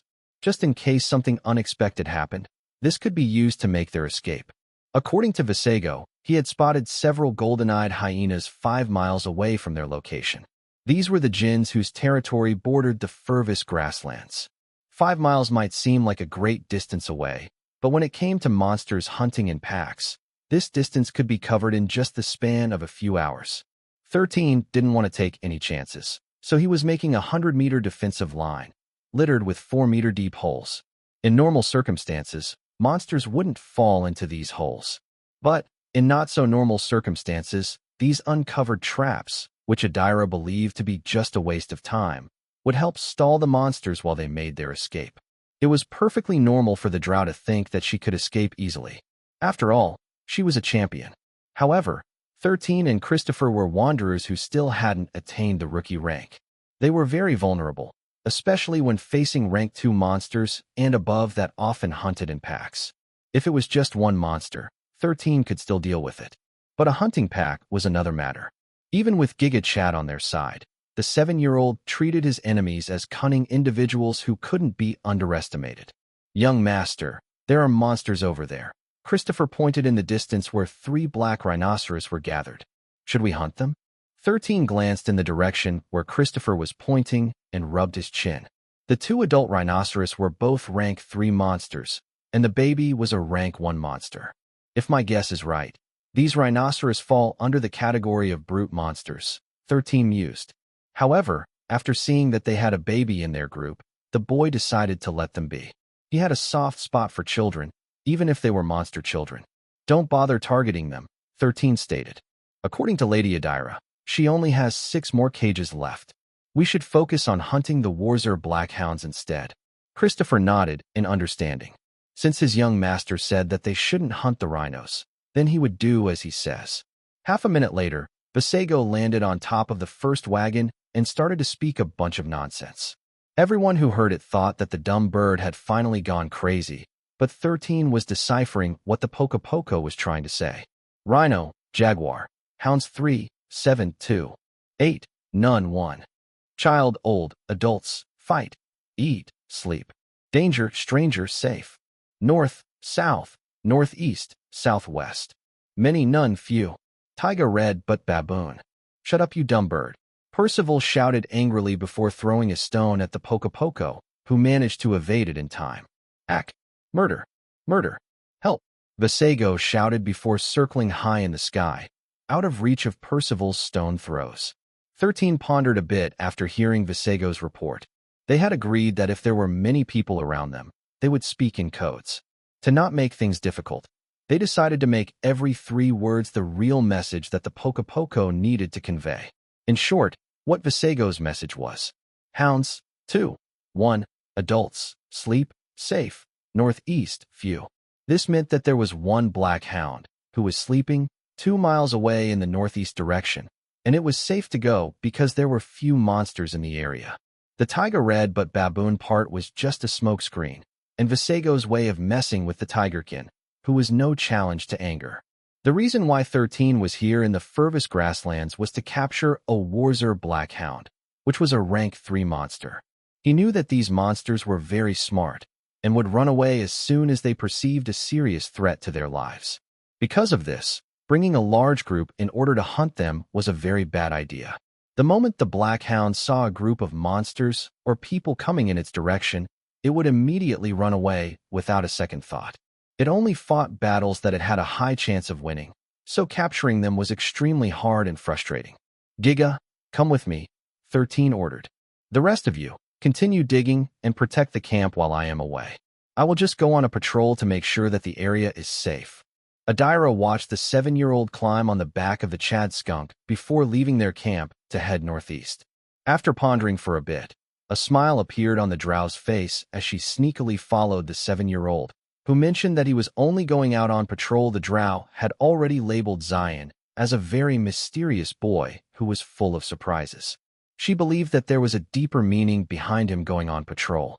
The boy only brought Tiona and Giga with him, which didn't seem like a safe decision, especially in the furthest grasslands. Although the Poco seemed to be following the boy from the sky, Adira believed that Xylen was up to something, and she wanted to know what that something was. Half an hour after leaving the camp, Vasego whistled, telling 13 that someone was following him from behind. The boy didn't need to turn around to know who it was, because this was all part of his plan. He knew that Adira was paying close attention to him, so he decided to go alone. If there was a champion following him, then he would have an easier time surviving if something unexpected came up. Also, Adira could easily take him to safety if he ever found himself in danger. Because of this, he took the best course of action and only traveled with Giga. The fewer people with him when he did his hunt, the more protected their camp would be against outside threats. Giga Chad would often glance in the sky to check the direction where the Poco was flying. Using the bird as a guide, the Chad skunk walked confidently across the grasslands. 13 was only using his bow and arrows this time because the mounted crossbow was too heavy for him to carry. Even so, he believed that with proper planning, he would be able to take down his target before anything else came his way. Several miles away from the furthest grasslands, a 5-meter tall golden-eyed hyena opened its eyes. The hyenas around it started to make excited chuckling sounds. They were hoping that their leader would give them the order to raid the surrounding areas in order to bring more food to their den. The giant golden-eyed hyena was a rank 5 overlord, which was a rank weaker than the purple-furred honey badger.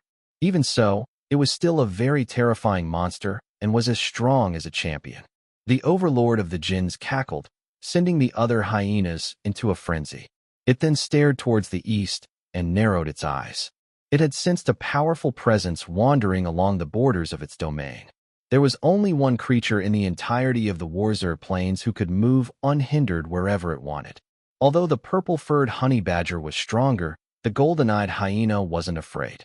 The members of its cackle were over 500, with 20 rank 4 monster under its command.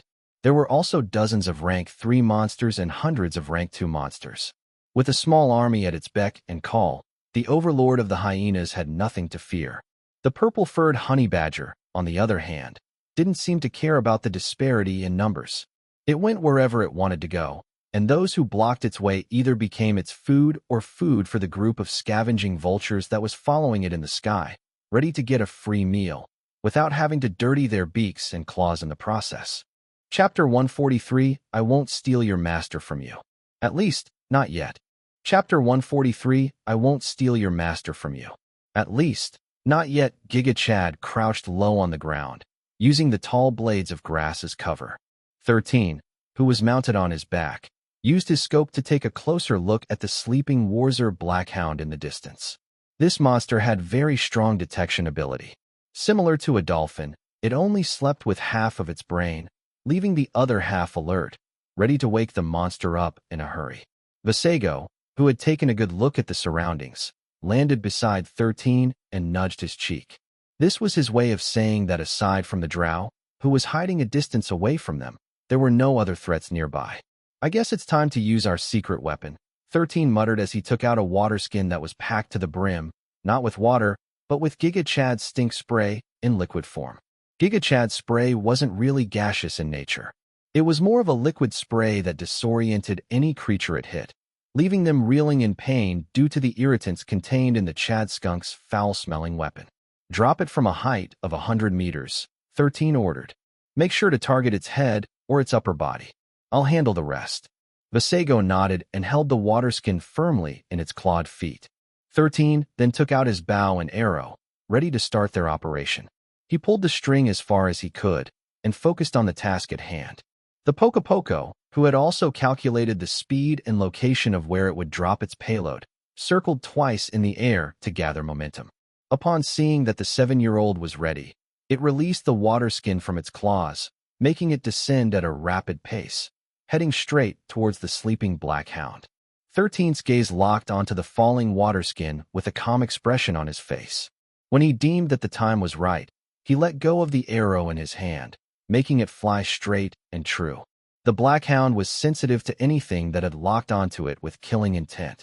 If there were any predator who had set their sight on it, it would know right away, which would prompt it to run away as fast as it could. However, Pocos were masters in the art of hiding their true characters and intentions. Because of this, even if Vasego were to purposely aim at the sleeping Blackhound, its act was completely masked by the bird's ability to make anything it did feel and look harmless. Not sensing any threat from the falling water skin from the sky, the Blackhound didn't even stir from its sleep. The water skin was made up of animal skin that would easily burst if dropped from a high place.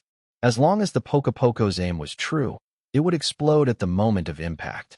13, who had released the arrow from his bow, was no different from the Poco. He had achieved a mastery of his senses, so he was capable of controlling his emotions as long as he put his full concentration into it. Anything that might prompt his target to react on an instinctual level, like killing intent, was deeply concealed, allowing his killer attacks to not have an ounce of killing intent in them. In short, he was the perfect assassin who could kill his targets as long as they didn't have powerful detection abilities, allowing his long-range attacks to bridge the gap between them. He had also timed his attack the moment the wind blew over the grassland, masking the sound of the arrow in its flight towards its target. Due to his great accuracy and timing, the arrow he released landed on his target at the same time the water skin landed on the Blackhound's face. 13's arrow landed on Blackhound's back and embedded itself firmly in it. The monster, who had suddenly been hit by 2 attacks at once, howled in pain as it tried to immediately stand up and run. But due to the fact that it was temporarily disoriented, it didn't know which direction it was running. The Blackhound wasn't aware that it was running straight in 13's direction, which was greatly advantageous to the latter. Drawing his bow, 13 rapidly fired arrows in quick succession, purposely hitting his target's chest while avoiding the vital parts. 13 planned to capture the Blackhound alive and was only using paralyzing arrows to restrict its movements. Due to it being disoriented, the Blackhound ignored the pain it was feeling and continued to run in one direction. Its logic was simple. As long as it ran, it would be able to escape whoever was attacking it. It didn't know that it was only offering itself up on a silver platter, unable to see that it had chosen the wrong direction to run in. After firing 6 arrows, the Blackhound ran past 13 only to collapse on the ground after Giga Chad extended its feet to trip the hound's legs, making it skid on the ground for several meters before coming to a complete stop. It had tried to stand up, but the effect of the paralyzing venom had finally taken hold of its body. Just as 13 was planning to tie the black hound's legs with the rope that he had stored inside his storage dimension, he heard someone clapping in the distance. "Marvelous," Adira said with a satisfied look on her face. "I knew it. You didn't just come on a casual patrol. You and that Poco understand each other perfectly. If Norris were to discover that you have successfully tamed that dumb bird, I'm sure that he would ask you for the method for how you managed to do it." 13 was unfazed by Adira's words and even tilted his head in confusion.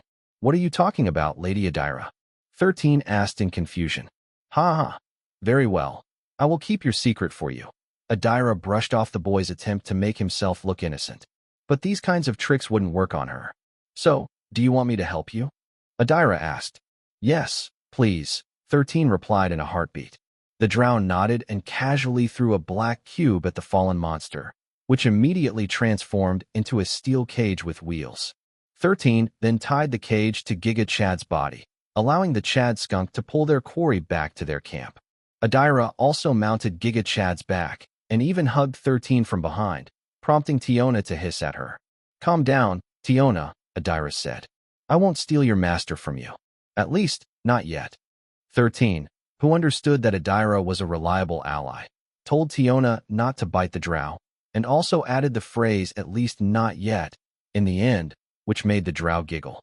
They were not aware that several miles away from them, a confrontation between the two overlords was about to take place. A confrontation that would have dire consequences for the 7-year-old's hunting group, who had no idea that they were about to be sandwiched in a territorial battle between two powerhouses, who treated the Warzur Plains as their personal hunting grounds. Chapter 144 Giga, Fire Away. Chapter 144 Giga, Fire Away GRRR. The Warzur Black Hound, which was locked up inside the cage, growled at the 7-year-old, who was looking at it with an amused look on his face. Ever since 13's group returned to the base, the child had been looking at the rank 3 monster, admiring its long, silky hair. He had asked for Adira's help in plucking one of its hairs so that he could change the string of his bow to something more powerful. After the hound's hair was attached, 13 tested it immediately to test the effective range of his attacks. Due to his small body and current strength, 13 couldn't draw the bowstring to its fullest capacity, allowing his maximum range to only hit up to 300 meters. However, if he embedded the end of the bow to the ground, using it as support, and leaned his body as far as he could, his arrow could fly up to 700 meters without a problem. Now that he had found one of the creatures he was looking for, he intended to hunt the 2 other monsters on his list, the obsidian black beetle, which usually hunted at night, and the red-eyed salamander, which hunted during the day. "You don't like me, do you?" 13 asked the black hound, whose growl was making Christopher feel very anxious. "Growling? I see. I'll make you like me soon." 13 chuckled. "Giga, fire away." The Chad skunk turned around and raised its tail, making the black hound's hair all stand up on end. A moment later, a vile spray hit the helpless monster who was trapped inside the cage, making it roar in anger and frustration. Giga Chad didn't add any irritants to his attack this time. He only used his stink spray, which was more than enough to make a creature that had a very strong sense of smell suffer terribly. Percival and the other tigerkin, whom 13 named P1, could only look at the rank 3 monster with pity. After all, it was up against a boy who was worse than a devil. After getting a dose of Giga Chad's smelly fart, the poor hound desperately howled repeatedly, as if telling all the monsters in the surroundings to not allow themselves to be captured by the bastardly little boy, who was clearly enjoying its suffering. "You and I will get along, Xylen," Adira said. "Both you and I like to make others suffer." 13 neither denied nor confirmed Adira's statement, because he did what he needed to do in order to achieve the goal that he had set out to do. "Young master, they're almost done with the digging," Christopher reported after checking the progress of the slaves. "What should I tell them after they're done?" "Tell them to eat and rest for a few hours," 13 replied. "They'll need the strength just in case some nasty buggers creep toward our camp tonight." The 7-year-old was making the Warzur Black Hound howl on purpose. It scared off the small fries while getting the attention of other black hounds in the surroundings, hitting 2 birds with 1 stone. These monsters had a strong bond with each other, so if one of them were hurt or captured, the others would try to at least see if they could rescue them. The Black Hound was very smart, but it was facing an opponent that it had never encountered before. The mental trauma that 13 was inflicting on it was enough to make it lose its mind and ask for its brethren's help, drawing it closer to the boy's trap. But it was not only the Warzer Black Hounds that the howling was attracting. It was also attracting something else, something that 13 had already thought to be possible but still took the chance to draw in. Vasego, who was currently circling the skies and eyeing their surroundings, was looking for a particular monster that might pose great trouble to their party. It was none other than the golden-eyed hyenas, who also frequented the furthest grasslands to hunt for prey. Unlike the other normal monsters, 13 had no intention of capturing them. Fka Yuyo no L.C Sigmum no, he planned to let Christopher kill them. Jinns are the natural enemy of wanderers. Although the chubby boy's drop rate was very low when fighting against regular monsters, there would be a substantial increase in his drop rate when fighting against jinns, as long as their ranks weren't that far apart. Wanderers hunting low-ranked jinns would not benefit from these item drops. But wanderers hunting jinns whose ranks were higher than theirs was a different story. With Christopher still not stepping into the threshold of a rookie, it was possible for him to get a 50-50 chance of acquiring an item after killing a rank 2 or rank 3 jinn. In the end, 13's true subordinate was Christopher, not Rihanna. He didn't know Rihanna's background, so he couldn't trust her fully. However, that didn't mean that he would not share with her the spoils of his hunt. In fact, if not for the fact that she was busy leading her hunting party, 13 would have brought her with him and allowed her to land the killing blow on the monsters that they would hunt because her luck was higher than Christopher's. Also, Rihanna wasn't greedy. The 7-year-old knew that she would gladly hand over any items that she received from the hunt as long as he asked nicely. It's quite unfortunate that she needed to lead Harry and the others, 13 thought. Still, I pity him. Those 3 stooges will definitely think of him as their rival for Rihanna's affection. 13 had been there when Rihanna's hunting party was about to head to the Houdini Desert. Rufus, Aaron, and Jean were giving Harry the don't even think about getting close to her gaze when the scion from the Remington family joined them for an expedition. Rihanna is getting too popular with the boys, 13 chuckled internally. This is a good thing. It will be easier to make them follow orders this way. The 7-year-old then whispered something in Giga Chad's ear, making the Chad skunk nod its head in understanding. It then walked toward the cage of the Warzer Black Hound, the sight of which made the rank 3 monster panic. Its howls became louder and more desperate as it shouted for its comrades' help. Since the furthest grasslands was mostly quiet, with all the creatures living in it having mastered the art of being low-key, the Black Hound's call for help could be heard from more than a mile away. Soon, several monsters slowly made their way toward the location of 13's camp, and their movements didn't escape the eyes of the Poco, who was now on his way back to his master to report the approach of the guests who were coming to join them for an early dinner. Chapter 145 Adira's Bad Premonition. Chapter 145 Adira's Bad Premonition. It worked better than I thought, 13 thought after hearing Vasego's report. There was both good and bad news. The good news was that there were now 4 Warzer Black Hounds heading in their direction. The bad news was that the Black Hounds' cries for help had also attracted 3 groups of hyenas, each with 3 members. Among those 3 groups of hyenas, there was one group with a rank 4 monster who seemed to be their leader. Unlike wolves who hunted in packs, hyenas could hunt solo. However, when targeting bigger games, they would form groups. They were very social animals as well, and working together in groups was not a problem for them. The Warzer Black Hounds were fast and agile, while the golden-eyed hyenas were all-rounders. While they were not as fast as the Black Hounds, their bite force was stronger than the regular monsters that lived in the Warzer Plains. Also, their bodies were surprisingly sturdy, allowing them to take hits from stronger monsters. 13 knew that fighting against 9 golden-eyed hyenas, led by a rank 4 monster, was not going to be an easy battle. Giga Chad's stink spray might be potent, but some jinns could ignore the stench, as well as the irritants it contained. The hyenas didn't mind eating rotting flesh, so something foul-smelling didn't deter them in the slightest. Listen, and listen well, 13 said when all the members of his hunting party had gathered. Using a stick, he drew several circles on the ground, making sure to make the position as accurate as possible based on Vasego's report. Currently, there are 4 groups of monsters heading in our direction, 13 stated as he pointed at the circles that he had created. The first group is composed of 4 Warzer Black Hounds, which are all rank 3 monsters. The 3 other groups are composed of golden-eyed hyenas, which are led by a rank 4 monster, while the rest are all rank 3 monsters. The Blackhound's goal is to free their brethren from the cage, while the hyena's goal is to have us for their early dinner. Both groups are dangerous, and their target is us. The faces of the trolls, ogres, as well as tigerkins turned grim when they heard the types of monsters that they would be fighting against. The only silver lining is that you have managed to finish digging the holes around our base, 13 said with a smile. Although golden-eyed hyenas can jump, they can't jump very high. If they try to jump over the hole we made, they will fall without fail. The group was able to sigh in relief after hearing 13's assurance, knowing that aside from the path that they had created to allow their escape, all the places around their camp were littered with holes that were 4 meters deep. If the golden-eyed hyenas were to fall into them, they would not be getting out of it, making them easy prey for 13's subordinates.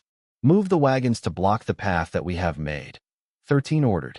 These monsters are smart, so they will, without a doubt, find this path. As long as we line up our wagons in that location, it will be harder for them to reach the center of our formation, giving us plenty of time to hit them with ranged weapons. 13's gaze then landed on the drow, who was busy filing her nails. I'm not going to help you, okay? Lady Adira replied without even lifting her head to look at the boy. I'm just a spectator. Even if most of you die, I will not offer my assistance, so keep that in mind. 13 nodded in understanding because he wasn't really expecting any help from the drow. He only looked in her direction to know if she was going to take action or not, so that he could put that consideration into his plans. Our strategy is going to be simple, 13 said with a smile. We are going to stand our ground. 01, 02, and Bruno, the 3 of you will be using the big shields that we have brought for this occasion. Your goal is to push the monsters into the traps that you have dug. Also, whatever happens, pay attention to your surroundings. Anyone who accidentally falls in the traps will have a dose of Giga Chad's Giga Destroyer, so keep that in mind.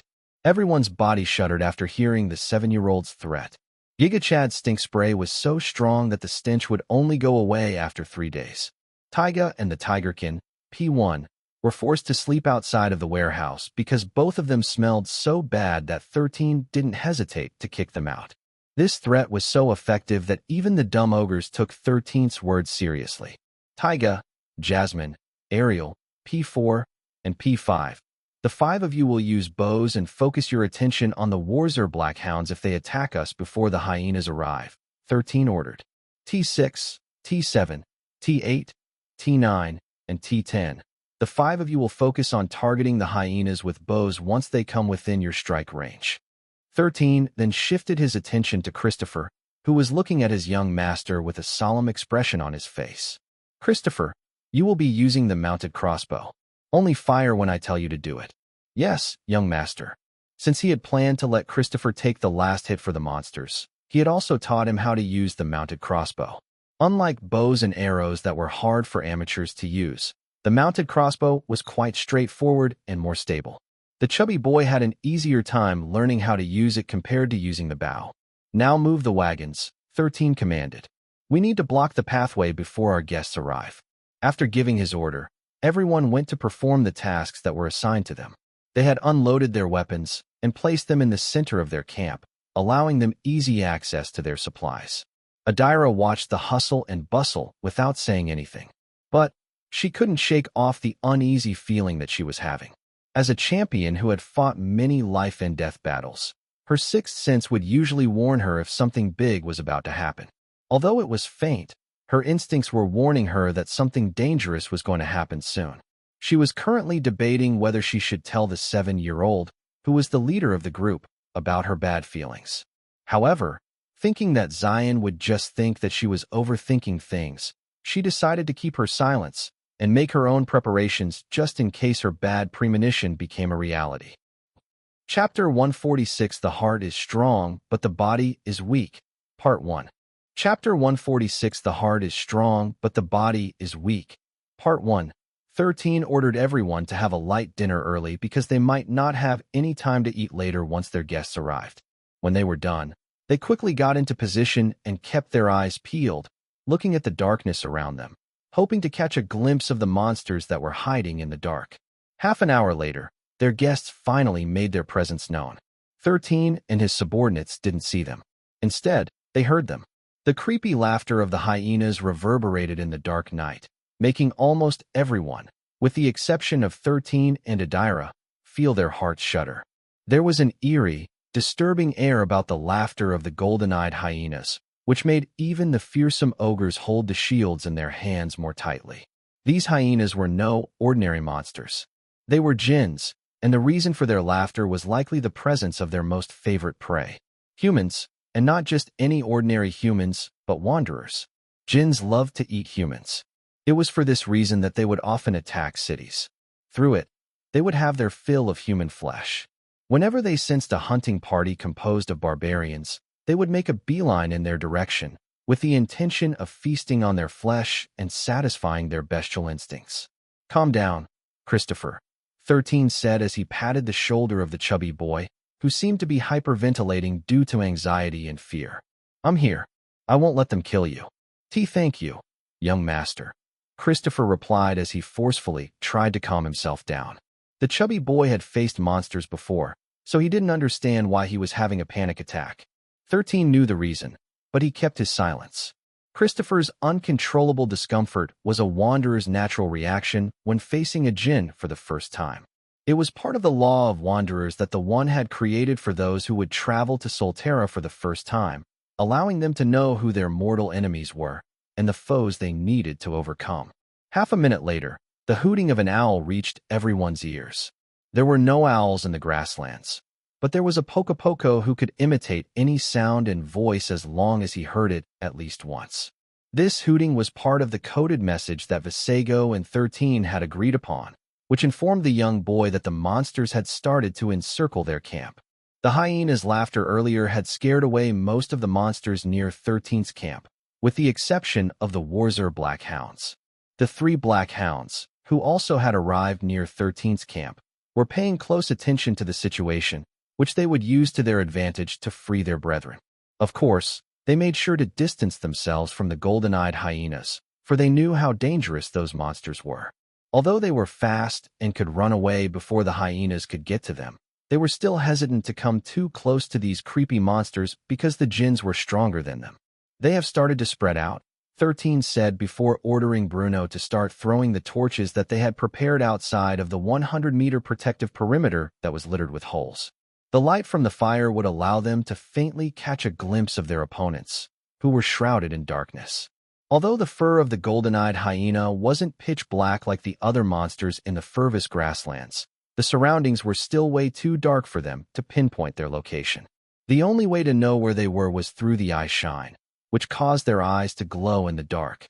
Fortunately, they managed to capture a Warzer Blackhound first, allowing them to use its long hairs to change their bowstrings, giving it a boost in range.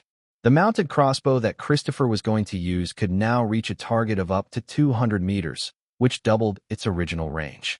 While everyone was waiting, the laughter of the hyenas grew louder, indicating that they were getting closer to the camp.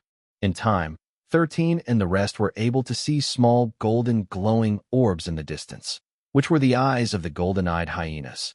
Just like Visago had stated, these monsters had spread out to create an encirclement, but 13 wasn't too worried about the hyenas surrounding them. What he was paying close attention to was the location of the 4 wagons, which had been moved to block their path of escape. It was the only area where there were no traps laid out on the ground, making it the only safe place for the hyenas to traverse in order to reach them. 13 never underestimated his opponents, especially when one of them was a rank 4 jinn monster. Just like he expected, a golden-eyed hyena approached the location of the wagons, coming near the torches that Bruno had thrown on the ground. Everyone caught a glimpse of a monster that was over a meter tall, with a few red stripes on its golden coat. Its ears, muzzles, and throat were black in color, but its golden eyes, which were filled with mischief, eyed them from a distance.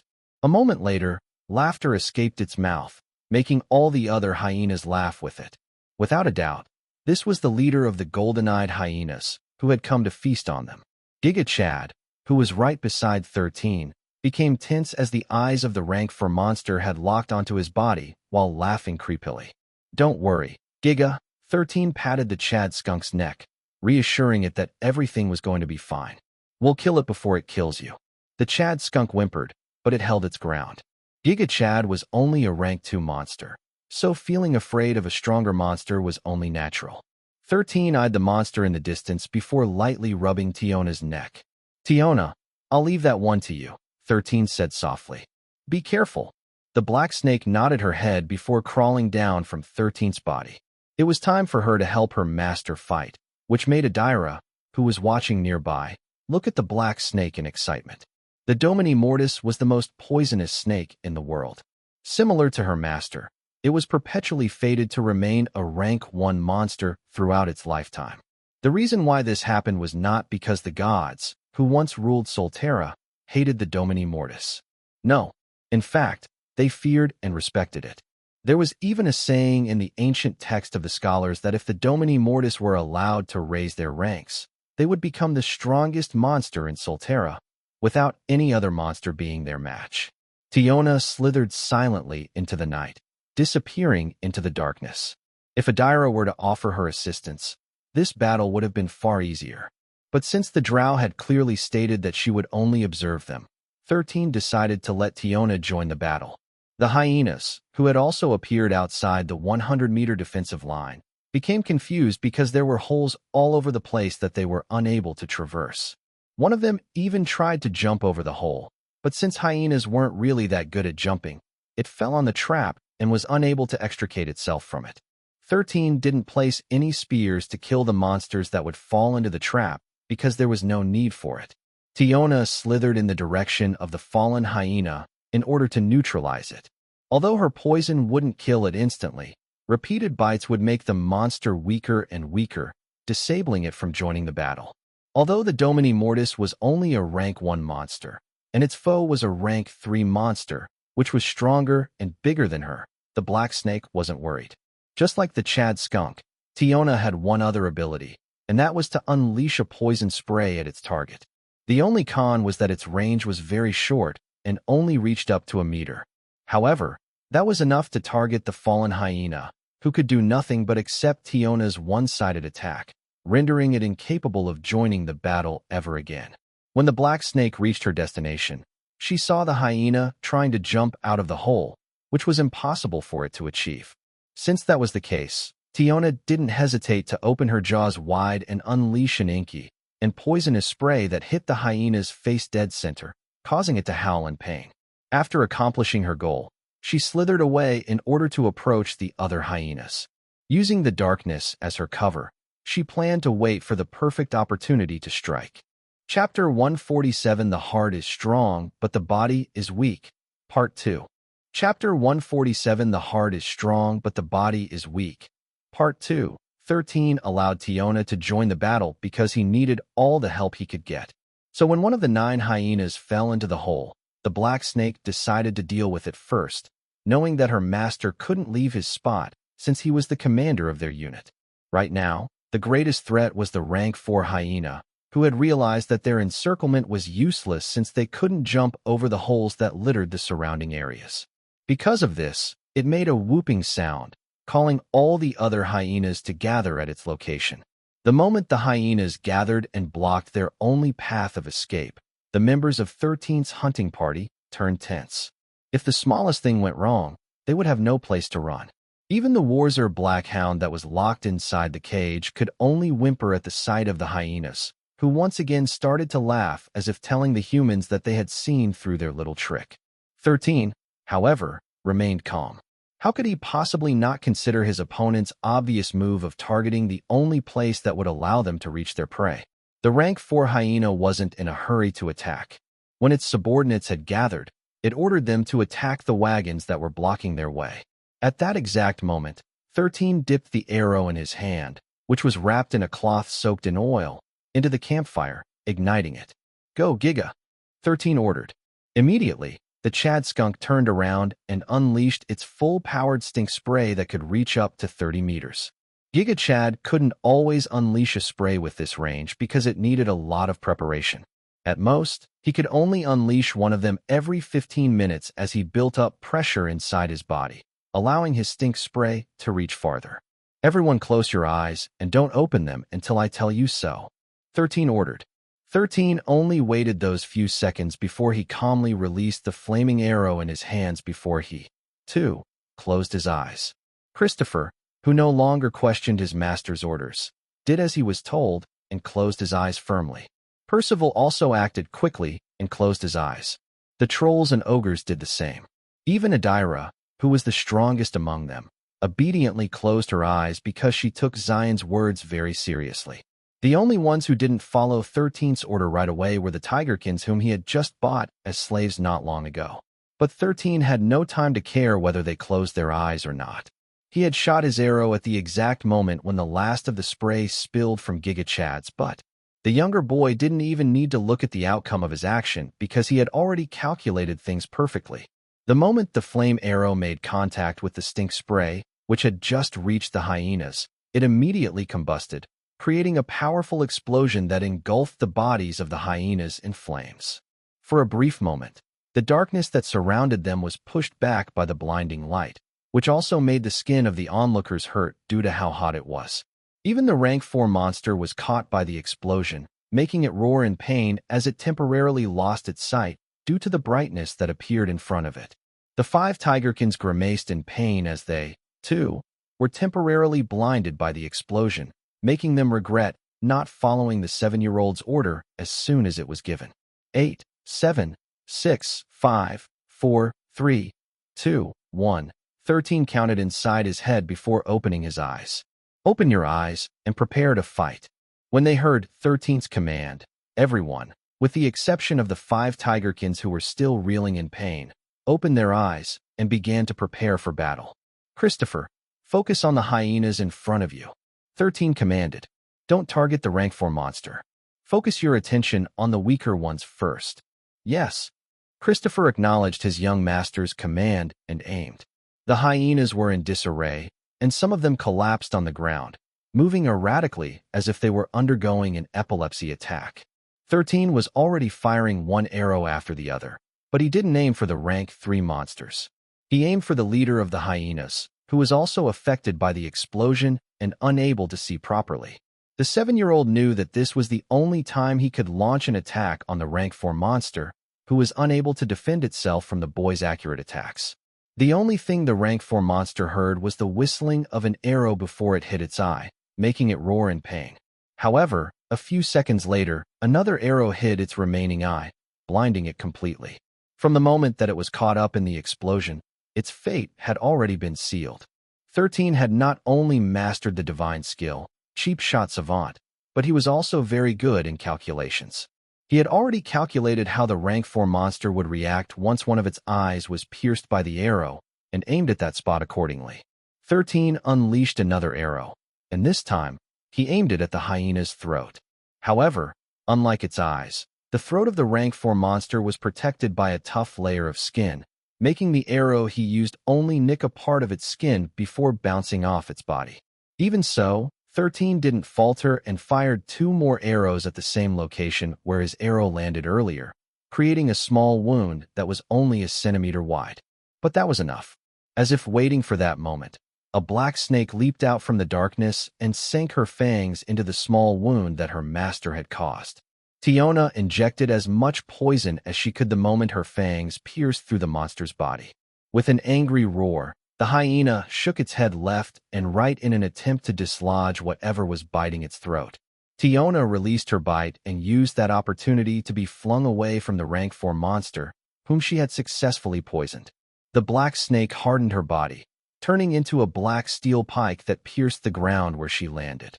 A moment later, she returned to her normal form and slithered away from her enemy into the darkness.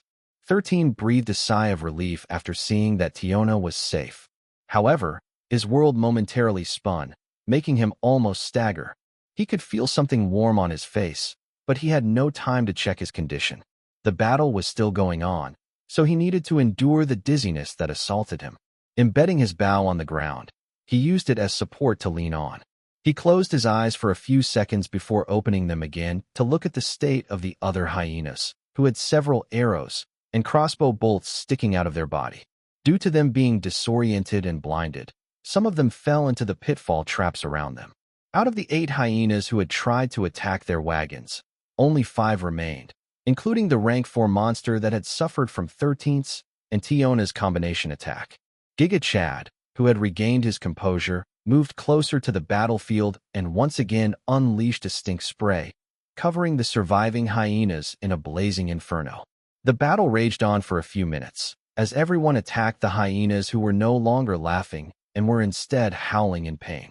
In the midst of this battle, they didn't notice that their commander had long collapsed on the ground, with blood flowing out of his nose.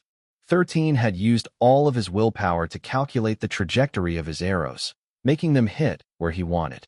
Before he collapsed, he made sure to blind all the remaining hyenas, which turned the battle in their favor. However, while this was happening, the Warzer Black Hounds, who had been watching the battle from the side, made their move. They circled around to the rear of the party before leveraging their agility and dexterity to jump over the holes in the ground and land dozens of meters away from the unconscious boy, whose blood was still flowing from his nose. Chapter 148 The Heart is Strong, but the Body is Weak, Part 3. Chapter 148 The Heart is Strong, but the Body is Weak, Part 3. The Warzer Black Hounds were very intelligent monsters. They were not the strongest monsters in the furthest grasslands, but they were the most adaptable. These monsters choose their opponents wisely. One can even say that they bully the weak and fear the strong. But, due to this mentality, they managed to survive in a place where everything was darker than black. Taking advantage of the chaos that was happening inside the camp, they deftly navigated through the extremely narrow paths between the holes in the ground and made their way to where their comrade was held. With one powerful jump, they landed safely at the rear, unnoticed by the trolls, ogres, and tigerkins, who were preoccupied facing off against the golden-eyed hyenas, who were taking punishment from 13's merciless arrows. With blood flowing from his nose, the 7-year-old fired one arrow after another. Each arrow landed on his target's eyes, blinding them completely. Each shot was carefully calculated using his mental ability. If only he still had his system body, then such calculations would have been child's play, taking only a quarter of a second at most. Unfortunately, he was now a human child. Doing extreme and precise calculations not only took a little longer, but it was also taking a toll on his brain. However, 13 didn't waver. He knew that even though the hyenas might have been temporarily crippled by the explosion, this was just a temporary thing.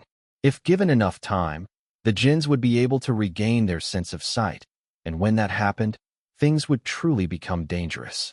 Jinns were stronger than ordinary monsters. What was worse was that the majority of them had the ability to enter a berserk state when they no longer cared for their lives.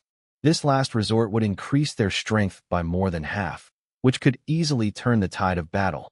Even if 13's team would emerge victorious, they would still suffer casualties, which was something that the 7-year-old wanted to avoid no matter what.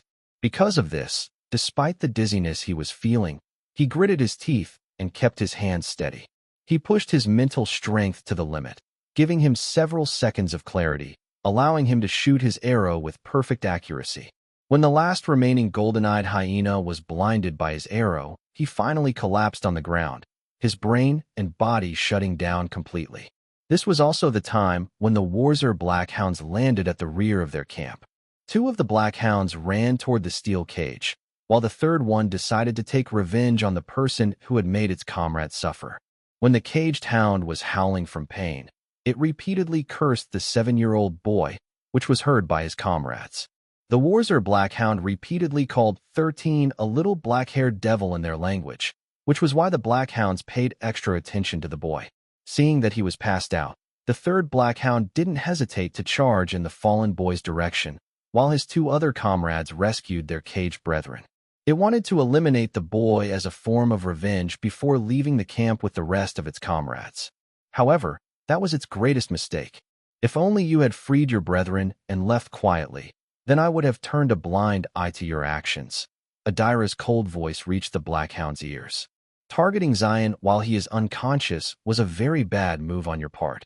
In that instant, The Warzer Blackhound knew that someone very strong was behind it. Its first reaction was to distance itself from whoever it was, but it was already too late. Adira smashed her fist on the back of the Blackhound's head, knocking it unconscious. She then summoned her bow and fired 4 arrows in rapid succession, hitting the hind legs of the 2 other Warzer Blackhounds who were about to free their brethren. The arrows accurately hit the joints of their legs, making the 2 Blackhounds fall to the ground, howling in pain.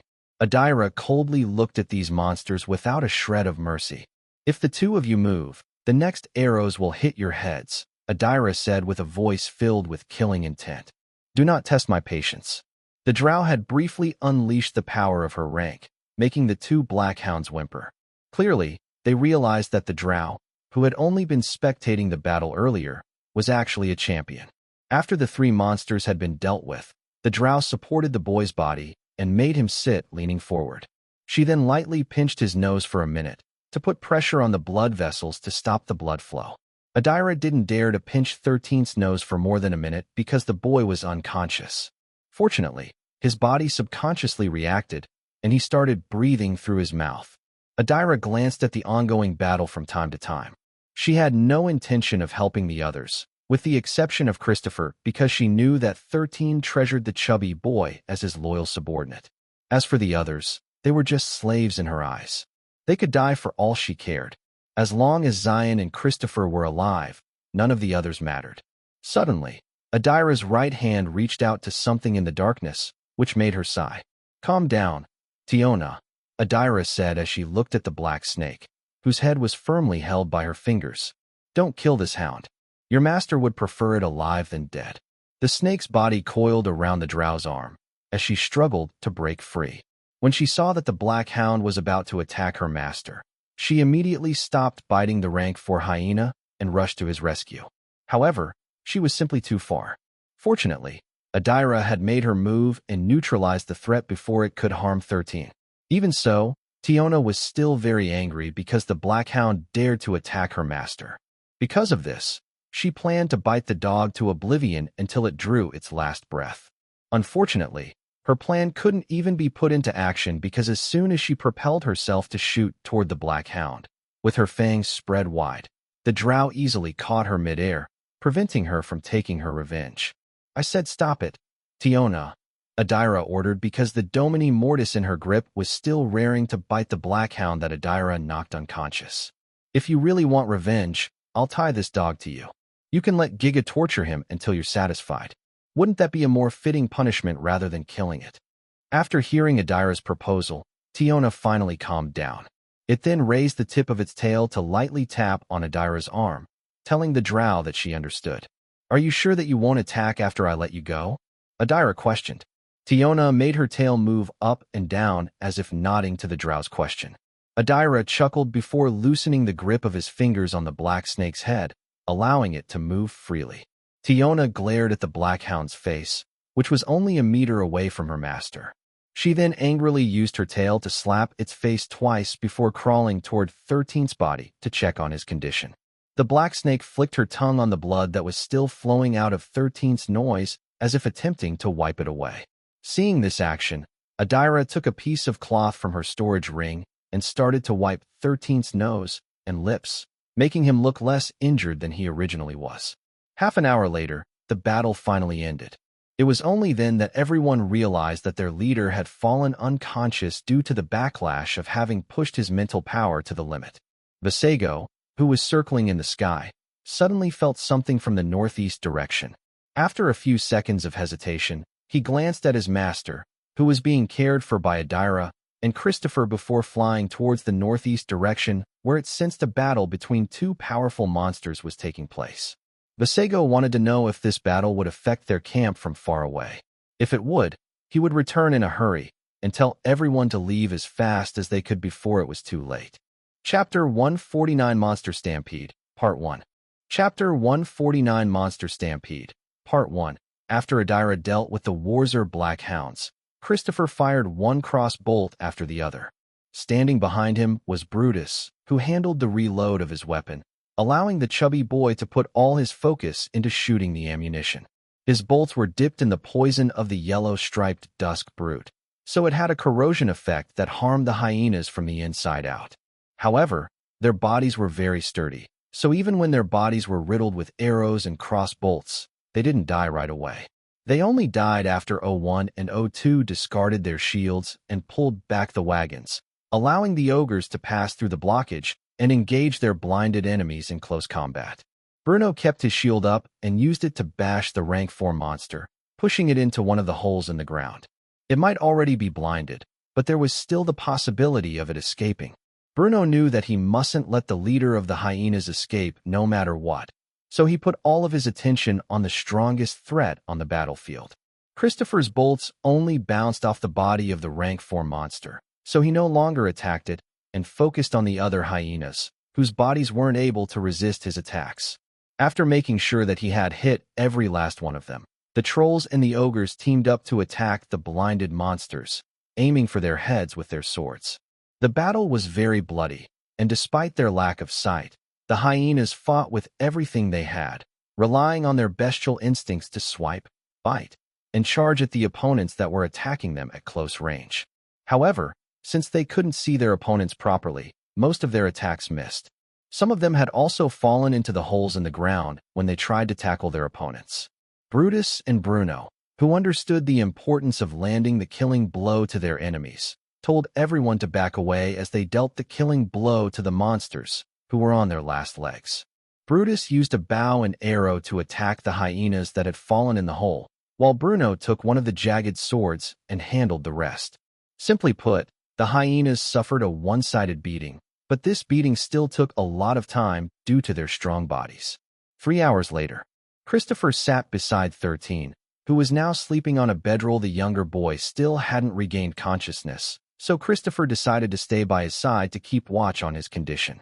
Tiona was coiled up on 13's chest. Just like Christopher, she was very worried about her master's condition and was also waiting for him to wake up. The 3 black hounds were now inside cages. All of them had their hind legs broken, preventing them from even standing up.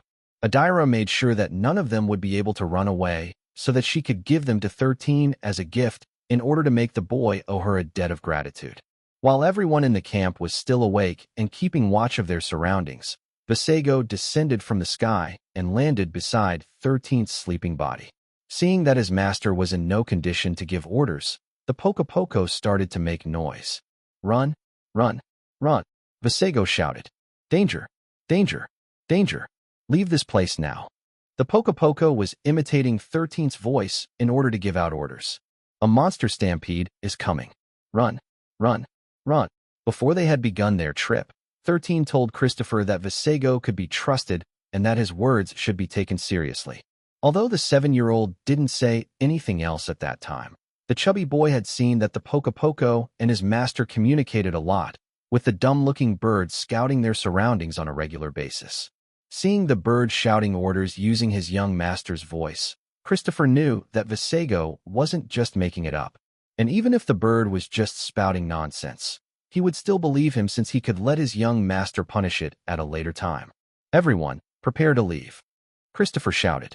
"Brutus, carry the young master to the first wagon. As for the rest, get the horses. Move, people." Percival, the trolls, the ogres, and the tigerkins, who were 13 slaves, frowned after hearing Christopher's orders. Since he wasn't their master, they were reluctant to obey their orders. However, when the chubby boy threatened them that he would tell the 7-year-old that they didn't follow his orders, all of them started to take his orders more seriously. Adira then ordered the ogres to attach the 5 steel cages, which contained the 4 black hounds and the black panther that 13 had caught on the day they arrived at the Furvis grasslands. With each wagon pulling a steel cage, they hastily left their camp, not even bothering to extinguish the campfire. 10 minutes after leaving their camp, they all heard the sound of countless monsters running in their direction, which made them feel as if the ground was trembling. "Move faster," Adira ordered. "Those who get left behind will have to fend for themselves." Within the darkness of the Furvis grasslands, countless glowing orbs of light could be seen in the distance. These glowing orbs were none other than the eyes of the monsters, who were trying to flee as fast as they could from something terrifying. Just behind this massive monster stampede, hundreds of golden-eyed hyenas were spread out, killing the stragglers that were being left behind. Leading them was the rank 5 hyena overlord, who planned to break through to the next rank in a hurry so that it could face off against the purple-eyed honey badger, who had decided to challenge it to a turf war. The two had fought briefly, with the hyena getting injured by the honey badger. It was only a minor injury, but it was enough to tell the hyena that it couldn't beat its opponent with its current strength. The hundreds of hyenas it had brought had also attacked the honey badger, but their attacks were unable to penetrate its steel-like body. They only died a pitiful death after being swiped or bitten by the honey badger, whose ferocity wouldn't lose to a djinn. Because of this, the rank 5 overlord ordered its forces to retreat, leaving behind the honey badger, who then busied itself with eating the hyenas that had died in battle. Knowing that the purple-furred honey badger would continue to pursue it, the rank 5 overlord decided to hunt en masse, alongside its remaining subordinates, in order to recover from its injury, as well as break through to the next rank. Truth be told, if given a month or two, the leader of the hyenas would also become a rank 6 overlord.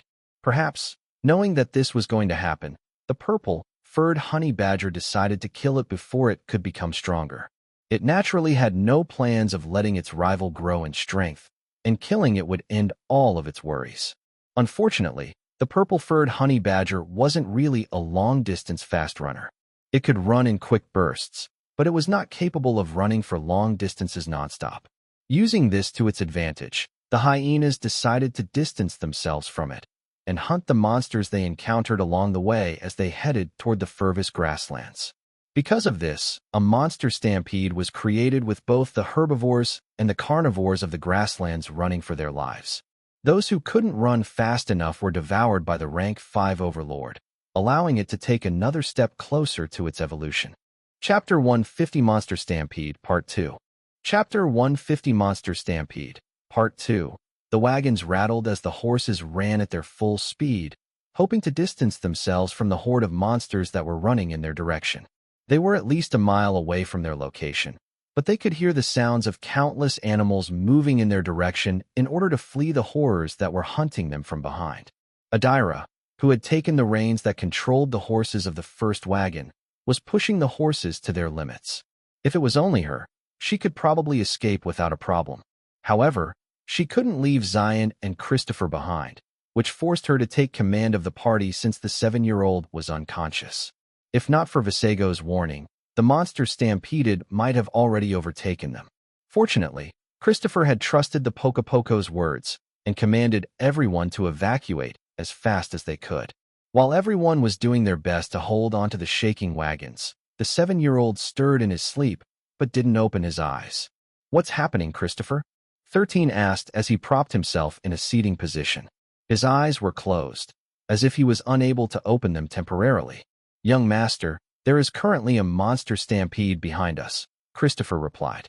He then explained that Visego had warned them about the incoming disaster, which prompted them to evacuate their camp as soon as possible. The younger boy didn't interrupt Christopher's explanation and waited until he finished his report. When he was done, 13 nodded his head in understanding. "Good job, Christopher," 13 praised. "You saved everyone." The chubby boy couldn't stop himself from smiling after getting praised by his young master, which was something that he didn't get from his original master, Terrence. Having learned their current situation, the 7-year-old placed his index finger and thumb finger inside his mouth and whistled loudly. A moment later, Visego entered the first wagon and landed beside his master, who still had his eyes closed. Although Adira was busy driving the first wagon, her ears were paying close attention to what was happening inside. Knowing that the drow was eavesdropping, 13 started to chirp like a bird, making Adira frown. Christopher, Jasmine, and Ariel, on the other hand, looked at the 7-year-old weirdly. However, after the boy started chirping, the Pocopoco chirped back in return. When the system god stripped Zion's body of all of its potential, he had to replace it with something of equal value to compensate for the loss. Even the gods need to pay a price for their actions, and this was why Deus Ex Machina had bestowed upon 13's new vessel the power of universal language proficiency. This gave him the ability to communicate with anyone and anything, as long as they had a means of communication. Because of this ability, the system god didn't receive a penalty for tampering with Xylen's mortal body. Since he had made a promise to the Poco to keep it secret, 13 decided to use a method that wouldn't allow anyone to understand what they were talking about. In their eyes and ears, 13 was just randomly chirping like a bird, which made no sense at all. Vasego, who had been asked to tell him everything about the current situation, replied in kind. A/N. Note that this conversation was had while the two were chirping. I'm just translating it for you guys since none of you are able to speak Poco language. Kakik. Tell me our current situation, 13 ordered. Vasego nodded and began to tell his master everything. Currently, the monster stampede is just a mile away and will overtake our party very soon, Vasego reported. Behind them, at least 2 miles away, hundreds of hyenas, led by their overlord, are devouring everything in their path. The rank 5 overlord has suffered injuries from its clash with the purple-furred honey badger and decided to escape. However, it didn't just plan to escape, but grow stronger in a short period of time.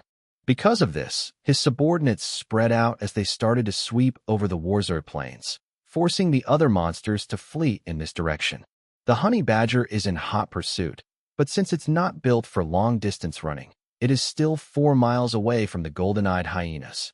13 pondered a bit after hearing Vasego's reply. He knew that sooner or later, the golden-eyed hyenas would also overtake their party, and when that happened, it would be game over for them. After a few minutes, 13 formed a plan that would help save his people from a fate worse than death.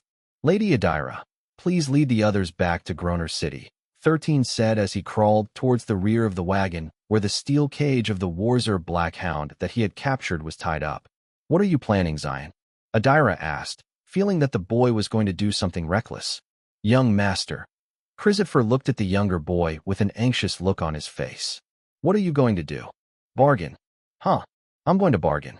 Although 13 still had his eyes closed, he deftly crawled to the rear of the wagon, facing the caged Warzor black hound, who was whimpering inside its cage. Hey, can you understand me? 13 asked.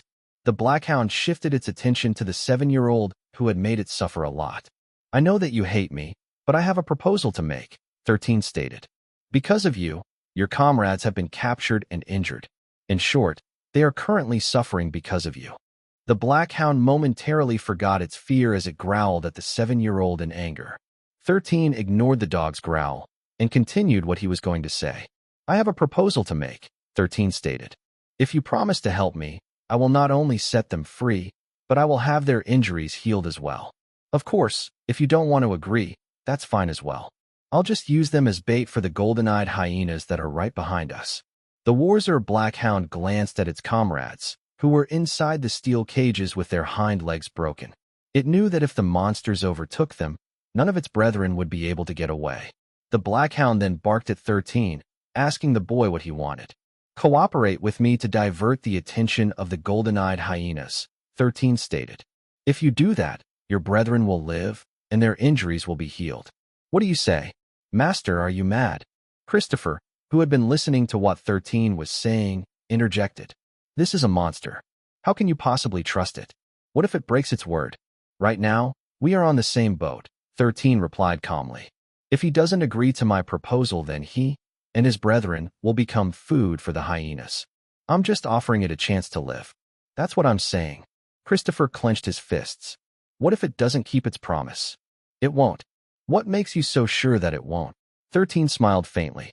Although he couldn't see Christopher's current expression, he was very certain that his chubby boy was very worried about him. Instead of answering Christopher, 13 asked the black hound a question. Will you agree to my proposal? The Warzor black hound once again glanced at his comrades before barking twice. Good. 13 nodded. Christopher, swap places with Lady Adira for the time being. I will need her help to free the Warzor black hound. Christopher couldn't help but feel that his young master had gone mad. However, he still followed his order because even if Xylen was about to do something crazy, he believed that the 7-year-old still knew what he was doing. Chapter 151 Monster Stampede, Part 3. Chapter 151 Monster Stampede, Part 3. Xylen, I sure hope that you know what you're doing because I don't want to believe that you don't, Adira said as the 7-year-old unlocked the steel cage. allowing the Warzer Blackhound to exit the cage and run alongside the first wagon. "Help me ride the Warzer Blackhound," Lady Adira, 13, said. "I will handle the rest. You and the rest escape." "Fool, do you think I'll leave you alone?" Adira snorted. "Christopher, you and the others head back to Groner City. We will meet you guys as soon as we can." After saying those words, the drow jumped off the first wagon, carrying the 7-year-old over her shoulder like a sack of rice. She then landed deftly at the back of the Warzer Blackhound and summoned several shadows to bind her and Xylen firmly to its back, preventing themselves from falling off. "What's the plan?" Adira asked. "We will run toward the hyenas," 13 replied. "Then we will act as bait to divert their attention." "Are you mad?" Adira was almost regretting her decision to accompany the boy on this suicide mission. Even the Warzer Blackhound wanted to question the boy's order, but after hearing his explanation, the drow and the Blackhound both shut up. "First, Blackie will be able to outrun the hyenas, keeping us safe," 13 explained. "Even if the rank 5 overlord were to run after us, we can still escape without a problem." The Warzer Blackhound barked as if asking the boy whom he was calling Blackie, because it refused to acknowledge that it had been given a very mundane name. "Blackie, we don't have time. So circle around the monster stampede so that we can arrive at its rear," 13 ordered. "The sooner we distract them, the safer our companions will be." The Blackhound barked, still refusing to acknowledge the name that the boy was using to call it. However, it still followed 13's orders and dashed to the side to get away from the front of the monster stampede while circling towards its back. "Xylen, what's wrong with your eyes?" Adira asked the boy who was seated behind her. "Can you not open them?" "I can," 13 replied. "But I won't. I am focusing my senses on my hearing. Besides, even if my eyes are open, it's too dark for me to see anything. I don't have dark vision, so it will just be a waste of brain power." "What nonsense are you talking about?" "Lady Adira, please be quiet. I am waiting for Visego's signal." Just as the younger boy was saying, he was currently focusing his brain power to focus only on his sense of hearing. The moment he landed on the Blackhound's back, he temporarily opened his eyes and could only see a blur of his surroundings, so he just closed his eyes again. He believed that this was just a temporary thing to push his vision and concentration past his limits. The boy didn't even have the luxury of blinking when he was targeting the hyena's eyes in order to blind them in the battle they had a few hours ago. Because of this, he had strained his eyes, making him only see blurry images. 13 believed that after a full rest, his vision would return to normal again. Unfortunately, he didn't have the time to rest. First, he had to distract the djinns and force them to change their course in order to ensure that Christopher and the others could safely escape. "I can see them." Adira's body tensed after seeing countless golden eyes at the back of the monster stampede. She also saw how they attacked the pitiful monsters that had lost their strength to run, tearing their bodies apart with their strong jaws. Behind them was a towering monster that was at least 5 meters tall, which was the rank 5 overlord that ruled them. Although it was bigger than the purple-furred honey badger, the smaller monster was stronger and more ferocious than it, forcing the rank 5 overlord to escape from their clash. "What now?" Adira asked. "You don't need to do anything, Lady Adira," 13 replied. "I'll handle the rest. Just help control Blackie." The Blackhound barked twice as if telling the boy not to call him Blackie. The 7-year-old then started making bird sounds out loud, catching Visego's attention. The Poco replied with his own chirping before executing 13's orders. "Lady Adira, can you turn my body around?" 13 asked. "I need enough space to draw my bow."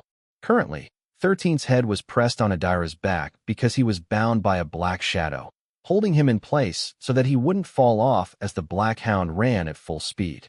Adira knew better than to argue with Xylen, so she did as he asked and made it so he could turn around. The first thing the 7-year-old did was reach out his hand towards his left, taking his bow out of his dimensional storage. Before losing consciousness, he made sure to store his bow so that it wouldn't get left behind. After holding the bow firmly in his hand, he took out an arrow from his dimensional storage and prepared to load it.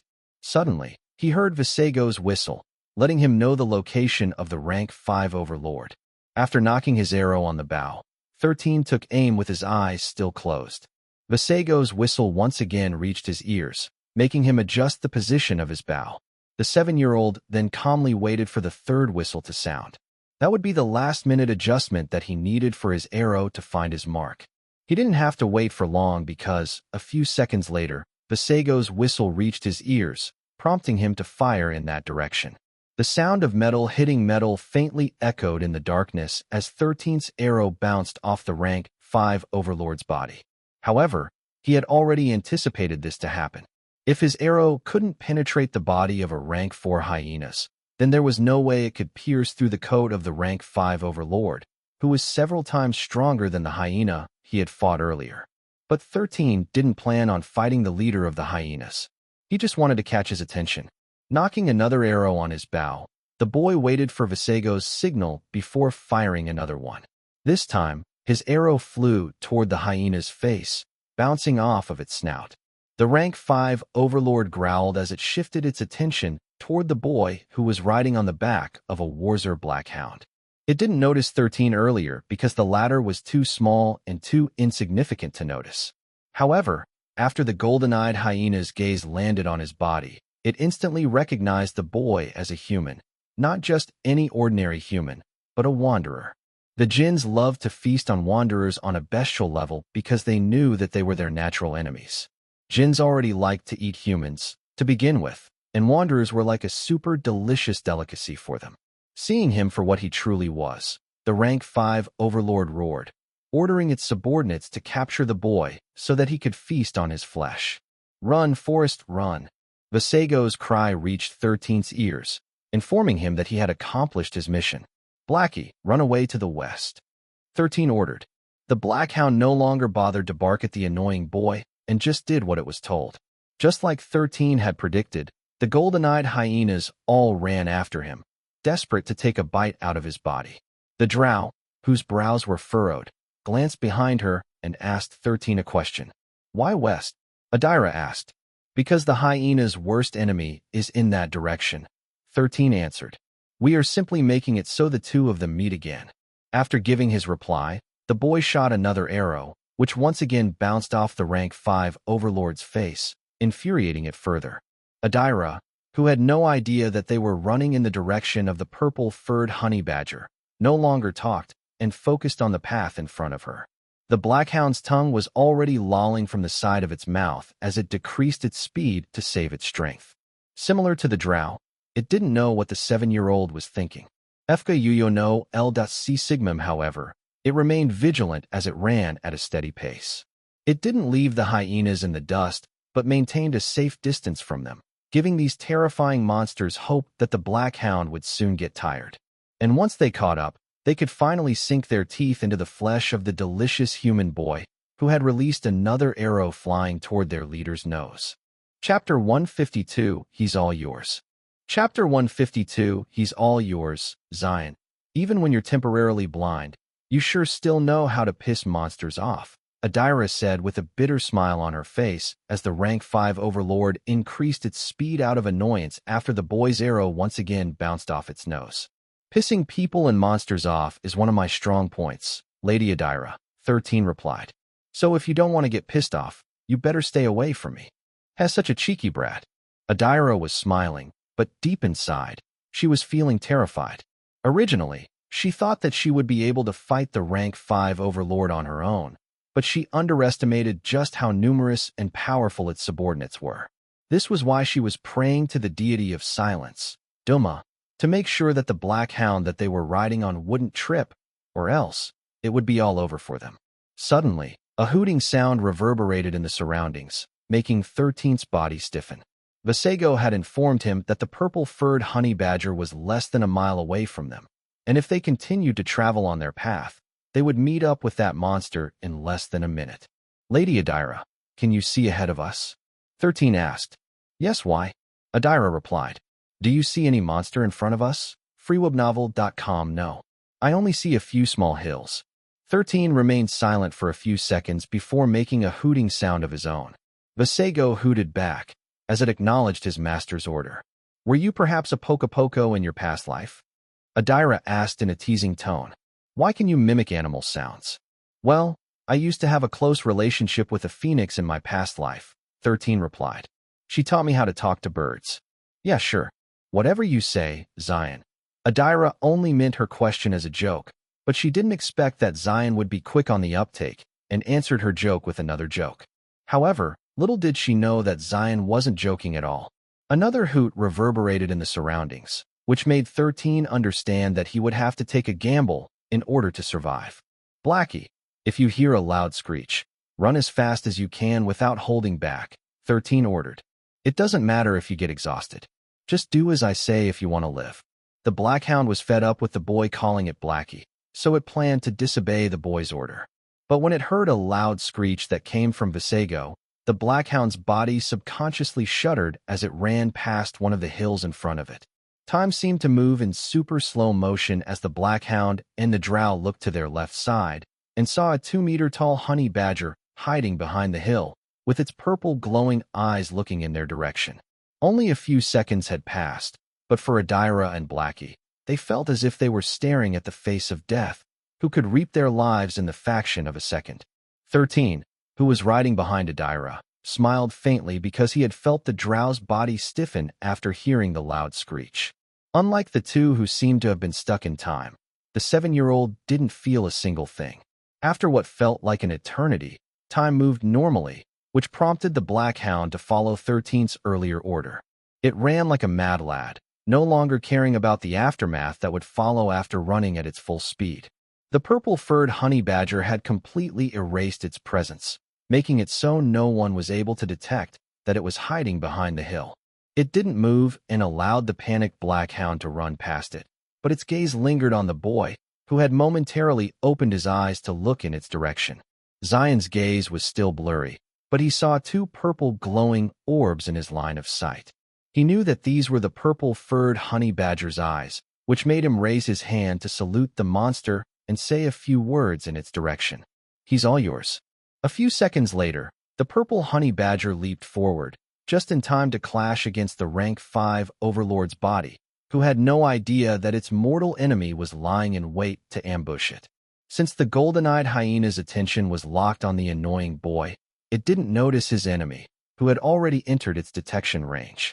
The purple-furred honey badger had noticed that its target was running in its direction for some reason, so it decided to hide and ambush it when the hyena came within striking range. Now that it understood that the rank 5 overlord was pursuing that Warzer Blackhound that passed a few seconds ago, it decided to strike while its opponent was still reeling from its surprise attack.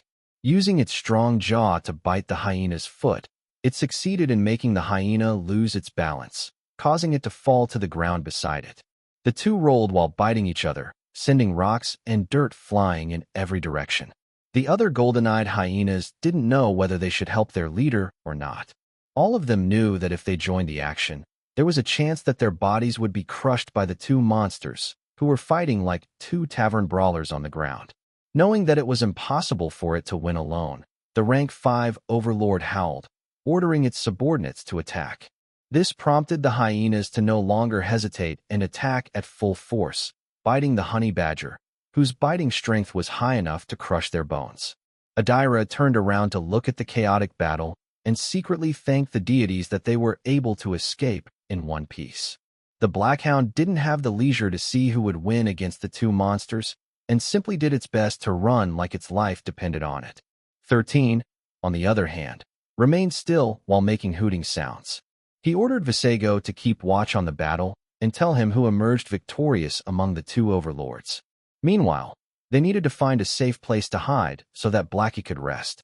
Blackie, you can stop running at full speed now, 13 ordered. If you know any safe places to hide, let's go there first. Blackie barked weakly before changing their course. It knew a few hiding places in the furthest grasslands, where the Warzer Blackhounds often used to conceal themselves from their predators, which had long run away in fear of being eaten by the 2 overlords, who were currently engaged in a death match with each other. Chapter 153, I just think that this is a golden opportunity. Chapter 153, I just think that this is a golden opportunity, did you know? Adira asked in a solemn tone. Did you know that monster was lying in wait in front of us? The Blackhound also looked at the 7-year-old, who was currently leaning on the wall of the cave with his eyes still closed. I did, 13 replied. And yet, you didn't tell us? Adira's voice became cold as her eyes bored into the boy who had dared to attempt such a gamble, betting his and her lives on the line. "If I told you, what would you have done?" 13 asked back in a calm tone. "I would have definitely not followed you in this suicide mission." "That's the thing, Lady Adira. I didn't ask you to follow me. I was prepared to do this mission alone." The corner of the drow's eyes twitched because she couldn't refute Xylen's words. She was the one who had decided to follow the boy, so she couldn't blame him for the turn of events that transpired an hour ago. The Black Hound, who was too exhausted to do anything, only glared at the boy, who seemed to be the most calm among the three of them. It was as if the boy didn't think that getting sandwiched between two overlords, who were having a territorial battle, was a big deal. Suddenly, the sound of wings flapping reached Adira's ears. However, she didn't move because there was only one bird who would come to their location. Just as she expected, Visago entered the cave and landed beside the 7-year-old, who had also sensed his presence. The Poco started to make chirping sounds, which annoyed Adira very much. Clearly, the two didn't plan to let her and the Black Hound understand their discussion. When the Poco and the boy finally stopped chirping at each other, the drow wasn't able to sit still and asked what they were talking about. "What happened?" Adira asked. "Tell me everything." Instead of answering, Xylen raised his hand as if telling the drow to give him a few moments to organize his thoughts. What Visago had shared with him was something he had already considered happening, so he wasn't too surprised when it came to pass. "When we left the battlefield, the two overlords fought against each other, with the hyena suffering a serious injury," 13 explained. However, before the purple-furred honey badger could deliver the killing blow, the rank 2 hyenas performed wave tactics, sacrificing themselves to give their leader time to recover. The leader of the golden-eyed hyena has strong regenerative abilities, but it will not be able to heal its injury in a short period of time. Because of this, it used its dominion over its rank 4 subordinates to make them jump into its jaws, so that it could cannibalize them. The drow and the Warzer Black Hound were both surprised by this development. Cannibalism was taboo to most creatures in the world, but there were certain monsters who did it as a last resort. Adira could tell what the rank 5 overlord wanted to achieve when it decided to eat its high-ranking subordinates, but he still asked Xylen this question. "Did it make a breakthrough?" Adira asked. "It did," 13 replied. "Not only did it evolve, it has also undergone a mutation. It is no longer a golden-eyed hyena, but a diabolical crimson-eyed hyena." "What kind of monster is that?" Adira asked. "And how do you know such a thing?" 13 shrugged. "Visago told me." The Poco, who had just been used as a scapegoat, tilted its head to the side because he didn't tell 13 anything. He didn't even know the name of the monster that the hyena had evolved into. Visago only told his master what the new rank 6 overlord looked like, which made the Poco wonder how 13 knew what it was. The diabolical crimson-eyed hyena is a black hyena with 2 demonic horns on its head, 13 explained. It is a mutant variant among golden-eyed hyenas, and one of the triggers for such an evolution is through cannibalism. However, this is not an ordinary monster. It is an overlord, so its power and ferocity is stronger than that of a normal monster. According to Visago, the clash between it and the purple-furred honey badger ended with the badger fleeing after getting seriously injured. If not for the fact that it has just evolved, it might have pursued the fleeing honey badger and dealt it the killing blow. I'm afraid that if it manages to consume its rival's body and core, there's a possibility that it might even become a pseudo-rank 7 overlord, which would be a very terrifying monster. Adira and the Warzer Black Hound looked at the 7-year-old in silence. They still couldn't believe that such an event had happened just an hour after they left the scene. "But there is one piece of good news," 13 said. "Actually, there's 2. The first one is that after its evolution, the diabolical hyena will enter a lethargic phase for a few days to allow its body to adapt to its new form. Since the purple-furred honey badger is also seriously injured and fled to the northeast of the Warzer Plains, we don't need to worry about escaping this place alive." The drow and Black Hound found this news to be exceptionally good because, as long as those 2 monsters were out of the picture, there were extremely few creatures that could threaten them as they reunited with their group. "And the second piece of good news?" Adira asked.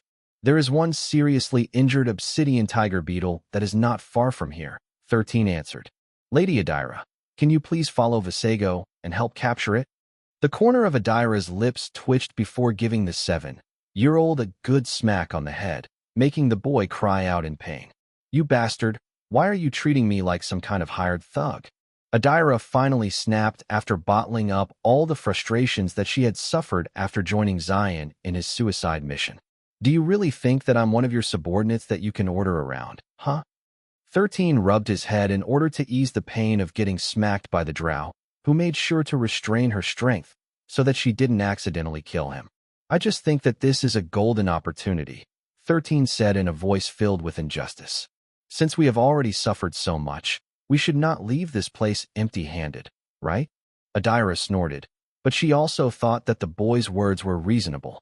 13 came to the furthest grasslands in order to capture 3 creatures: the Warzer Blackhound, the Obsidian Tiger Beetle, and the Red-Eyed Salamander, who were all rank 3 monsters. After the things that happened on this trip, the boy decided that he had no choice but to abandon his mission to ensure their safety. However, since one of the monsters on his list was readily available, he thought that it would not be a bad idea to capture it now, while they still could.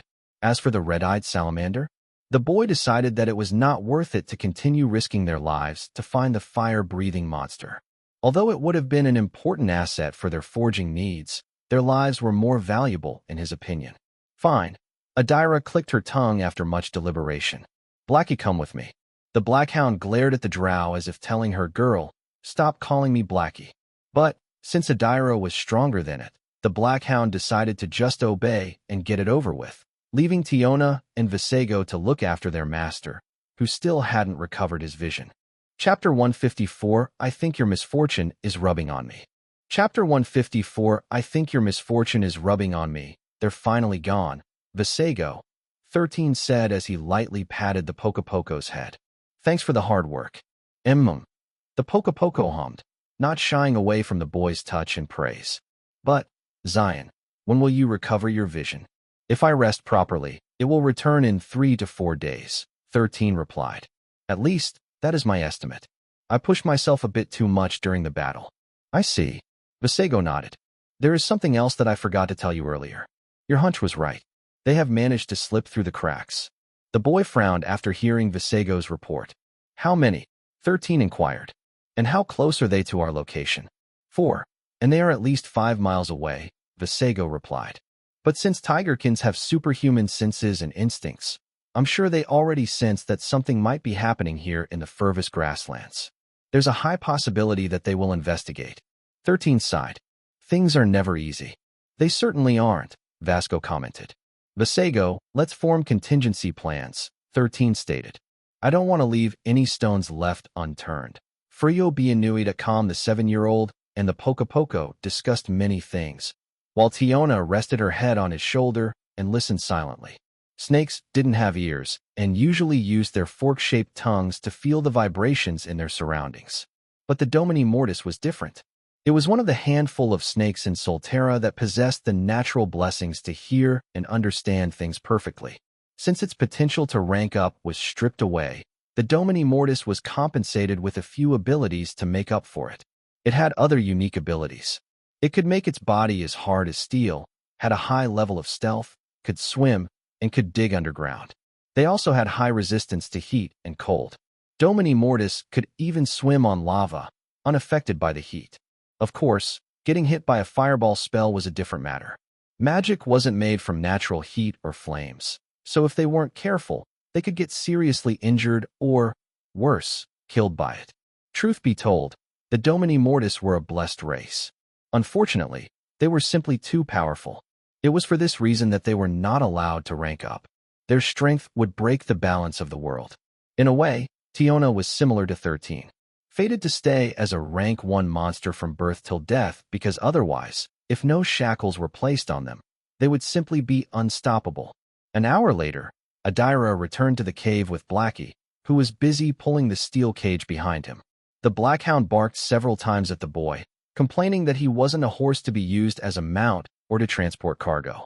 13 pacified it, saying he would make up for it once they returned to Groner City, which made the Blackhound temporarily forgive him. Lady Adira, there is something that you need to know, 13 said after he finished dealing with the black hound, who decided to go back to sleep. There are tigerkin scouts a few miles away from our location. It is best that we leave after Blackie has rested for a few hours. The drow clicked her tongue before sitting cross-legged on the ground. I think I understand what it feels to be stuck between a rock and a hard place. Next time, I won't be accompanying you on your wholesome adventures, Xylen. The drow's words reeked of sarcasm, but 13 didn't mind it. He understood that his companion was just venting out her frustration after her near-death experience with her narrow escape from the two overlords of the Warzur Plains. Several hours later, a reluctant Blackie was once again used as a horse by 13 and Adira. Not to mention, it was now forced to pull a steel cage behind it as well. Fortunately, the two overlords were both out of the picture, so they safely made their way out of the furthest grasslands at a steady pace. It took them a day to return to the brighter area of the Warzur Plains, making the drow finally breathe a sigh of relief. I didn't think I'd be happy to see the light of the sun again, Adira commented, especially since I'm a drow who is used to living underground. Blackie, on the other hand, barked in annoyance. It had been too used to the darkness of the furthest grasslands that being in a very bright place makes it uneasy. Don't worry, Blackie, 13 stated. When we get home, I'll set you and your comrades free. You can return to the furthest grasslands and hide from that rank 6 overlord, who will be waking up in a week or two. The Warzur Blackhound whimpered because it had completely forgotten about the mutated diabolical hyena, who would make the furthest grasslands its new territory. Of course, if you don't want to become its food, you can stay with me for a while. 13 started to use his years of becoming the host of a salesman to throw some bait down in order to make the Warzur Blackhound his personal mount. If you stay with me, you don't have to worry about food and shelter. Also, you can even start a family with one of your comrades. Out of the 3, 2 of them are girls. You and the other male doggy can have one mate each. Isn't that exciting? The Warzur Blackhound then barked angrily at 13 as if telling him to F***CK off and mind his own business. Seeing the Blackhound's reaction, Adira wasn't able to stop herself from giggling. Although she didn't understand what Blackie was trying to say, she could make guesses due to how angry it was. Suddenly, the 3 heard a loud whistle, which made 13's body tense. Lady Adira, do you remember those tigerkin scouts I mentioned a while ago? 13 asked. Are they coming? Adira asked. No, 13 replied. They are already here. As soon as 13 said those words, an arrow flew in their direction, which prompted the drow to fire her own arrow in the span of a heartbeat. The 2 arrows collided, deflecting each other and falling harmlessly on the ground. A few seconds later, 4 saber-toothed tigers, with tigerkins mounted on their back, entered their sight. The saber-toothed tigers were rank 3 monsters, while the tigerkins themselves were rank 4 to rank 5 beastkins. They were the scouting party that the tigerkins had dispatched in the Warzur Plains. But after seeing the drow, the boy, the black hound, and the steel cage where an obsidian tiger beetle was held, they thought that Adira was just a slave trader who planned to sell the monster she caught to the barbarians. Thinking that the drow was easy prey, they didn't hesitate to attack so that they could torture her to gather information. Xylen, I think your misfortune is rubbing off on me, Adira said wryly. Lady Adira, don't worry about me and save yourself, 13 replied. Blackie won't be able to outrun them with the 2 of us riding on his back. You're right, Adira said before summoning her sword to cut the rope that bound the obsidian tiger beetle to Blackie's body. Off you go.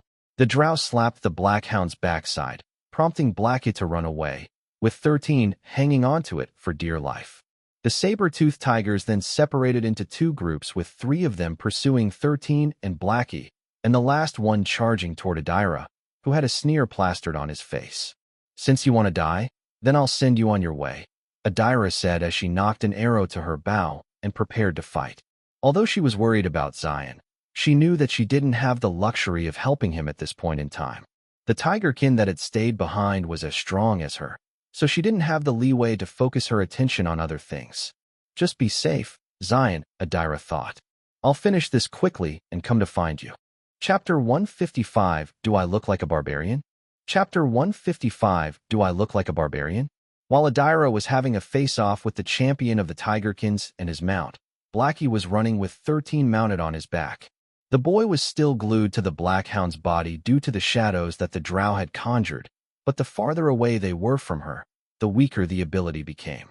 Because of this, the boy had no choice but to hold onto the black hound for his dear life. The rank 3 saber-toothed tigers were fast, but they were not as fast as the black hound who specialized in running away. Unfortunately, the tigerkins were proficient marksmen as well. Every time they aimed their arrows at their target, Blackie was forced to run in a zigzag pattern in its attempt to dodge all incoming arrows. Unfortunately, it wasn't able to evade all the arrows, and some of them landed on the black hound's body. One arrow even landed dangerously close to 13's neck. The 7-year-old was focusing his concentration on his hearing, listening to the whistling of the wind, allowing him to predict the location where the arrows would hit. Sensing that an arrow would be hitting his location soon, the boy gritted his teeth and pushed himself off the Warzer Blackhound's back. He tucked his chin and knees on his chest and bent his arms to protect his head. His landing on the ground was hard, with his shoulder taking the brunt of his fall, making him wince in pain.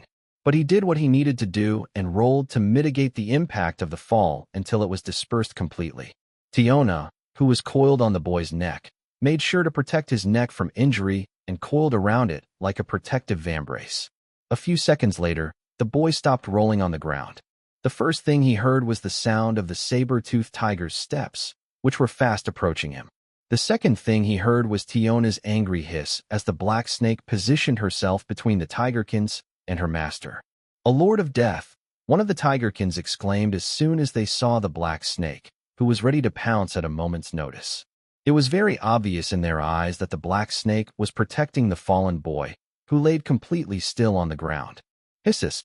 Tiona's angry hissing made the 3 tigerkins unable to decide on what to do.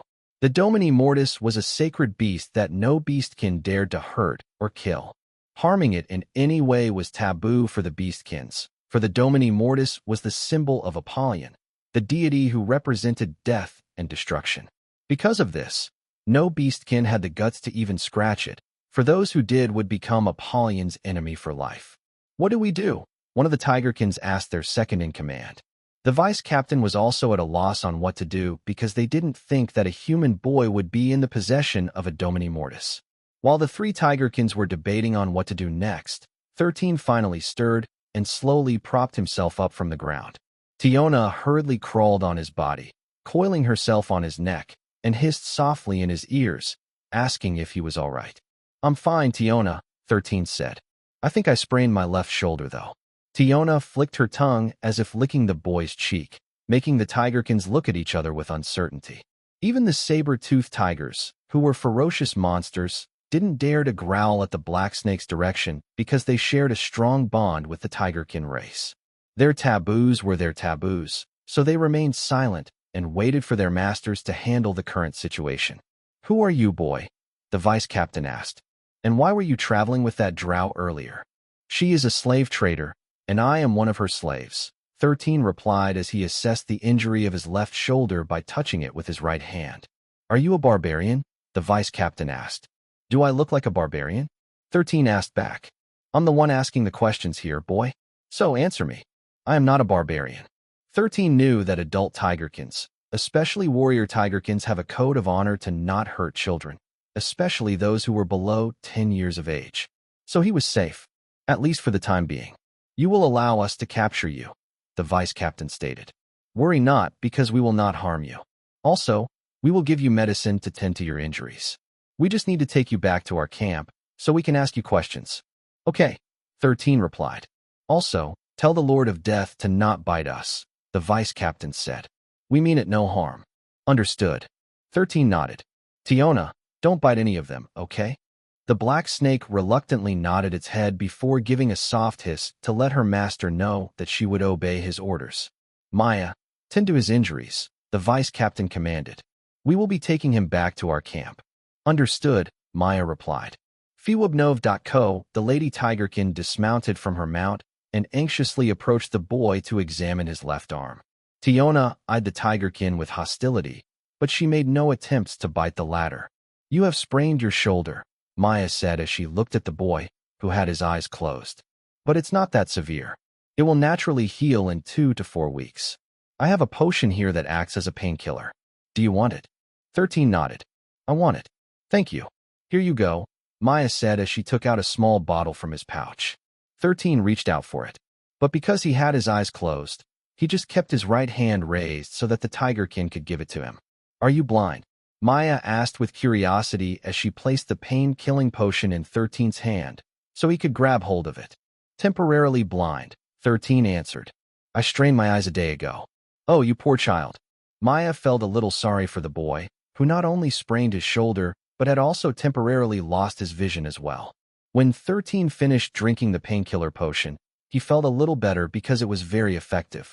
The stinging pain on his shoulder was now gone, and he could think properly once more.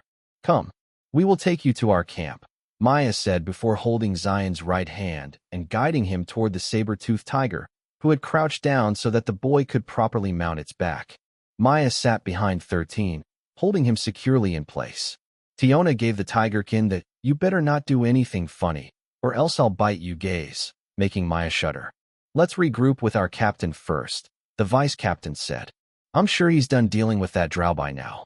The rest of the tigerkins nodded as they made their way back to the location where they first saw the boy and the drow together. High above their heads, Vasego followed closely behind. One of the contingency plans that he and his master had talked about was about what the Poco would do just in case 13 ended up being captured by the tigerkins. Since the boy knew the tigerkins' code of honor, he was confident that he wouldn't be harmed even if he was captured.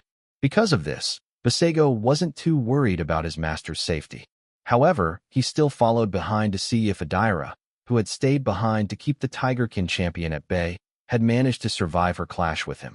Chapter 156 I swear I'm going to give you a good beating next time I see you. Chapter 156 I swear I'm going to give you a good beating next time I see you. After the group of 3, plus a 7-year-old boy and a grumpy black snake backtracked from where they separated with their captain, they saw a land littered with small craters as if several bombs exploded at the same time. At the center of it was their captain, who was kneeling on the ground, with his saber-toothed tiger standing guard beside him. FREOWEBNO EL.com/wound could be seen on the side of his cheek, but aside from that superficial wound, he was mostly fine. He also had other superficial wounds here and there, but for tigerkins, this wasn't a big deal. But his condition was enough to alarm his subordinates, who thought that their captain could easily subdue the drow that he decided to fight on his own. Captain, are you all right? The vice-captain of the scouting party asked. Yes, the captain, who went by the name Dixon, replied. Who is the boy, Armand? The vice-captain glanced at the 7-year-old, whom they had captured, and shook his head. I didn't ask him his name, sir, Armand replied. All I know is that he is a chosen one by a lord of death. Dixon narrowed his eyes as he looked at the black snake coiled around the boy's neck. He didn't make any comment about 13 and only shifted his attention back to his vice-captain. We need to leave, Dixon stated. That drow escaped and is bound to tell the barbarians of our presence. Let's go before a hunting party finds us. And the boy? Armand inquired. We're taking him with us.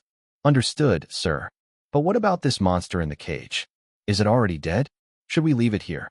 Dixon looked at the obsidian tiger beetle, which was still alive despite the injuries that it had received, proving how tough its shell was. Let's just leave it, Dixon stated. Taking it will just slow us down. Dixon gave the monster a sidelong glance before mounting his saber-toothed tiger. A minute later, the small scouting party headed northeast in order to leave the Warzur plains and the barbarian territories behind. 13, who was riding alongside the tigerkin lady, Alina, suddenly heard the screech of a hawk. The boy knew that the screech came from Vasego, who told him that he would go find Adira and pass 13's message to her. While the drow and Blackie were out hunting the obsidian tiger beetle, one of the things that Vasego and his master had talked about was the possibility of him getting captured by the tigerkin scouts. The 7-year-old stated that if that were to happen, Vasego would inform Adira that he was fine and that he didn't need any rescue. He knew the code of conduct of the tigerkins and believed that they would not harm him since he was still a child. As for Tiona being treated as a sacred beast, he wasn't aware of this because the information he got from the Valbera archipelago was 300 years old. He knew who Apollyon was because the deity was also known by another name, and that was Abaddon, the deity of destruction, slaughter, and death. He was one of the 7 fiends, and he was worshipped by those who favored war over peace. I just hope Christopher doesn't get depressed while I'm away, 13 thought. Well, Vasego will be there to tell him what to do, so he should be okay. At that exact moment, Adira, who had escaped from Dixon, leaned on the wall of a small cave that she found during her escape. She wasn't injured because she managed to draw first blood on her foe, and her blades contained a powerful paralyzing poison that limited the movement of her enemies. Even so, it was a 2 versus 1 battle, with Dixon's mount being a rank 5 saber-toothed tiger. Adira was unable to land a decisive blow on her enemy, so after giving him superficial wounds, she decided to escape before her opponent's party members returned. Just as she was resting, something black entered the cave, prompting the drow to raise her dagger. However, after recognizing that it was Blackie with a few arrows sticking out of its body, she finally lowered her guard. But it didn't take long for her to realize that the 7-year-old, who was supposed to be on his back, was nowhere to be seen. "Where is Xylen?" Adira asked while frowning. The Warzer Blackhound started to whine as if trying to explain what had happened. However, since Adira couldn't understand its language, the frown on her face deepened. Suddenly, something flew inside the cave and landed several meters from Adira. Out of reflex, the drow threw her dagger at the newcomer. Fortunately, Vasego had already expected this to happen, so he hopped to the side, making the dagger hit the ground beside his feet. "I have been captured by the Tigerkin," Vasego said using 13th's voice. "However, you don't have to worry about me. Tigerkins don't hurt children, so I will be safe for the time being. You don't need to rescue me because I plan to find a way to escape on my own. I don't know how long I'll be kept captive, so please look after Christopher and my other slaves while I am away. Lastly, please heal the injuries of Black's comrades, as well as free them if they wish to leave." The Poco then shifted his attention to the Warzer Blackhound, who was eyeing him with suspicion. "Blackie, I don't know if Lady Adira will honor our agreement, but I can tell that she is a drow of her word. She will probably heal and release your friends. But I have another proposal for you. Since the Furvis Grasslands is now the territory of the diabolical hyena, returning there will be a very dangerous thing to do. So how about you stay with my subordinates in my base? You will receive food and shelter, and all you need to do is guard the place. Also, if you cooperate with Vasego to rescue me, I will help raise your rank to rank 5. Of course, you can reject this offer if you like. The choice is yours to make, but I can guarantee that if you choose to become my subordinate, I will ensure that you will not regret it." Truth be told, 13 never said anything like the last part of the proposal to Vasego, the one about raising Black's rank to rank 5 if the Blackhound decided to rescue 13 with the Poco. But what the 7-year-old did tell Poco was that he could use any means necessary to ensure a successful negotiation with Blackie and make it agree to help with his rescue. Although he was confident about being able to escape the Tigerkins, he would need a mount that could travel on land and sea. Since the Blackhound could also swim in the water for long distances, having its cooperation would increase his chances of escaping. After the Poco started talking, the Warzer Blackhound barked twice, telling Vasego that his master could drink piss for all he cared. The Blackhound even complained about the arrows in his back, which made the Poco laugh in disdain, prompting Blackie to snap at the dumb bird. However, Vasego had already flapped its wings to fly out of the cave, leaving an angry Blackie behind. One more thing," Vasego said, still using 13th's voice. "The obsidian tiger beetle was left behind. If possible, can you bring it to Christopher and make it one of his slaves? I'm sure he'll be delighted to have it." The drow clicked her tongue after hearing Vasego's message. "Even after you've gotten yourself captured, you still treat me as one of your thugs." Adira scratched her head angrily. "Damn it, don't let me catch you, Xylen. I swear I'm going to give you a good beating next time I see you." Blackie howled to show his support to Adira.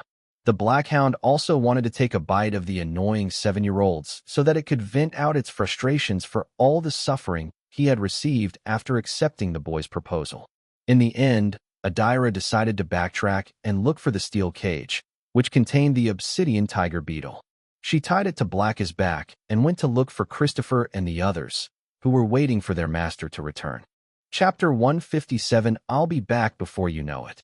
Chapter 157, I'll be back before you know it." Christopher's and the rest of 13 slaves were currently gathered behind a small hill as they waited for any sign of their master's return. The chubby boy was feeling anxious because his young master had decided to become bait in order to let them escape. Percival, on the other hand, had a different opinion. He stated that Xylen must have decided to escape on his own, leaving all of them to fend for themselves. Out of anger, the chubby boy tried to punch the tigerkin, but the latter avoided his punches with ease. Christopher wasn't really a fighter, so his close combat abilities were nearly non-existent.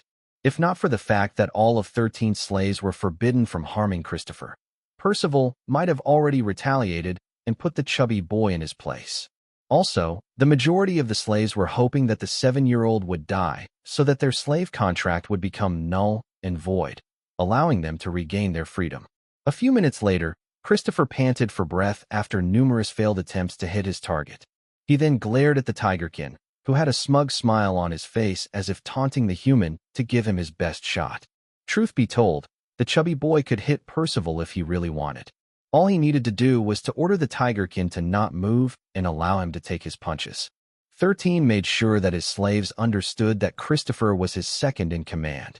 They had to take orders from him whenever their master wasn't around, which was why all of them were still together, despite the fact that 13 slaves could have used this opportunity to escape. Christopher had ordered everyone to stay put and wait for his young master's arrival. Because of this, none of them could leave even if they wanted to. A few hours later, just before sunset, they saw a black speck moving in their direction from a distance. Everyone tensed because they thought that it was the enemy, but all of their worries disappeared when Visago landed on Giga Chad's back, making Christopher sigh in relief. "Visago, is that Lady Adira and the young master?" Christopher asked. "No, Christopher," Visago replied using 13's voice. "It's only Lady Adira and Blackie." The boy's face immediately darkened after hearing that his young master wasn't with the drow and the black hound who were heading their way. "Told you he escaped alone," Percival said with a sneer plastered on his face. "He left because he wanted to save himself and use us as bait." "Shut up," Christopher growled. He was just about to pounce on the hateful tigerkin when Visago stopped him from doing so. "Stop, Christopher," Visago ordered. "Xylen is safe. His life isn't in any danger, so calm down and listen to my explanation later." The moment the Poco confirmed that his young master was safe, the chubby boy felt as if a weight had been taken off from his shoulders. He didn't believe for a moment that Xylen had abandoned him. After all, the younger boy promised that he would do his best to clear Christopher's mission, allowing him to return to Pangaea and reunite with his mother. Christopher didn't know why, but the moment he swore his loyalty to Xylen, he believed that his new master would keep his word and ensure that he would survive his first wandering.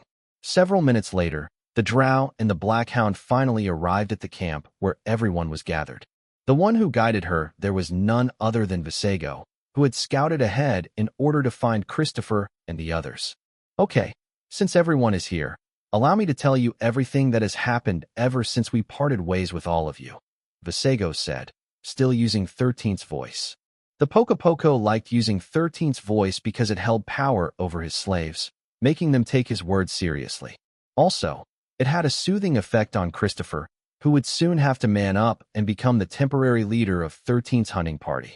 Visago narrated how Xylen, Adira, and Blackie caught the rank 5 overlord's attention by running as close to it as possible. The Poco had fun telling everyone how Xylen, despite not being able to see, was able to accurately hit the rank 5 overlord, using Visago's voice as a guide. Percival, who was listening to the story with his arms crossed over his chest, would give Adira sidelong glances from time to time as if trying to confirm whether the Poco's words were true or if the dumb-looking bird was simply exaggerating. However, seeing that the drow wasn't reacting, Percival, as well as the other slaves, couldn't help but admit that their master was such a daring and courageous warrior. None of them would dare challenge a rank 5 overlord head-on because that was a suicidal mission.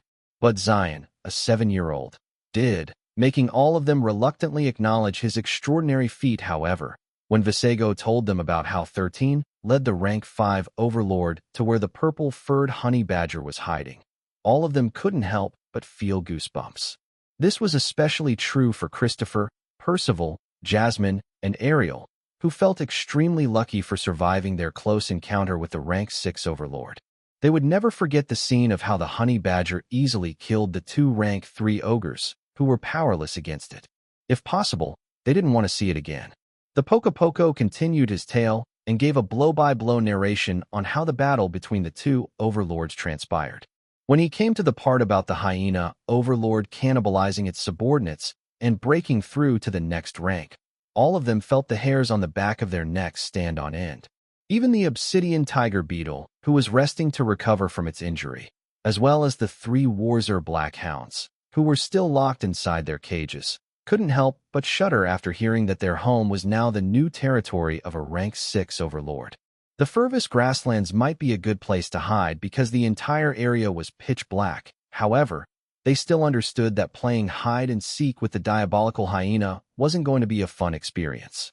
As Visago continued his story, the eyes of Percival, Jasmine, Ariel, and the other Tigerkins lit up after hearing that a Tigerkin scouting party had made its way to the Warzer Plains. However, their hope was short-lived when the Poco told them that the scouting party had retreated in fear of Adira exposing their location. All the Tigerkins subconsciously glanced in the Drow's direction, making the silver-haired beauty smirk in their direction. "I fought their captain and injured him before I escaped," Adira commented. "Don't think that he will be saving you guys anytime soon, especially since they are retreating towards the crossing." The crossing was the small divide that separated the Houdini Desert and the barbarian lands from the Sumatran kingdom. The distance between the 2 islands was only a mile long, and the small strait that divided the 2 could easily be traversed as long as you had a small boat or a monster that could swim. This was why Visago wanted to get Black's cooperation when it came to rescuing 13. The Warzer Black Hound could swim to the side of the Tigerkins in less than 15 minutes if it truly wanted to. "Christopher, you are now the temporary leader of this hunting party," Visago stated. "My first order is for you to return to Groner City and tell Rihanna about the situation. Neither of you should worry about me, and just focus on strengthening yourself. Don't worry, I'll be back before you know it. I'll even get souvenirs for you from the Sumatran kingdom. For the time being, focus on hunting monsters and collecting monster parts. However, don't stray too far from Groner City. Visago will come to find me every few days so that we can exchange information. Also, take care of Blackie and his family. Make sure to heal the injuries of his comrades, and let them stay in the warehouse if they don't want to return to the Furvous grasslands. Give them food and shelter. However, make sure they earn their keep by guarding our base. As long as they do that, they will be allowed to stay indefinitely. Lastly, I will keep my promise to you.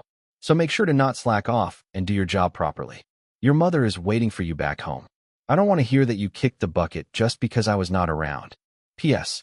If Taiga is being stubborn, order Giga Chad to give him a good spray. Let's see if he dares to disobey your orders. Of course, this isn't limited to Taiga only. All slaves who refuse to obey, you will suffer Giga's wrath. Make sure to put him to good use." The Chad skunk, who heard 13's last words, nodded his head and even nudged Christopher's body with his head, telling him that he was on his side. The chubby boy took a few deep breaths with his eyes closed as he digested everything that his young master had entrusted him with. When he opened his eyes again, Christopher's aura changed as if a fire of determination had been lit inside his body. "Let's go back to Groner City," Christopher ordered. "But we won't be going back empty-handed.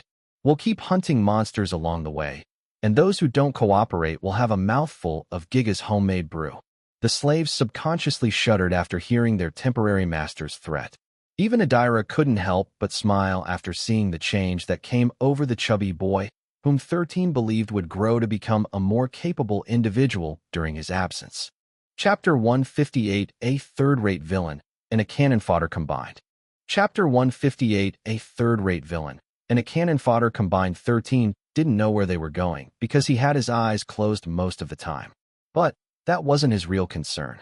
Even the pain on his shoulder, which was quite uncomfortable, especially during the times when the painkiller's effect wore off, didn't bother him either. He was more worried that his slaves, who would now have to listen to Christopher, might have thoughts of rebelling. If 13 was there, none of them would even dare to raise their heads. But with the chubby boy, they might have other ideas. Even if Visago, Brutus, and Bruno were with him, Christopher wasn't really the leader type. He was more suited to following orders, which was why he didn't hesitate to listen to the younger boy's command and do them accordingly. Still, this is a good opportunity for him to grow as a person, 13 thought. Even cannon fodders need to face challenges like this early on. As the system of cannon fodders, he had seen his hosts face challenges in life that wouldn't lose to a hero's or a villain's character progression. The world didn't only have heroes, villains, and cannon fodders. It also had extras like Villager A, Merchant B, and Shopkeeper C. The bulk of the population in the world were just extras. But there was one good thing about these people, and that was that they could become whatever they wanted to be in life. Extras could become heroes, they could become villains, and they could become cannon fodders. And they could also continue living their lives as extras, like NPCs in a game world. Their character development would really depend on the person that was closest to them. If they were around a hero, they would become part of the hero's party. If they were around villains, they would become his pawns. If they were with cannon fodders, well, they would become cannon fodders themselves. Such were the lives of extras, but this was also a blessing given to them by fate. Truth be told, the 5 tigerkin slaves that 13 had bought from the slave market were just extras. He planned to make them mingle with Percival so that they could absorb his hero presence and allow them to shift their alignment to that of a hero. The alignments of extras would always be true neutral. But since they were like sponges, the person whom they would look up to could change their alignment to chaotic evil or lawful good. The extreme alignments of extras were chaotic neutral, where they just didn't care even if the world were to burn around them. Aside from the hero party, the trolls, ogres, Gigachad, and Blackie were all extras. 13 wanted them to be with Percival at all times so that he could build a hero team centered around the tigerkin. This was part of his hero project. The Fallen system knew that fighting against fate would be hard. Because of this, he needed to beat her at her own game. The only ones that could defeat heroes were first-rate villains. 13 wasn't a first-rate villain. At most, he was a third-rate villain and a cannon fodder combined. So, since he didn't have a villain in hand, what could he do? Simple. He would just train a hero and have his hero fight other heroes. Since fate's blessing worked on all heroes, having a hero fight another hero was 13's way of creating a loophole against the will of the world.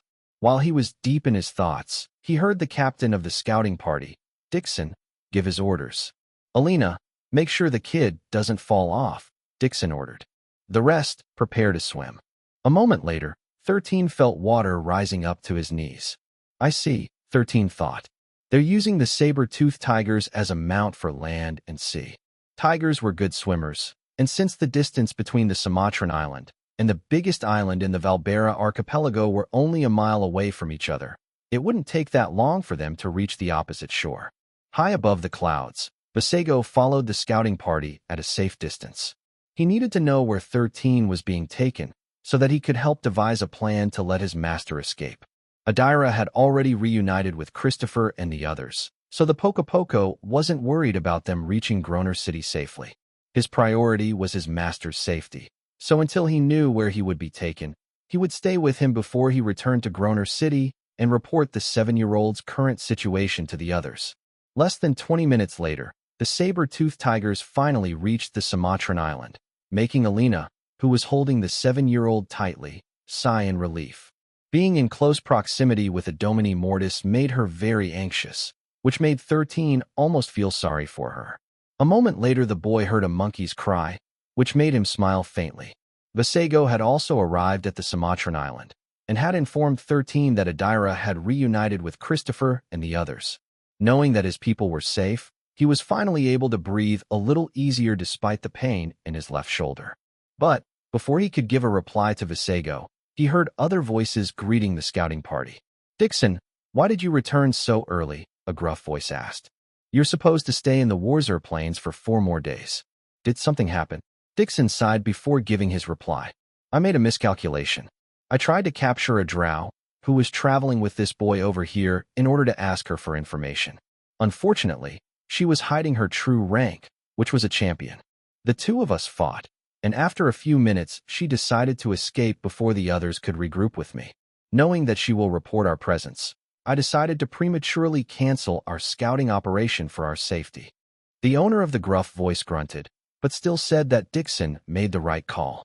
"So, are you going to report to the general?" the owner of the gruff voice asked. "Yes," Dixon replied.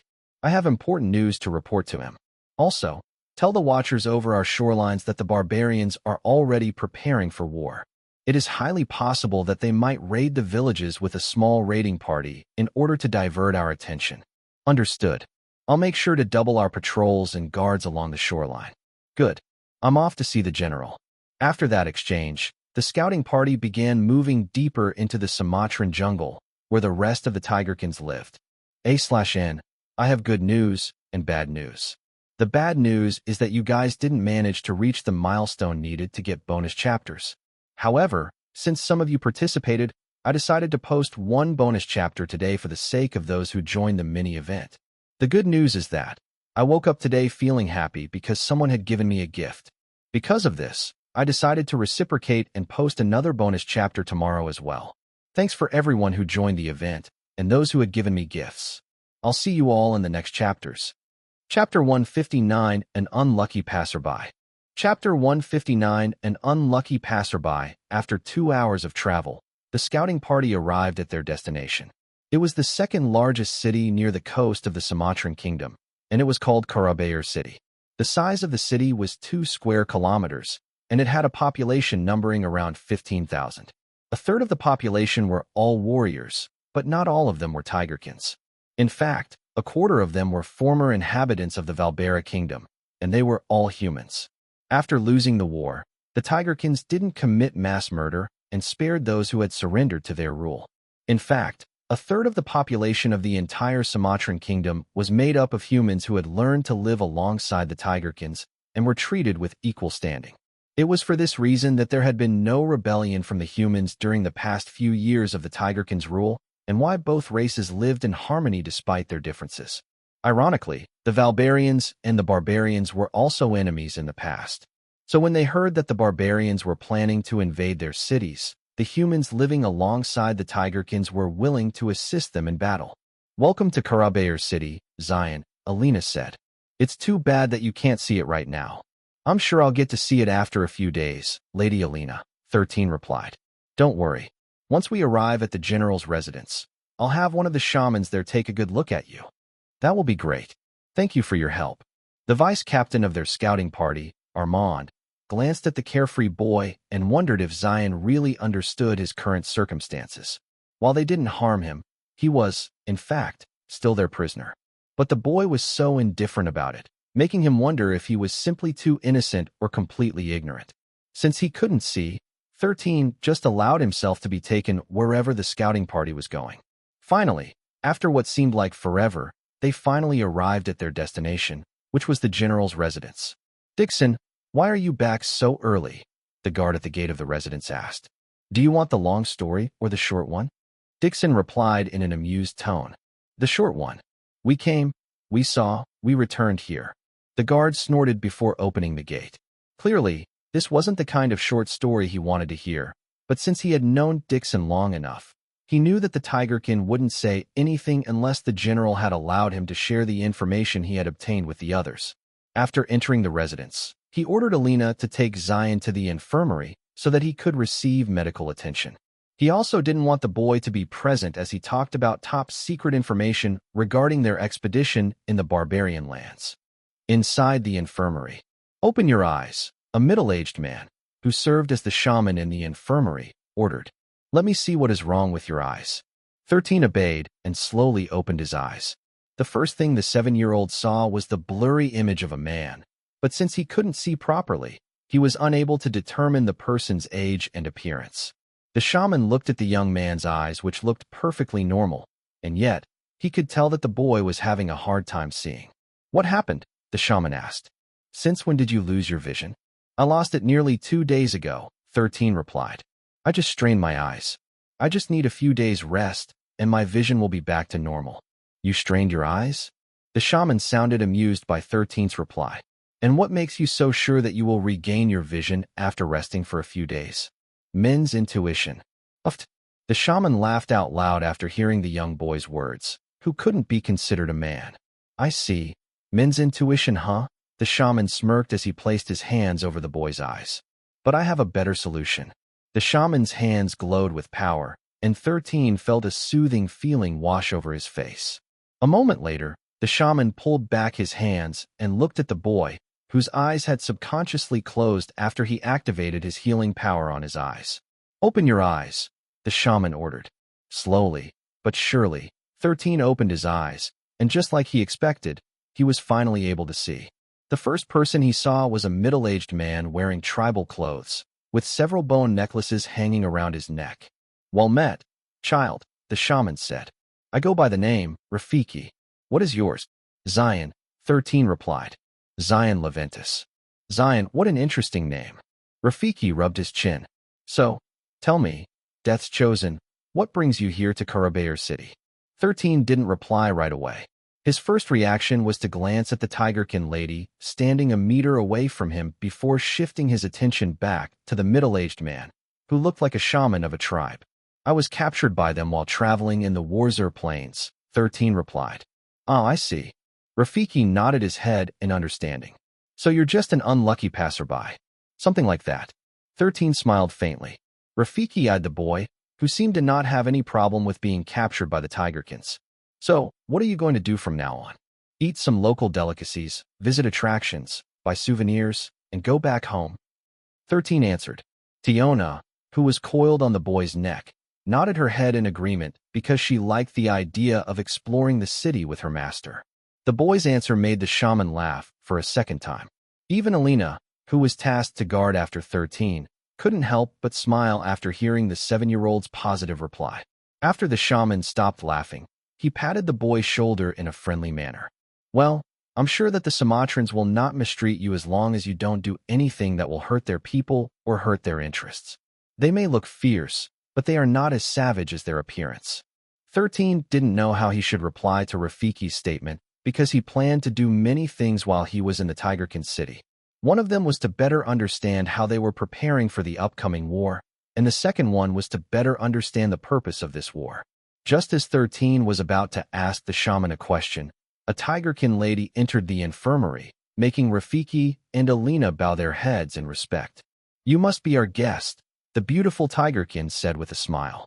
"My name is Briella, and from this moment onwards, you will become my adopted son."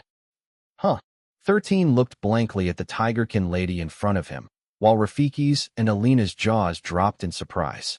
Even Tiona, who was hanging from her master's neck, looked at the tigerkin lady in disbelief, wondering if there was something wrong with the tigerkin lady's head. Briella blinked in confusion after seeing everyone's reaction. "What? Is there something wrong with what I just said?" Briella asked. "There's plenty wrong," Rafiki answered. "My lady, I don't think this is an appropriate thing to say, especially since young Master Percival is currently missing," Alina said with concern. 13 and Tiona both glanced at Alina at the same time after hearing a familiar name. They only knew one tigerkin who had the name Percival, and they were wondering if Alina was referring to the same person who had suffered a lot in 13's hands. Chapter 160 You Are Just Like the Sleepy Wolfsbane. Chapter 160 You Are Just Like the Sleepy Wolfsbane. Come, Xylen. I'll show you around the residence. An excited Briella grabbed Xylen's hand and started to drag him away, not even the least bit worried about the black snake, who was angrily hissing at her. "Calm down, Tiona," 13 said when the snake crawled on the boy's shoulder, headed toward Briella's hand, which was holding her master's hand. "Don't bite, okay?" Tiona hissed angrily at the woman and even used her tail to repeatedly tap her hand, as if trying to pry it away from her master's. "Oh, how cute," Briella commented after feeling the black snake's attempt to pry off her hand from 13's hand. "Your pet is quite amusing." Yeah, 13 didn't know if Briella was fearless or if she simply didn't know that the black snake, whom she was calling cute, was actually the most poisonous snake in the world. Although Tiona's bite would not instantly kill her, it would make her suffer terrible pain as her body withered away due to its poison. "This is the garden," Briella said after arriving at the place that was filled with flowers. "I personally picked all the flowers planted here. Aren't they beautiful?" The boy arched an eyebrow after seeing the beautiful flowers, which were all poisonous. "Beautiful and deadly," 13 commented. "You have good taste, Lady Briella." "I know, right?" The The younger boy now understood why the tigerkin lady found Tiona cute. It was because she liked to handle poison, so whenever she found anything poisonous, it was cute or beautiful in her eyes. As the two toured the garden, 13 had to fight the strong urge to collect some of the poisonous flowers in order to use them in alchemy. Some of the flowers that were blooming in the garden were actually rare herbs, and they were not often found within the human territories of Solterra. Seeing the boy's interest in her flowers, the smile on Briella's face widened. "Do you know what this flower is, Xylen?" Briella asked as she pointed at a beautiful purple flower. "It's called the sleepy wolfsbane," 13 replied. "If someone were to eat any part of this flower, they would feel drowsy, but it is only the side effect of the poison that is spreading inside their bodies. If not treated right away, the victim might enter a coma and die after a few months. Touching it can irritate the skin, causing purple sores to appear at the place of contact. Turning this into powder and slipping it on the food or drinks of people is the ideal way to use it. That way, people would die in their sleep, making others think that they died because of a nightmare or a sweet dream that they refused to wake up from." Briella clapped her hand because she didn't expect that the boy would be able to identify the flower, let alone give her its information. "You know a lot about flowers, Xylen," Briella said. "I don't know a lot, Lady Briella," 13 smiled. "I just know what I know. Can I have a few flowers later?" Briella giggled after hearing the boy's request. "Who are you planning to kill, Xylen?" Briella asked. "Just say the word, and Mother will help you." The smile on 13's face twitched because he didn't know if Briella was just teasing her or was serious about making him her adoptive son. Either way, he already had a mother, so he had no intention of being adopted by anyone. "You know, Xylen, I have good eyes and a very sensitive nose," Briella said as she took a stroll while holding the boy's hand. "I know when a person is dangerous or when a person is not, and I have never seen someone as young yet as dangerous as you in my life. You are just like the sleepy wolfsbane. You lull your victim to sleep and make sure they don't wake up ever again. Are you sure you don't want to be adopted by me?" "I'm sorry, but I already have a mother," Lady Briella, 13 replied. "I'm afraid I can't accept your offer of adoption." "Understood. You want me to become your adopted mother?" Briella nodded. "From this day onward, feel free to call me Mother, Xylen." The 7-year-old didn't know if Briella had selective hearing or if the two of them weren't speaking the same language. Anyway, he knew that the tigerkin that was holding his hand was dangerous. Extremely dangerous. Although she was smiling sweetly right now, the boy knew that she could have the same smile, as she poisoned people to death. "There you are, Mother," a tigerkin, who seemed to be in his early 20s, called out to Briella from a distance. "I've been looking everywhere for you." The smile on Briella's face stiffened, but this only lasted for a second before she introduced Xylen to the tigerkin that was approaching them. "Xylen, this is Anwer," Briella said. "He is my adopted son." "Anwer, this is Xylen, my new adopted son." Anwer's gaze hardened as he looked at the 7-year-old human, whom Briella was holding hands with. "Mother, you shouldn't joke around like that," Anwer stated. "Father asked me to find you, as well as our guest here. He wants to have a talk with him." "Is that so?" Briella replied casually before nodding her head. "Let's go, Xylen. It's time to meet your adopted father." The tigerkin lady dragged Xylen away without even bothering to look at her other adopted son, who was glaring at Xylen's back. 13 glanced behind him and looked at the boy, who changed his expression in the blink of an eye and smiled back at him. "Huh, I think I understand this setup," 13 thought. "I see, so that's how it is." The 7-year-old was a system, so he could see the pattern when it came to the relationship of people. With his thousands of years of experience, it was fairly easy for him to guess why Briella didn't like Anwer. While some people didn't jump to conclusions based on conjecture, 13 was different. He was a system. He didn't need any proof or evidence. All he needed to do was calculate things inside his head, and he would arrive at an answer with the highest probability. "Too bad there isn't any popcorn here that I can munch on while I watch this family drama," 13 thought. "Still, if I play my cards right, this trip to Kurabayr City might be more advantageous to me in more ways than one." Since Briella was looking in front of her, she didn't see the evil smile that appeared on 13's face. Only Tiona, who was paying close attention to her master, noticed the changes on his face. This prompted her to rub her head on his cheek, as if telling 13, to let her join in on the fun once the 7-year-old finally dared to take action. Chapter 161 You're Not As Dumb As You Look. Chapter 161 You're not as dumb as you look. So you are the child named Xylen, correct? Asked the tigerkin, who had a scar that crossed his forehead and partway down his cheek, in a cold tone. 13 stared at the tigerkin in front of him, who seemed to be in his early 40s, with a curious look on his face. Ages were a bit hard to tell in both Pangea and Solterra. Someone who looked like a teenage boy might actually be someone already in their early 30s and only had a youthful appearance due to having a high rank. The 7-year-old might not be able to tell how old the tigerkin was, but he could tell what his rank was. A peak champion, 13 thought. Someone similar to Grandma Callista. He had already expected that the general, whom Dixon was referring to, was someone who had a high rank, so he wasn't too surprised by this development. Dixon himself was a champion, so it was only natural that the one he was taking orders from was someone stronger than him. Yes. 13 nodded. My name is Xylen. Xylen Leventus. The tigerkin nodded. I am General Stark. My family name is Evander. According to my subordinates, you were with a drow, right? Is she your master? No. 13 replied. My master is a high orc named Jubii. The boy made sure to keep his story to match the narrative that he had made in Groner City. Any inconsistencies might come to bite him later, so it was in his best interest to stick to the background he created. Then why were you with the drow? General Stark asked. Dixon said that you were riding with her when they found you. My master had asked me to go to the furthest grasslands to hunt some monsters alongside other slaves. 13 answered. The drow, Lady Adira, was there to keep watch over us and supervise the hunting operation. Other slaves. General Stark arched an eyebrow. When my men found you, there was only you and the drow. Where are these other slaves that you speak of? Briella, Dixon, Alina, and Anwer, who had entered the office just a few minutes ago, perked up their ears to listen to the boy's explanation. Originally, we were all together in the camp we have made in the furthest grasslands, 13 explained. But something unexpected happened. The boy explained about the monster stampede, which forced them to evacuate their camp. He added that, knowing that they would be overtaken by the enemies, he was forced to distract the golden-eyed hyenas by acting as bait in order to draw their attention away. General Stark and the rest of the tigerkins inside the room listened to 13's tale without interrupting him. When the boy was done, General Stark snorted. You expect me to believe that story?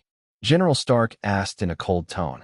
A drow, who is only a supervisor of a slave hunting party, would actually dare to risk her life in order to save her slave subordinates? I find this hard to believe. Also, the part where the two of you acted as bait in order to help the purple-furred honey badger ambush the leader of the golden hyena is an amazing feat if it were true. I would have commended that drow and you for your bravery. But I'm finding it hard to believe that your story is an actual fact and not just a fabrication by your delusions. However, I have to admit that it is an interesting story, especially told by a child of your age. You have a talent for telling stories, Xylen. 13 remained calm despite the contemptuous gaze that was being shot in his direction, coming from one of the best generals of the Sumatran kingdom. Whether you believe it or not is up to you to decide, 13 commented. But if a general of your caliber can't even distinguish fact from delusion, then I guess the generals of the tigerkins are more incompetent than I thought. No wonder you lost to the barbarians. A pin-drop silence descended inside the room as Dixon, Alina, and Anwer looked at the boy in disbelief. Boy, are you speaking so boldly because you know that we tigerkins don't hurt children? General Stark narrowed his eyes. Are you testing whether I will uphold our warrior's code or not? Yes. 13 nodded. For you to figure that out. You're not as dumb as you look, General. Dixon and Alina felt a chill run down their spine because they could feel that their general was starting to get angry.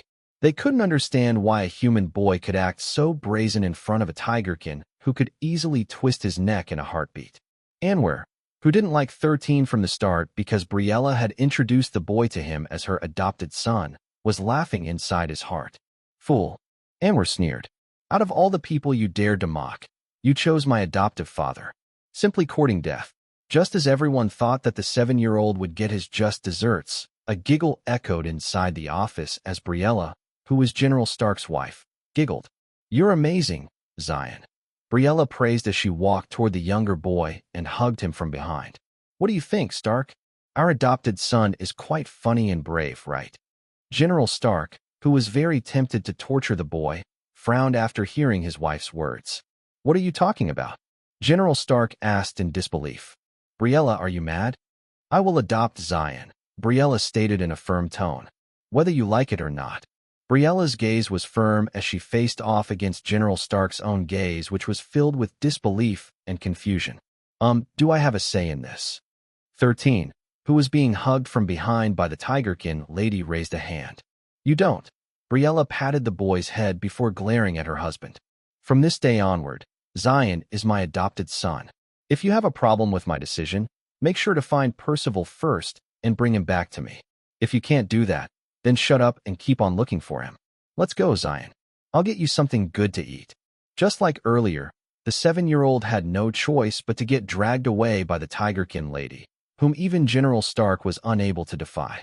Earlier, he was provoking the Tigerkin general on purpose because he wanted to confirm a few things from him. One of the things he didn't understand was the title that Dixon and the others had referred to him by, which was Death's Chosen. This title was given to him due to Tiona staying by his side. His purpose for angering the general was to know if being the Death's Chosen would allow him to remain unscathed, even with the fury of one of the highest-ranking Tigerkins in the kingdom. He truly wasn't really worried about the general killing him. Sure, the general could have broken one of his bones or hurt him a little, but there was no chance of him dying in that place.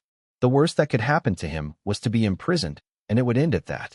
Every word that has escaped the boy's lips was all calculated, bringing out the result he wanted. Tigerkins followed the warrior's code with their life. As a general, he must set an example to his subordinates and not break such an important rule, which could cause him to lose his position within their army. Also, 13 was testing whether Briella would interfere if her husband really attempted to hurt him. The 7-year-old didn't mind pain. What he wanted was facts. Facts that would allow him to know what the bottom line of the people around him was and calculate how he should use it to his advantage during his stay in the Sumatran kingdom. Chapter 162, I Don't Believe in Fate, if that's what you're asking. Chapter 162, I Don't Believe in Fate. If that's what you're asking, Xylen, that's no good, Briella said as she and the boy walked hand in hand down the hallways of their residence. You shouldn't test my husband's patience like that. He has been on edge ever since our son disappeared, so do not provoke him. Understood, Lady Briella, 13 replied. Now, what do you want to eat? Briella inquired. I'm not picky with food, 13 answered. Vegetables, then. On second thought, can I have some meat? The Tigerkin lady giggled before nodding her head. Briella might look very carefree, but the boy knew that she wasn't as simple as she portrayed herself to be. Every time she referred to him as an adoptive son, he called her Lady Briella. However, whenever he did, the beautiful Tigerkin didn't correct him or say anything like, stop calling me Lady Briella, and call me Mother or Mama. This confirmed his suspicion that Briella wasn't really serious about making him her adoptive son. She was simply calling him that for reasons that only she knew about. When they arrived in the dining room, they saw another Tigerkin with hair that only reached their shoulders. The Tigerkin had their back facing them, so the 7-year-old was unable to see what the person looked like. So you're here, Cleo, Briella said. Perfect timing. I'd like you to meet the newest member of our family. Cleo, who had just been called, turned around and met 13's gaze. 13 assumed that Cleo was another one of Briella's sons. But after hearing her name and seeing the bulge on her chest, he immediately realized that she was actually a girl. The most striking feature of Cleo was her eyes. Unlike her parents, who both had blue eyes, Cleo had mixed-colored eyes of purple and green. It's you, Cleo muttered. That boy I always see in my dreams. The young lady's gaze then landed on the black snake coiled around the boy's neck, further confirming her suspicion. Mother, he is the boy that I told you, Abu. But before Cleo could finish whatever she was going to say, Briella held up her hand, cutting her off completely. Let's talk about it later, dear, Briella stated before glancing at the maids. Please prepare the food. We will dine first because my husband is busy. Yes, Lady Briella. The head maid, who was a human, nodded and motioned for the other maids to start serving food on the table. Cleo obeyed her mother, But her gaze locked on 13's body, as if trying to make sure that he was the same boy whom she had been seeing in her dreams. 13 sat calmly on his chair and waited for the food to be served. This family is more interesting than I thought, 13 thought. If this is really Taiga's family, then it fits his heroic background perfectly. Although 13 wasn't 100% sure that Briella and General Stark were really Taiga's parents, he believed that his hunch had a high chance of being accurate. All he needed to do was do a little more prodding before he could confirm his suspicion, which he would do as soon as an opportunity presented itself. He was also curious because Cleo seemed to know him, or at least knew him through her dreams. Here, Xylen, eat a lot so you will grow big and strong, Briella said while placing several meat dishes on the boy's plate. After making sure that his plate was filled with food, Briella took out a beast core from her storage ring that was the size of a golf ball. She then placed it beside 13's plate before pointing at Tiona. This is for her. Briella winked. 13 nodded in understanding and picked up the beast core to feed Tiona. The black snake swallowed it whole, and once she did, a satisfied look appeared on her face. She could digest lower-ranked cores in less than a minute, so the small bulge it created in her body disappeared soon after. After feeding his beast companion, 13 began to eat heartily because he was truly hungry. The scouting party had neither rested nor eaten until after they had reunited with their captain. They had hurriedly left the barbarian lands in fear of being discovered by their enemies' hunting parties. The three people ate in a lively atmosphere, with Briella asking Xylen a few questions about his master and the other slaves that he had been with. The boy answered the questions, but made sure to not mention Percival. However, he did mention that there were other Tigerkins in their hunting party, which made Cleo's frown deepen. Hey, Cleo stopped her question midway after seeing her mother give her a warning gaze. The young lady then lowered her head and ate her food in silence. Cleo, we'll have a talk later, okay? Briella stated. Yes, mother, Cleo replied in a timid voice, not daring to defy her mother. 13 didn't fail to notice their small interaction and came up with the conclusion that Briella might be the true voice of the family, outranking even her husband. Although her rank was only at the Grandmaster level, no one at the General's residence seemed to be able to defy her, including her husband, whom she had left behind in his office. After they finished eating lunch, Briella took him to the room, where he was going to stay for the time being. If you need anything, just ask the maid that is stationed in front of your door, Briella stated. Her name is Ada, and she will be your personal maid during your stay here. 13 nodded. Understood. After making sure that he didn't need anything else, Briella walked toward the door. However, before she left, she glanced at the 7-year-old and smiled. By the way, my profession is a seer, Briella declared before giving the boy a wink. See you later, Xylen.